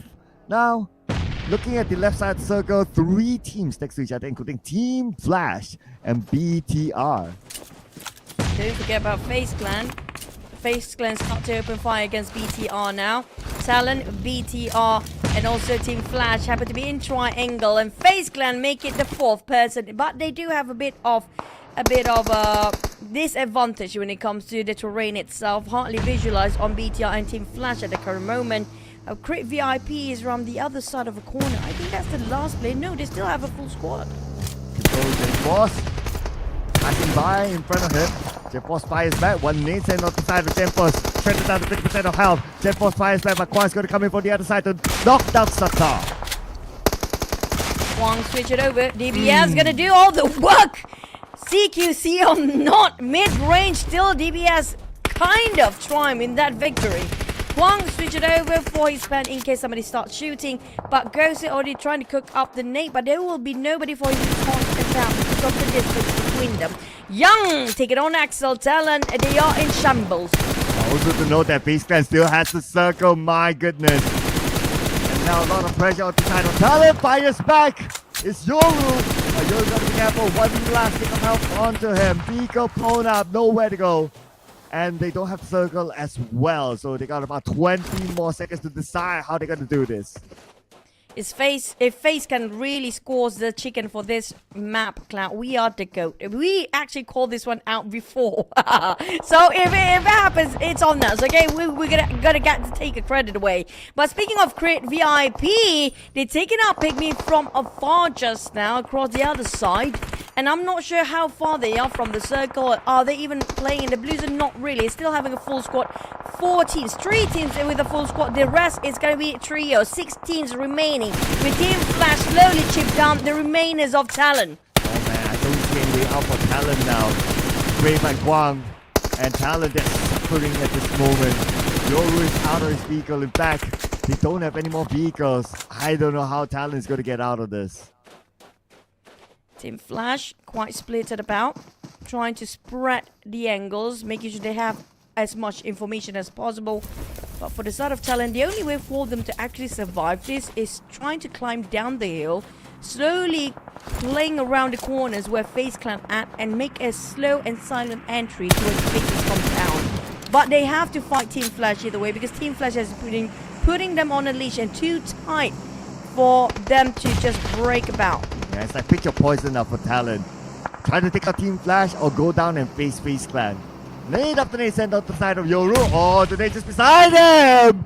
Beautifully done by Kwang. Yoru down on his knees. And now only one player left, and that is going to be misery for Talon. With the blue onto him, no way for him to save Yoru now. No mercy given at all. Look at the nades flying. Misery in miserable position indeed. Oh my, he can still save Yoru. But look at Ghost already cooking it up. If Ghost land this one, lucky enough, he didn't clip, but the Blues start to burn them alive as well. They need to have the reset. They have a couple of first aid, but it's going to be Yoru giving all the first aids. Never mind. They actually passing the first aid to Misery. And so he's going to be holding the last baton here for Misery. Yoru actually survived that. That was like navigating through a landmine field. Oh, man, that was crazy by Yoru. Oh, blew onto them. Yoru is sacrificing himself for the sake of Misery there, giving all his first aid and taking the bait for the rest of Talon. Yeah, Yoru is just being such a big sacrifice for Talon. Now there's going to be a lot pressure on the side of Misery, so we'll pull it through for Talon. While Crave VIP finally showing up in the northern side, they capitalized over the north. Oh, here we go, Crave VIP. Maybe if they get the circle, because now there's a road between some of these teams. How far will it go? It goes up north! Crave VIP has a chance! But FaZe, they have to get out from their comfort zone with Boom still lurking around at the edges of the circle here. Crave VIP, they have those elevations and slightly a bit of the northern side of the circle. Now, they're all waiting for the right time to move in, while Misery just going to play the healing game, lasting himself long enough to be at least 4th place until the dust settles. But the zone is not that forgiving, doesn't have anything anymore. Yep, and that is it for Misery. Talon is out. Good fight against Team Flash. I'm not gonna lie there. They held on really, really long, especially when the nades rained down onto them. And they still survived that somehow, but nothing can out-survive the blue. Crave VIP slowly marching in, but like you mentioned, the open road is going to be the death bat for many players who try to cross it if they're not being careful and not being quick enough. But here comes Team Flash, might want to challenge Boom next. Oh, Team Flash, one player after another knocked down by FaZe Clan. FaZe Clan, who was behind them. Mela putting pressure back onto Crip VIP. But for Team Flash, one rotation and they lost so much. They forced themselves in the middle of a crossfire and just broken the formation of how many teams actually have their eye towards the audio queue of their vehicles just now. A Crave VIP Putra will try to position himself. Kwang might be spotted out. Putra tried to spray onto his side. He got knocked down. It's going to be Kwang taking advantage of the rotation of Crave VIP. The last player of Team Flash still have the fight in him. Wow, okay. They probably didn't notice that Kwang was there and Putra got punished for it. Immediately taken out by Kwang, the last member of Team Flash. Now for the rest of Crit VIP, information relayed back onto them. The fact that they still have someone of the circle, I guess they're going to hold this ground for now. Now how do Crit VIP want to march in here? It's quite an open field and Kwang is still down at the foot of a hill.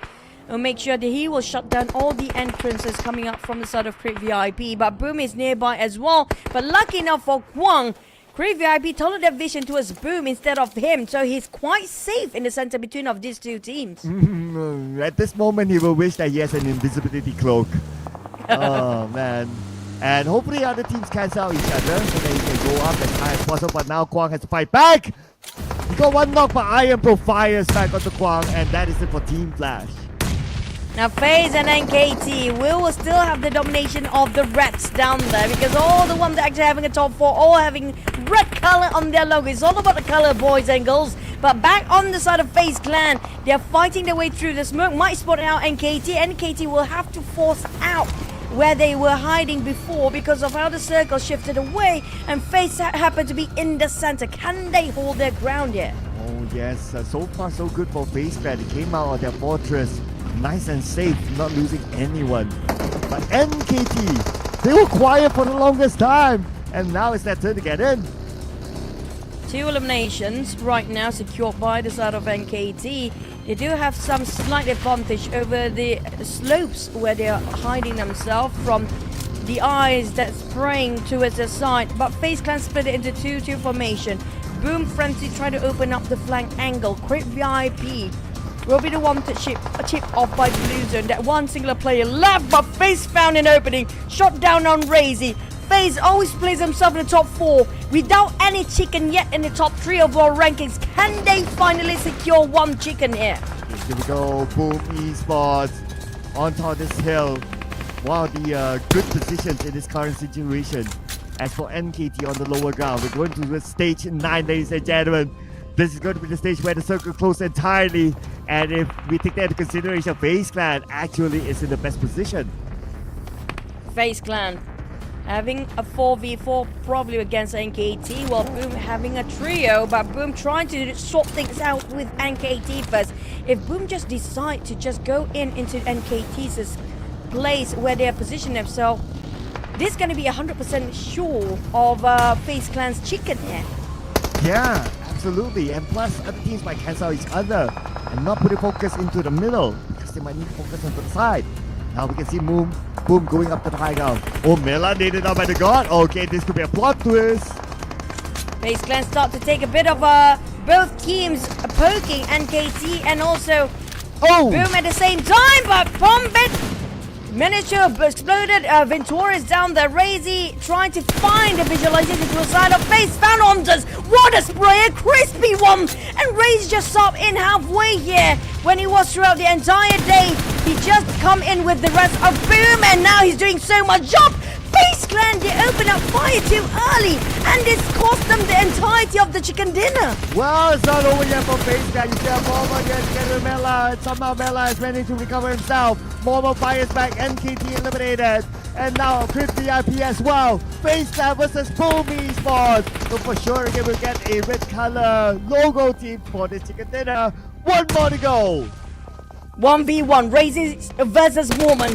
And here comes Razy with a UMP. Yo! He's got back. FaZe Clan, after such a hurdle here today, finally they can seal the deal and get themselves for once a taste of the chicken.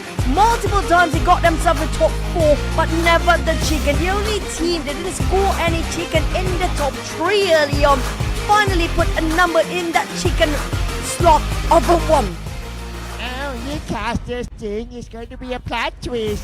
No, it's not going to be a plot twist because it is FaZe Clan we're talking about. We called it early, so we're definitely the GOAT here, Cloud. We called it. Right? Yeah. FaZe Clan is the map they're gonna get the chicken. And it was before even the game started, so we did our prediction right this time. Yes, we're going to claim that, ladies and gentlemen. You heard that first. You can rewind this broadcast, and we already mentioned FaZe Clan from the start. And with that, we have a streak of red logo teams scoring the chicken dinner. Yeah, that's kind of true. And today we'll complete the sequence, or we'll be finished off by a different team by the end of the day. But look at the numbers, they don't lie. Mormon doing so much work for the team. Despite his damage not the most received, he's hiding himself quite well. 7 eliminations with 7 throws used. While the side of Mela, he dished out quite a number of damage. Same goes for the side of Bomsons, but they're giving it towards Mormon and also Venturas to finish off the translation of the point. I want to see the Mormon dance, but hopefully we get to see that in the interview if they're the ones to be interviewed. But what we'll get to see right now is going to be Mormon coming up with 7 eliminations, 756 damage, 100 damage received, some 44% team contribution, and he survived the longest, obviously, because he was the one to pull out the clutch. 29 minutes and 4 seconds survival time. We're definitely going to have a player's cam later on, and we get to see, hopefully, the moment dance in their replay and highlight later, so don't miss that, guys. But when it comes to the match recap, different flags flying over this side, but we have a bit of a tint of a red, which is going to be flashed just at the edge of it, but it's going to be the domination of the red teams here. FaZe Clan, Boom, Crew VIP, and Team Flash. And let's check out the best moments here by FaZe Clan.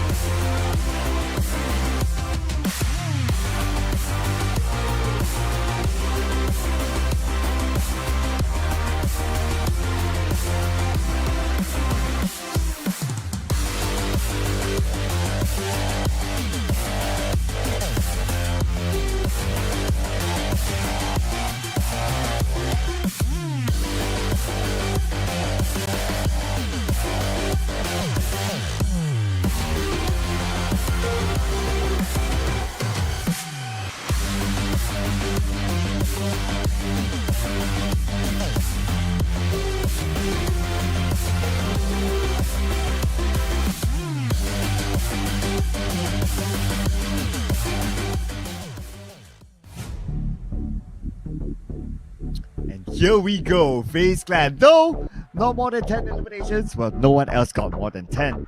But it's still 19 points with the chicken dinner. That is all that matters here.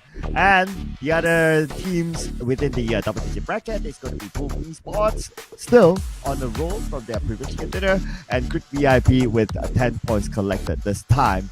And we have a lot of reds up here, including BTR, NKT, and TALON. I assume next season we're going to have all the logos changed into red color, possibly, just because. But we don't have too much zero. That's a good sign. This one, except for TODAK. That's going to be a 0 point this round. Vampires, unfortunately, as it goes for the side of Roy. Vampires, at least they still have a play tomorrow, but Roy not so much. But that's quite alarming. I don't know how they will actually play for their last map later.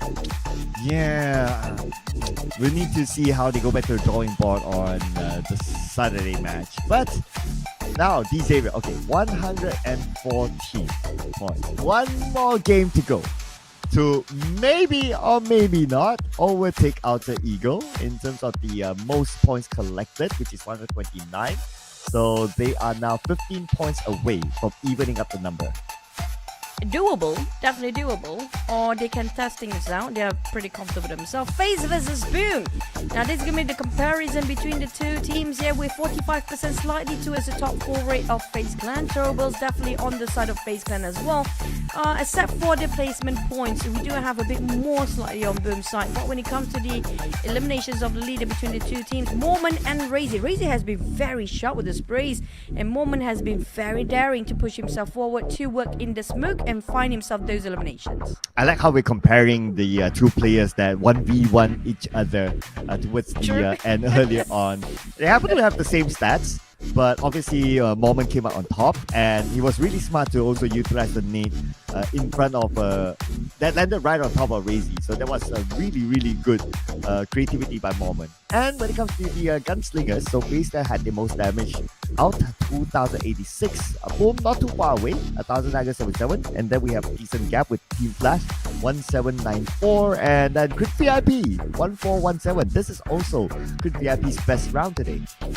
Yep, and it feels like they can maintain themselves up there, but it's all about the overall rankings. We do know when it comes to the numbers that tally up, can they maintain the position, because some teams are not playing tomorrow, and that's going to be the one that watching from the bench and biting their nails.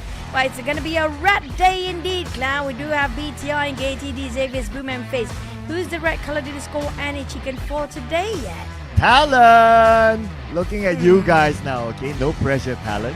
But I kind of wish that FaZe Clan actually used the red color logo instead of the alternate logo. So we got a little bit more red. But okay, I'll take that. We'll still claim it as one of the red teams anyway. Yep, will be as we put our prediction out talent for the next one, or will we finish off by like how Yudo Alliance just squeezed in yesterday to finish off the day and just cutting off the non-stop red winning over teams when it comes to the logo. It's all about the colors, nothing about the mechanical and skills. Yep, we just want it to be filled with a red logo teams. That's all we want right now. That's all we want. But can't think about it, right? Yudo Alliance yesterday, they were great. They got 2 chicken dinners yesterday, but today was kind of quiet for Yudo Alliance. You gotta think about it. That's kind of true. They tried, but they really tried to get those eliminations, but it's just during their rotation they got caught off guard. So when it comes to that kind of circle, which we don't have a lot, which was in Pala before, quite unpredictable for some teams, so that's resulting them to be a bit slightly uncomfortable with the navigation that they used to have, which we had a lot of water treatment before. You know, this worries me about the Yudo Alliance. If you remember last season's PMSL Grand Finals, Yudo Alliance, they were amazing in day 1. They got like 3 chicken dinners in day 1, and then day 2, day 3, they just went missing. So I don't know, is this the trend of Yudo Alliance? Like you have a great day, and then the next day you kind of went AFK. So we're starting to see a pattern here, and if that's going to be the case, then hopefully they'll be able to work out something to get out of that. It feels like they cannot move on with a peak performance game that they still live in the past instead of focusing on present. So hopefully that's not going to be the case for some teams. I wouldn't say just Yudo Alliance in that sort of circumstances. There are some teams that are pretty much facing the same sort of trouble when it comes to trying to carry forward their momentum for the next map. especially some teams even like, I'm not going to say BTR is actually dropping the ball, no. BTR did that also earlier today when they scored themselves chicken. And the next one, they went 0. Well, in the case of BTR, they got 80 plus points by now. So it's like, BTR, you'll be like, I'm just looking forward to see where I can shop my elephant pants, I think they're probably going to go the same spot for all the other teams out there as well, because they don't have that much time to just go for window shopping, and it's just a one-day trip for them. Plus, all the pattern that they actually have pretty much similar from one to the other, probably from the same shop, perhaps. Yeah, because I noticed that on the social medias of the Indonesian players from various teams, from Boom and all that. Obviously, we saw the Peko wearing it. All of them are having the same pants. So they probably went shopping together, and it's like, oh, you want one? Or you want one? And maybe they bought it in a bundle and probably got a good deal out of it. Yeah, maybe they're just distributing all the players. Like, we went shopping here today. Who didn't actually get a day off on Saturday and still have to grind for it? Don't worry, we actually bought you guys something just to have a bit of motivation to get into the Super Sunday. Speaking of the Super Sunday, which team's actually in the red zone here who didn't score himself in the 80s? Now that should be the team that we are focusing on to, because like we mentioned before, Group C, this is going to be their last run. Who's in the Group C? BTR, RRQ, Yudo Alliance, Crit VIP, FaZe Clan, NKT, D Xaviers, and Roy. Unfortunately, we have confirmed Roy will have to grind towards the last chance stage. And now that you're listed down all those teams, okay, clearly some of those teams are definitely going to go through to Super Sunday, unlikely to drop the ball. But for the other teams that are like in the middle bracket, like even like you say, like Crit VIP and all that, they have a healthy amount of points to start off their last chance qualifiers. So it feels like it kind of indicates that Group C might be the actual group of death. But we also noted that Group B, all of them last week went through Super Sunday. It's just the start of the day for Group B, Cloud. They're just warming up their fingers. Tomorrow is going to be a different story. And one of the leading team in Group B is going to be Boom. They are shooting their numbers high up here. Yeah, I know, right? Boom Esports. And let's not forget, they only started the campaign today. So that's one point to pick as well. But gotta give it to them. Boom Esports, they had a rough start here. The first 3 rounds for them wasn't great, but when we came back from the break, it's like a whole different Boom Esports. Like all of a sudden, it's like boom all the way.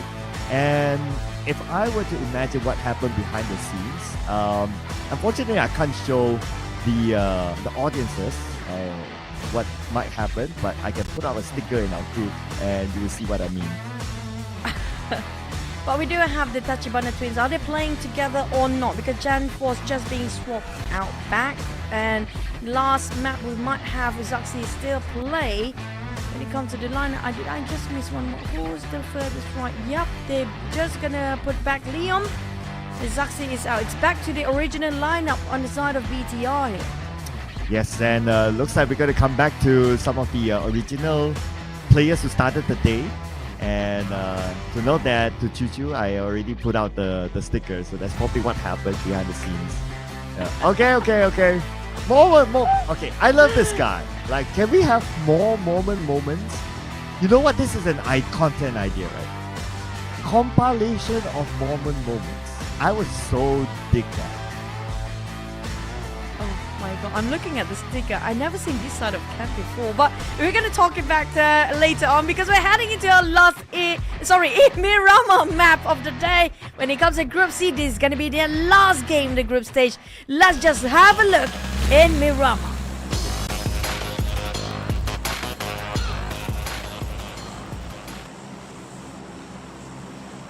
Oh, trust me, that sticker is real. Yeah, it's not a made-up sticker.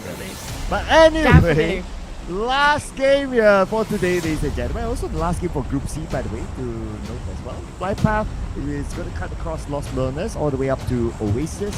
So a lot of these common areas able to be a direct drop for all our teams. Now, I guess we're kind of happy with the Impala Circle. Would you say so? I'm still distracted with the stick. I'm so sorry. Oh, I have an even worse sticker that if I was put out here. Oh, please do. Please give it to me, man. I mean, with the shirt that he's wearing with the beast. And he's doing that. You know, I never seen this side of him. I'm like, whenever we gonna meet again, this one particular person, I already said his name before. I probably have. Yeah, that. Sorry, guys. You guys can never know what we're having behind the scene here right now. I do have another sticker that involves yummy and shaking. So if I were to put that out, that's it. Yeah. So that's a very private me. That's a very private sticker. Private me, that one. You guys not gonna get this. Sorry, guys. You guys are missing all the drama. But we're definitely having fun there. But I definitely want to see. They actually do stickers for this. My God. Yeah. I forgot who actually sent me the sticker. It was either the PTR manager. I think it was the PTR manager who sent me the sticker. Yeah. Oh, they got the time to do stickers. Wait, what? Well, I guess now you know what managers and coaches do while the players play, right? They create stickers. Oh. Shout out to Pando as well, manager for BTR. Your team is doing great today. Yeah, I think we need more stickers for all the teams and regionals out there regarding their behind the scenes. So the players, whenever they messed up, we just spam the stickers away for them to make them relive the moment of what really happened behind the scene once more. But the circle, not really on top of the pile this time. Cloud is slightly towards this center, but not too central as we had around water treatment, but still comprise a big part of it. I think this is a bit more generous for our last map of the day. Yeah, after having a tuck to the side circle, like the circle gods decide to like, okay, it's Group C's last game anyway, so we'll give you a cool one. Might as well. And I guess to me, it's like, okay, I'm happy with my Impala circle. I guess you are as well. We'll give them a break for the last round. That's true. And I do want to see at least Roy getting himself in the 20s, you know? If Roy... Is it just me or... I thought Roy had 16. Roy's at 15. Right? I'm being delusional, I guess. Okay, because they went out 0 the last round. Oh yeah, 5 points. I mean, Roy, this is gonna be the last one. At least start the last chance stage at 20. It will be so much of a help and very impactful to be in the 20s to go for the last chance later on. Whilst TODAK, I mean, I'm not gonna highlight too much about TODAK until tomorrow because they still have one more day. But when it comes to the progress of their points, this is quite something that they focus on to because they already done 5 maps. It's 1 point average per map. And you know what Sir Tanny must be feeling behind the scenes right now? It's probably feeling like we should have like Sir this now. Tanny's. Yeah. This is so cute.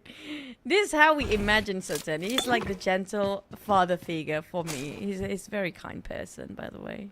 He's hilarious. He is funny. He's super funny. He's funny. His sarcasm is so funny sometimes. Yeah, he's hilarious. So that's why he's always like the meme guy for some reason. You know what? I noticed something regarding the coaching staff. Wait, Stone, Tam, that's gonna free shot. No, Tam. Oh, this is a free shot, but Stone, What? How did he miss that? No, Tam. Tam? Hello, Tam? Hello? Hello, Tam? Hello? How you miss? Tam? Really? It was a clear shot, bro. Bruh. That was arguably the biggest whiff that we have seen the entire season so far. I get it, they have a bit of a roof with the Daisy, or was it a Mirado? But that was a clear shot, man. Yeah, you would expect a bit more for somebody who has been in the scene for quite a while. I thought it will at least result to some knockdown or even a tiny piece of HP left for Stone. No grudge against anything, I don't have anything against vampires, but it was a clear shot. Now I would like answers. I would like to know what actually happened there. So if for some weird reason the manager Nazmi is actually watching the English stream and not the Pasta Malaysia stream for once, send me a text now. I want an explanation so we can read it on stream. Oh no, okay, we're back by the coaching stuff, right? Before that surprising moment happened. The odd surprising moment happens. Now, if you actually notice across all the coaching staff of Southeast Asia region, I'm talking just Southeast Asia, by the way, the better the teams actually get their performance. I don't know too much about Vietnam, maybe because of we do have a slight language barrier, and most of them don't speak English. But the Thai, the Indonesian coaches are so funny if you compare with Malaysian coach, which is so serious. You have a good point. But serious is translated into the battleground here for FaZe Clan as they're up against a group VIP at the moment. Oh, the funny guy went down to Bill. Now, speaking of funny or not, this doesn't seem too funny on the side of both teams as they're creating 1v1. Oh, head to head, face to face, and Bill. He just shooting up. We got Burn and Barbecue. Bill it is on the run. But down to only 2 players on the side of FaZe Clan. Bill finally have to settle down with his fires burning over that side. Onzon's finish off the knockdown players. It's a heavy casualty for both teams with Creed VIP. One more player remaining. Good VIP. At first, they got the first knock, but oh, okay, let's see what newbies can come up with. Goes in past the door, but never mind about that. Oh, 3 left on the side of FaZe Clan, Great VIP. This is what I mentioned just now. Feels like the more funny the coaches get, the better the team can actually fight. Oh. I'm trying to... Not saying... I'm trying to find a pattern there, right? Like, okay, funny coach? Which team has a funny coach? Okay, BTR doesn't have a funny coach. But anyway, okay, we'll hang that thought for a second because Yudo Alliance does have a funny coach, which is Goku. And now they're being the third party against FaZe Clan. Oh, FaZe Clan, they just managed to get themselves back up on their feet. Not the entire reset. Yeah, Victorious wants to heal himself. Not enough time. But they're trying to just nade themselves on the corner for Yudo Alliance to stop their forward advancements towards this compound. But will it be enough? FaZe Clan Mela fighting for his life against a trio of Yudo Alliance. Mela comes in, past the smoke. On the left side, there's one player. He probably got the audio kill. And now on the right side, there's more to come. Mela 1v3. But Fluke! Wait! Fluke! From afar! Knocking down one member, Yudo Alliance! Mela got some help! Oh, the jump shot coming in, and Yudo Alliance, despite Mela got slight help, but it's not done for Yudo Alliance yet because we do know vampires are eyeing out towards the rest of the Yudo Alliance members. But we have to circle straight into Hacienda de Patron, where nobody's in the center, nobody coming up from the north except for Roy. Now, Roy, this is the time for you to shine. Oh yeah, okay, Roy. Okay, now I'm sorry, great logo teams. I'm rooting for Roy right now. They are in my prediction, just saying. But here we go. RRQ took out a member of Team Flash and Batman. It's not in the good spot as well. Out in the open with Napeko looking down and spraying over onto Batman. The problem is Napeko cannot overpick due to Sam Nines taking a bit of a jab from afar. With a mini 14, Brian managed to tap down slightly some damage to the side of Napeko to reposition himself. Batman, well... Sent back to Gotham City. But at least the good news for Team Flash is that they still play tomorrow. So for day 1, 28 points is still okay. But okay, to be fair, Team Flash is not out of it. Just said they can still collect points. But for RRQ, it's going to be their last round. And with the Napeko down, it's not the player that they want to lose. Now, FaZe Clan probably going to be safe with 85 points by end of tomorrow. We did set a benchmark for them to get into the Super Sunday. And Creed VIP, not so much at 67. They might actually be pushed down by the teams coming up from Group 8 tomorrow. So they have to wait and bite their nails, hoping nobody will overtake them. High chance they will. Yudo Alliance also will have their last round here today. So they still have a shot at it. Still have full squad alive. RRQ pretty much in the same boat right now, but they have one man knocked. I'm not sure if there's going to be any savior for that one man still bleeding out. Napeko, it was, and the last we checked, he was quite far from his teammates, and there were crosshairs on him, so I don't know. It's probably just a matter of time now. But Sam 9 taking out the members of Team Flash, and there's only one player left, and the other members of RRQ now, Sam 9, gonna change their focus on the RRQ next, perhaps. Is it 7-9 focusing on RIQ or RIQ just trying to focus and take down on 7-9 instead? Quite open space here for Snake. He has to be extra careful. We can see there's quite paranoid regarding his back here. Keep on checking if there's anybody from behind. And RIQ spreading out quite thin themselves. And they do have a visitor coming up, PIGMY. Boom on the other hand, Lambo fighting Boom by himself. My god. Oh, but Razy is there with high ground advantage, and he was saved with his teammates. Lambo taken out. They were left with 2 players. Now, all of a sudden, I'm thinking that they will not break the record. I chose to not. Lamborghini will not be safe. Origin just arrived, a sprayed. What a reflex coming out from the side of Boom. Pombit now switch it over to DBS. Shadows take down on Razy. And Pombit need to go back to manage to reset himself in a safe spot. Well, this is a time for the Shoko to string as well. RIQ got himself the center. 7-9 taking the center as well. While DZave is still fighting for the survival here. They barely actually break the 129 points, which was last week's highest point. But can it be done by Shadows? Oh, Shadows knocked down, now down to Paragin, the last man for D Xavier. And he is out for the first time today. D Xavier not getting any points at all. But it doesn't matter to them. 140 points. See you on Sunday. Just hope today's performance, when it comes to the last 2 Miramar map, will not be carried over for their Super Sunday for the Xaviers.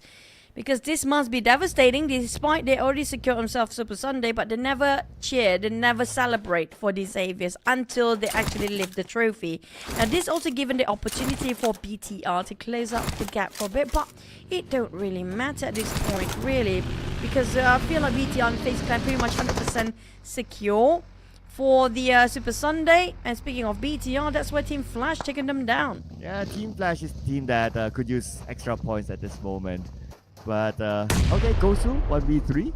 I also want to take a moment that the fact that Yummy was the one who kind of saved PUBG Esports earlier on, and this is probably his sticker that how he celebrated.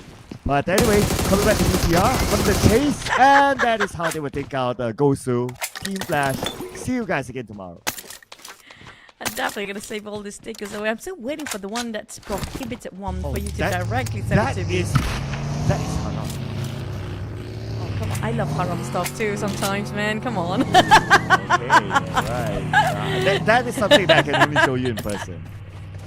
Okay. I'll be waiting for us to actually meet one day, which we never actually do. Unless for certain events, not for casting purposes. So remind me whenever you see me, okay? But speaking of the next one, we do have NKT. Can they push their numbers in the last map they have here into the 85 and above? Oh, let's see here. 85 and above. Well, FaZe Clan 88 now, so I guess we can see them on Sunday as well. They can also go out and not buy elephant pads, because they probably have a lot of them. But for PUBG Esports, they still need the points and the reason to go out and buy elephant pads, and they could have started off next with another team that was in front of them. But no, okay, they're going to avoid the fight, maybe. And Boom is one scary team, a real big scary team. Why? Look at how they just played today, their first day, and they already climb up to the 8th place. And look at the numbers of scores they actually gained within 1 day of map rotation. Vampire taking out NKT. NKT, all they need to do is secure at least 10 more points. They cannot afford to go down now. Well, the moment you mentioned NKT, they lost 1 player. But they have the circle, so it's okay for them. So NKT, so far so good. I'll be interested to see what happens on the northern side. We have a good amount of movement. But we're going to put our attention to Napeko now. And he has a Luxie in front of him, but looks like Luxie does not know that he's there. Boom, Razy, Pombit, and Frenzy reposition, and XERXIA on top. XERXIA, where do they stand? But XERXIA is pretty much okay, I think, for their first day. Not the best round yet, but we can see they are growing when it comes to their adaptability throughout the game. Yudo Alliance also having the last round here. They only got 63 plus another 4, which can secure 67 points. It's still going to be around, they need to at least score in the 70s, just in case, just in case for this week. Roy made a bit of a progress, but they have knocked down. I'm not sure if they actually transfer into 1 point. Not yet, not yet. Probably soon, or maybe it's a long range. But speaking of translation, waiting to see if anything might happen to BTR. They were so close to PIGMY. My goodness, that was so scary for a moment. But for PIGMY, they do have the compound, so I don't think BTR will try to take the risk and try to flush them out by going down. RRQ spotted out Talon. I'm not sure which angle of the fight is happening here right now. XERXIA spotted out Lapar. Oh my, we can see the nades flying over his side and just miss his ears. Lapar, on the other hand, will have to fight face to face with RNG. It's a bit of a nade galore, down to 30% of HP, 40% at that. 20, make it even lower. But Lapar, where are the rest of BTR? Well, just behind him, that is. But I guess they're waiting for... They play the patience game. Just wait for RNG to come and find Lapar and expose himself instead. Oh, Lapar tries his luck on the right side, but nobody is there. RNG is still on the lower ground. And at least the fact that they are all within the circle, they don't really need to force the move. The bigger question is why RNG is there alone. Of all the other teams and all his teammates still well and alive, XERXIA still having a 4 and RNG having to be popping randomly somewhere else where his team's at. Roy spotted out. Axel, don't miss this one. They got it clear. Wait, are you kidding me? What's with the shots here today? As scary as how Valak would look like. Oh man, okay, not as clear. Scary at all. Not as clear as Thumb's target, but yeah, this one could have been a straightforward knock as well for Valak. Axel just slid down right in front of his crosshair just now. Are you kidding me? Well, things just happen, and it's probably like, you know, it's been a long day for them, and you know, it's like last game, so maybe some of the concentration is starting to like slide away. Wait! Axel just finished off Valak. Are you kidding me? That one play that did not finish off by Valak will actually bite him back. And it's only one person right now. And Task will have to hold the ground against the rest of Talon who's climbing up as well. This is going really south for Roy. I mean, for a team that absolutely needs points, yeah, that is a mistake that, you know, it's a tough mistake for them. And now without Valak, they are going to face up against Talon. And without the circle, Talon would definitely want to clear off their sides before moving into the circle. Speaking of the circle, it's quite a far distance, almost 300 meters into this safe zone. But Roy, Jiminy is quite far from the back. Try to provide support fire, possibly, if Talon trying to pick out. But Sem9 and RQ are head-to-head, and sending all three of them down. Azar is doing this by himself. Oh, Azar! Wow, 1v3! Oh. Man, beautifully done. Hopefully we get to see a replay of that. But for Talon and Roy, Talon took out a couple of members of Roy, and now Roy only has 2 players left. So yeah, Talon, big comeback here against Roy. Now, surprisingly, on the side of BTR, RNG is the one that has been giving so much trouble to a side of BTR with early nades before by RNG, but it's going to be a different team entirely. Just walk straight into RNG's hiding spot. That's going to be Boom, but will be a trap for Boom because they're just arriving at the same time as BTR approaching and advancing towards the angle. No BTR from the high ground, knocked down onto Razy. That's going to be the opening from Leon Punk. And they're probably going to look for more other members of Roy. They're circling around. Leon Punk tries to get more out of this. But they're also aware of other teams behind her, especially Vampire Esports. As XERXIA just finished off Roy instead of RRQ just now. Or maybe the other way around. I'm so confused. Was it Yudo Alliance? I have no idea because there's too many fights happening at the same time. Boom kind of cluttered up into a very small shack. Since they're being pressured by both sides, 2 different angles. There's going to be a bit of a swing if they want to survive. The XERXIA coming up from the back, BTR coming up from the front. Here comes the Nate Pomp. It might be clipped quite a bit. Yummy Man Frenzy back into the shack. They have to build bridges of smoke. But where to run for the side of Boom? They're surrounded by PIGMY. There's also to BTR, there's also SERXIA across them as well. The only reason why they want to move around is so that they will not be nailed down one altogether by BTR. But BTR looks like they're going to stop and they're going to refocus again. But still keeping an eye on to BOOM Esports. And if I were to look at their utilities, Lapa is out of nades. I believe same goes for the other members of BTR, so they're going to let that one go for now.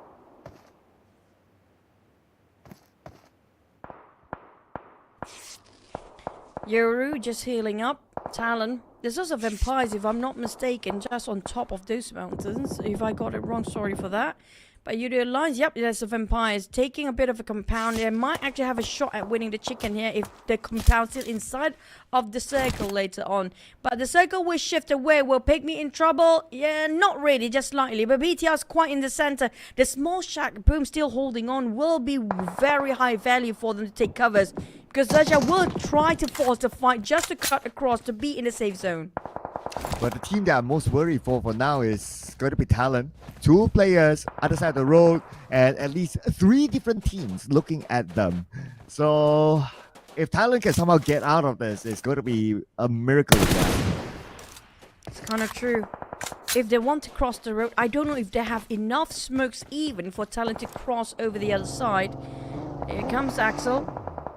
Oh, he got himself stuck with those vehicles. You can hear him ramping up those oil and gas.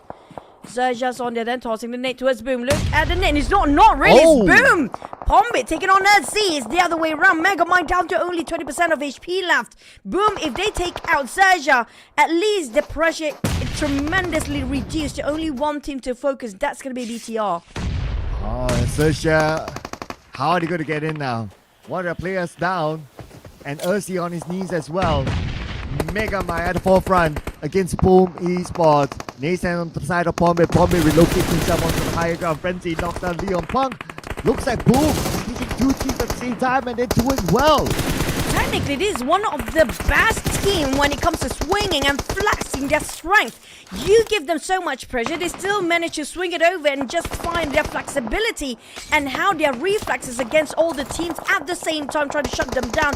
It's incredibly just mesmerizing. BTR, despite they try to push down, is down to only Luxy with the micro resist spot out Frenzy. But he chipped down to only 5% of HP left. Here comes Frenzy. He knows how much damage there is. And the spray. BTR bites the dust, but they're pretty much confirmed for the Super Sunday. Yeah, don't poke the hornet's nest, and BTR paid for it. But anyway, like what you said, wouldn't be too worried about BTR. Normally if you go around Bangkok, you catch them shopping. So yeah, take a chance, ladies and gentlemen. That's true. You might actually have a bit of a spontaneous meeting up with your favorite players. PIGMY, Jabranki, spotted out SERXIA. That's going to be the last of SERXIA. Or maybe there's one more. There's 2 different angles. You have a lobby axe pressured by the blue zone. And the blue zone starts to close as well. He's not having too much space to advance here. With Dimsy giving so much trouble. And lobby will knock down by the blue zone instead.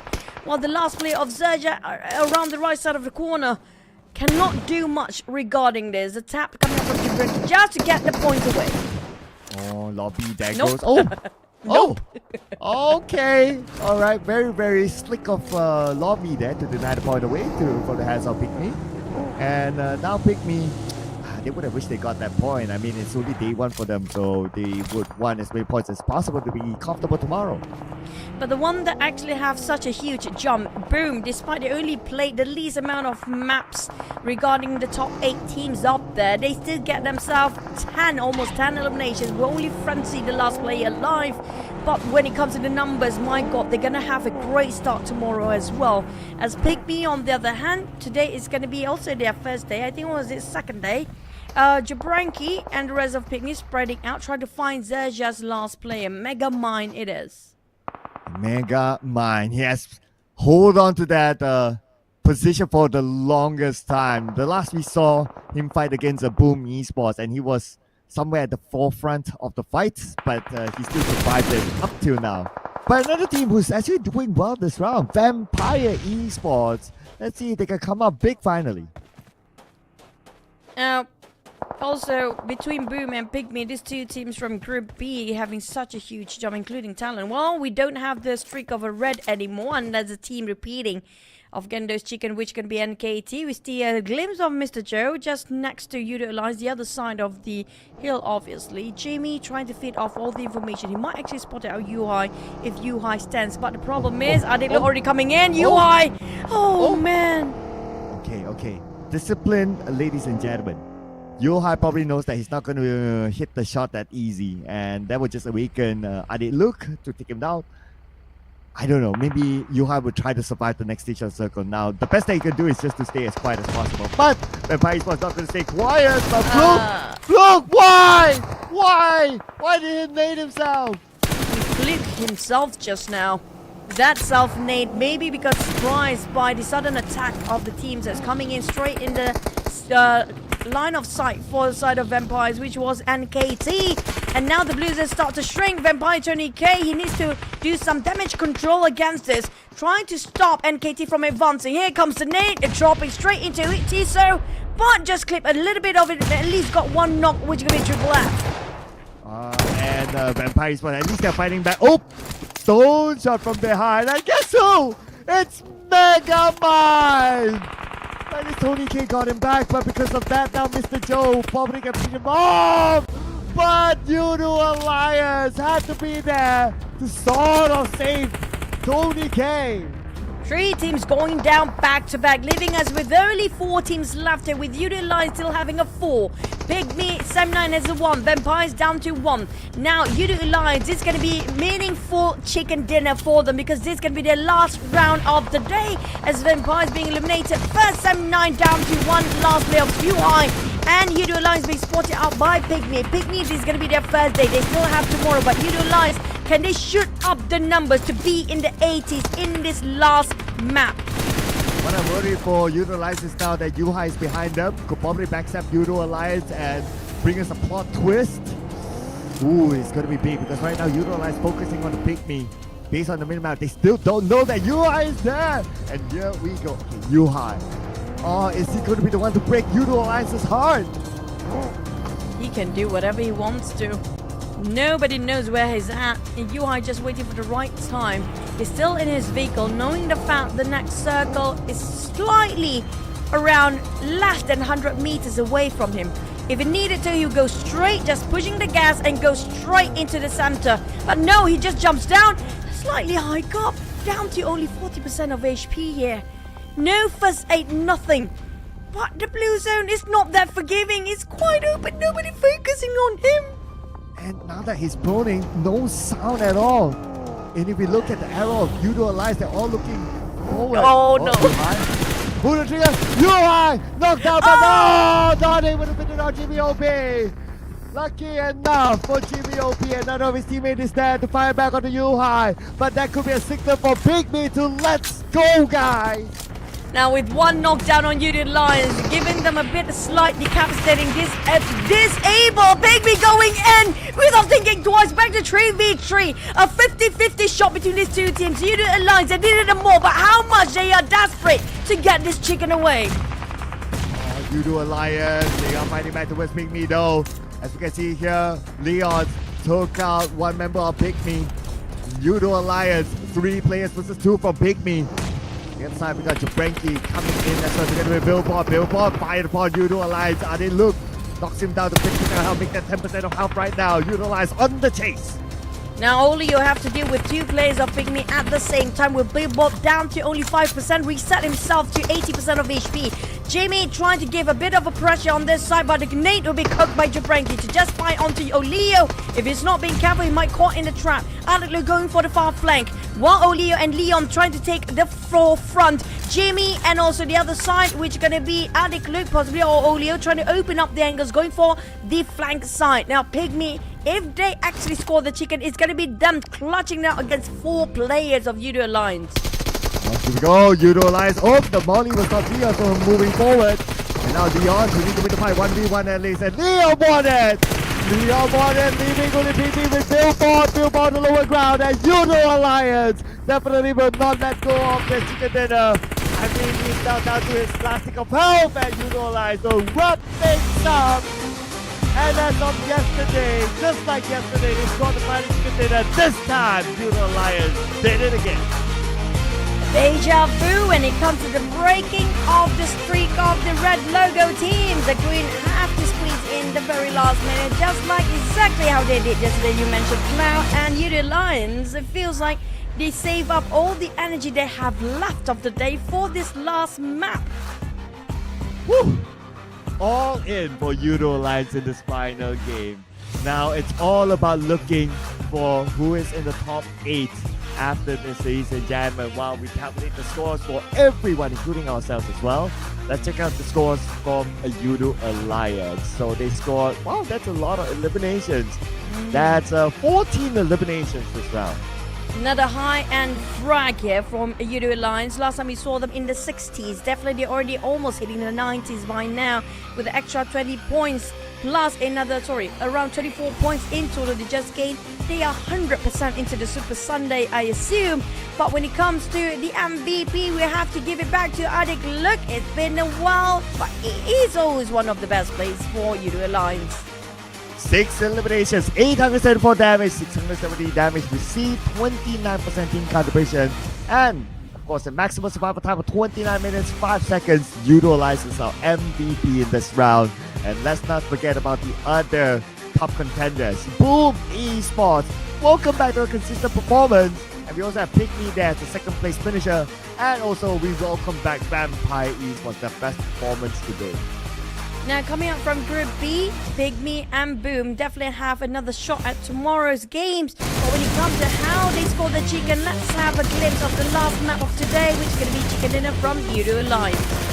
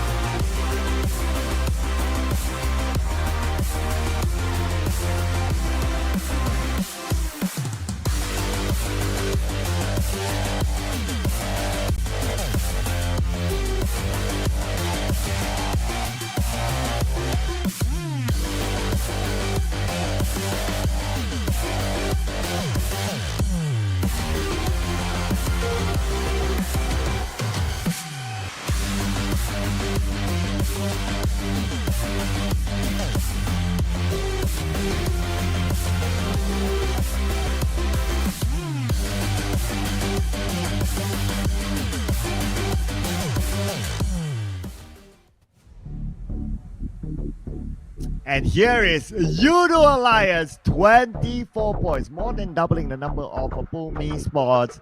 They got themselves 11 points, followed by PIGMY with 10 points, and Vampire Esports 9 points. Welcome back to page number 1. Other than that, RRQ, one of those teams who don't need to play some points because they got the firepower, 7 elimination points, and that is how they got the total points in this round.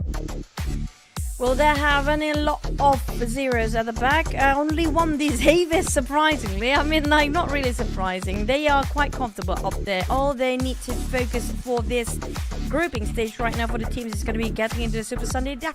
They definitely like, you know, we're going to give you guys a chance to gain yourself some points. So we're going to bat out a bit earlier for DX. Yeah, I mean, Xavier, they'll be like, whatever, guys, you know. Not like we get a trophy if we overtake Alter Ego anyway. Because right now, the challenge is for the teams below them to overtake them, especially those who still have games to be played tomorrow. For the top 4, I think that's why Yudo Alliance, we can see them smiling, assuring that they got more than 85 points. That's pretty much slightly beyond the benchmark we had set early on. So the top 4, I have almost 100% because we don't know about tomorrow. Maybe 100% by this time that they will actually go towards a Super Sunday. But NKT might be a bit shaky because look at where Boom is actually. They're also in the first page as well as PIGMY.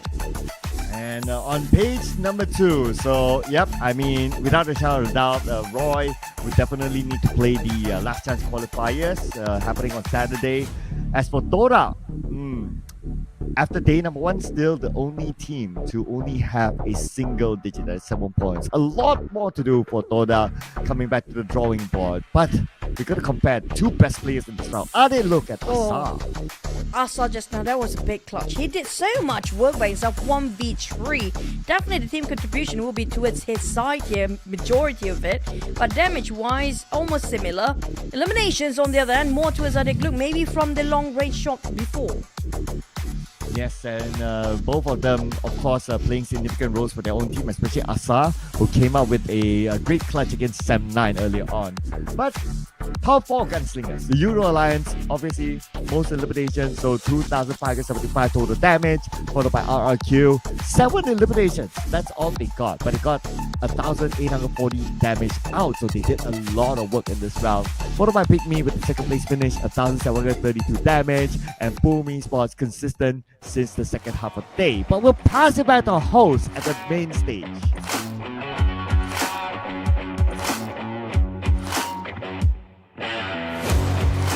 Welcome back everyone, and now the last interview we are with NKT the Gods. สวัสดีครับ สวัสดีครับ ดูตื่นเต้นนะเราอะ Okay, from last week you almost entering Super Sunday, but you cannot. So this week your performance has improved a lot. What adjustment have you made?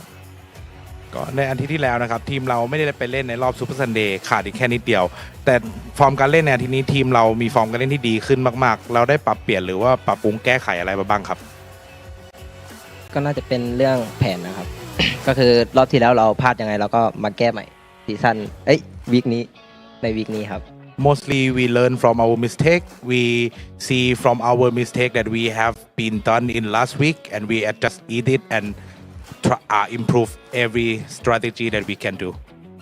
I understand, and you do very well because this week it's different, very different. Underline from above the line is like Kel and Kevin. Okay, competing among so many strong teams in PMSL. What do you think about your team performance so far? ก็การที่เราได้มาแข่งกับทีมเก่งๆหลายๆทีมใน PMSL รอบนี้เราคิดยังไงกับฟอร์มการเล่นของทีมตัวเองในตอนนี้บ้างครับก็ไม่ได้แย่มากครับแต่ก็ไม่ได้ดีมากก็พอใจครับพอใจครับ It's still acceptable, not that bad, but not that good. So. Okay. How do you feel about competing in your home country in this season? What different do you feel compared to the competing from outside country? ก็คิดยังไงบ้างครับกับการที่ PMSL มาจัดที่เมืองไทยการได้เล่นในบ้านตัวเองความรู้สึกแตกต่างกับการไปแข่งที่ต่างประเทศกับการที่แข่งในบ้านตัวเองรู้สึกยังไงบ้างก็รู้สึกดีกว่าครับเพราะว่าความกดดันมันก็มีน้อยกว่า We are happy about it and also less pressure comes to us ตอบยาวกว่านี้ก็ได้นะ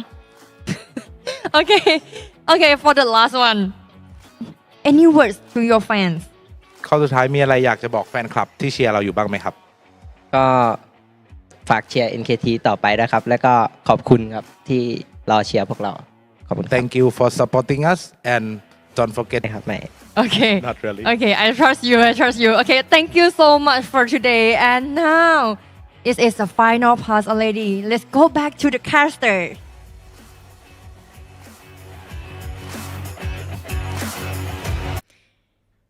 Thank you so much, Miss Bo, for our host of the day, and definitely for the entirety of the season. And Mr. Boo, which gonna be is Bo and Boo, by the way. The Boo, Mr. and Boo, our translator. And speaking of which, the question that she left out, I think, how confident are you to get into the Super Sunday with the scores they just gained, not entering the 80s yet? Yeah, I know, right? It's that is actually a good question. I really like to know their thoughts, but hey, we'll probably wait to see the results then, because we'll know for sure by tomorrow who will get the tickets straight to the Super Sunday. But honestly speaking, even though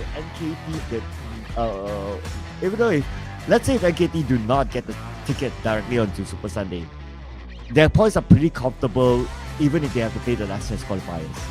We did mention about the minimum benchmark for getting a Super Sunday by the last chance, starting off the point which carry out from the league would be the best, around 60 points.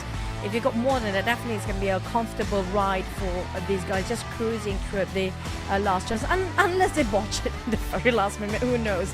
But also, speaking of which, we do have confirmed 4 teams, I think, for end of today. We do know 4 teams already advanced to the Super Sunday based on their points gathered by the end of the day. Who will advance another 4 teams that have the slot later for tomorrow? Because we're right now going to wrapping up the show. This is going to be Chicha, and that's going to be Sir Cloud. We're done for the day. See you guys tomorrow. And we're going to start waving because we're going to say goodbye and good night. Thank you, guys. Keep waving.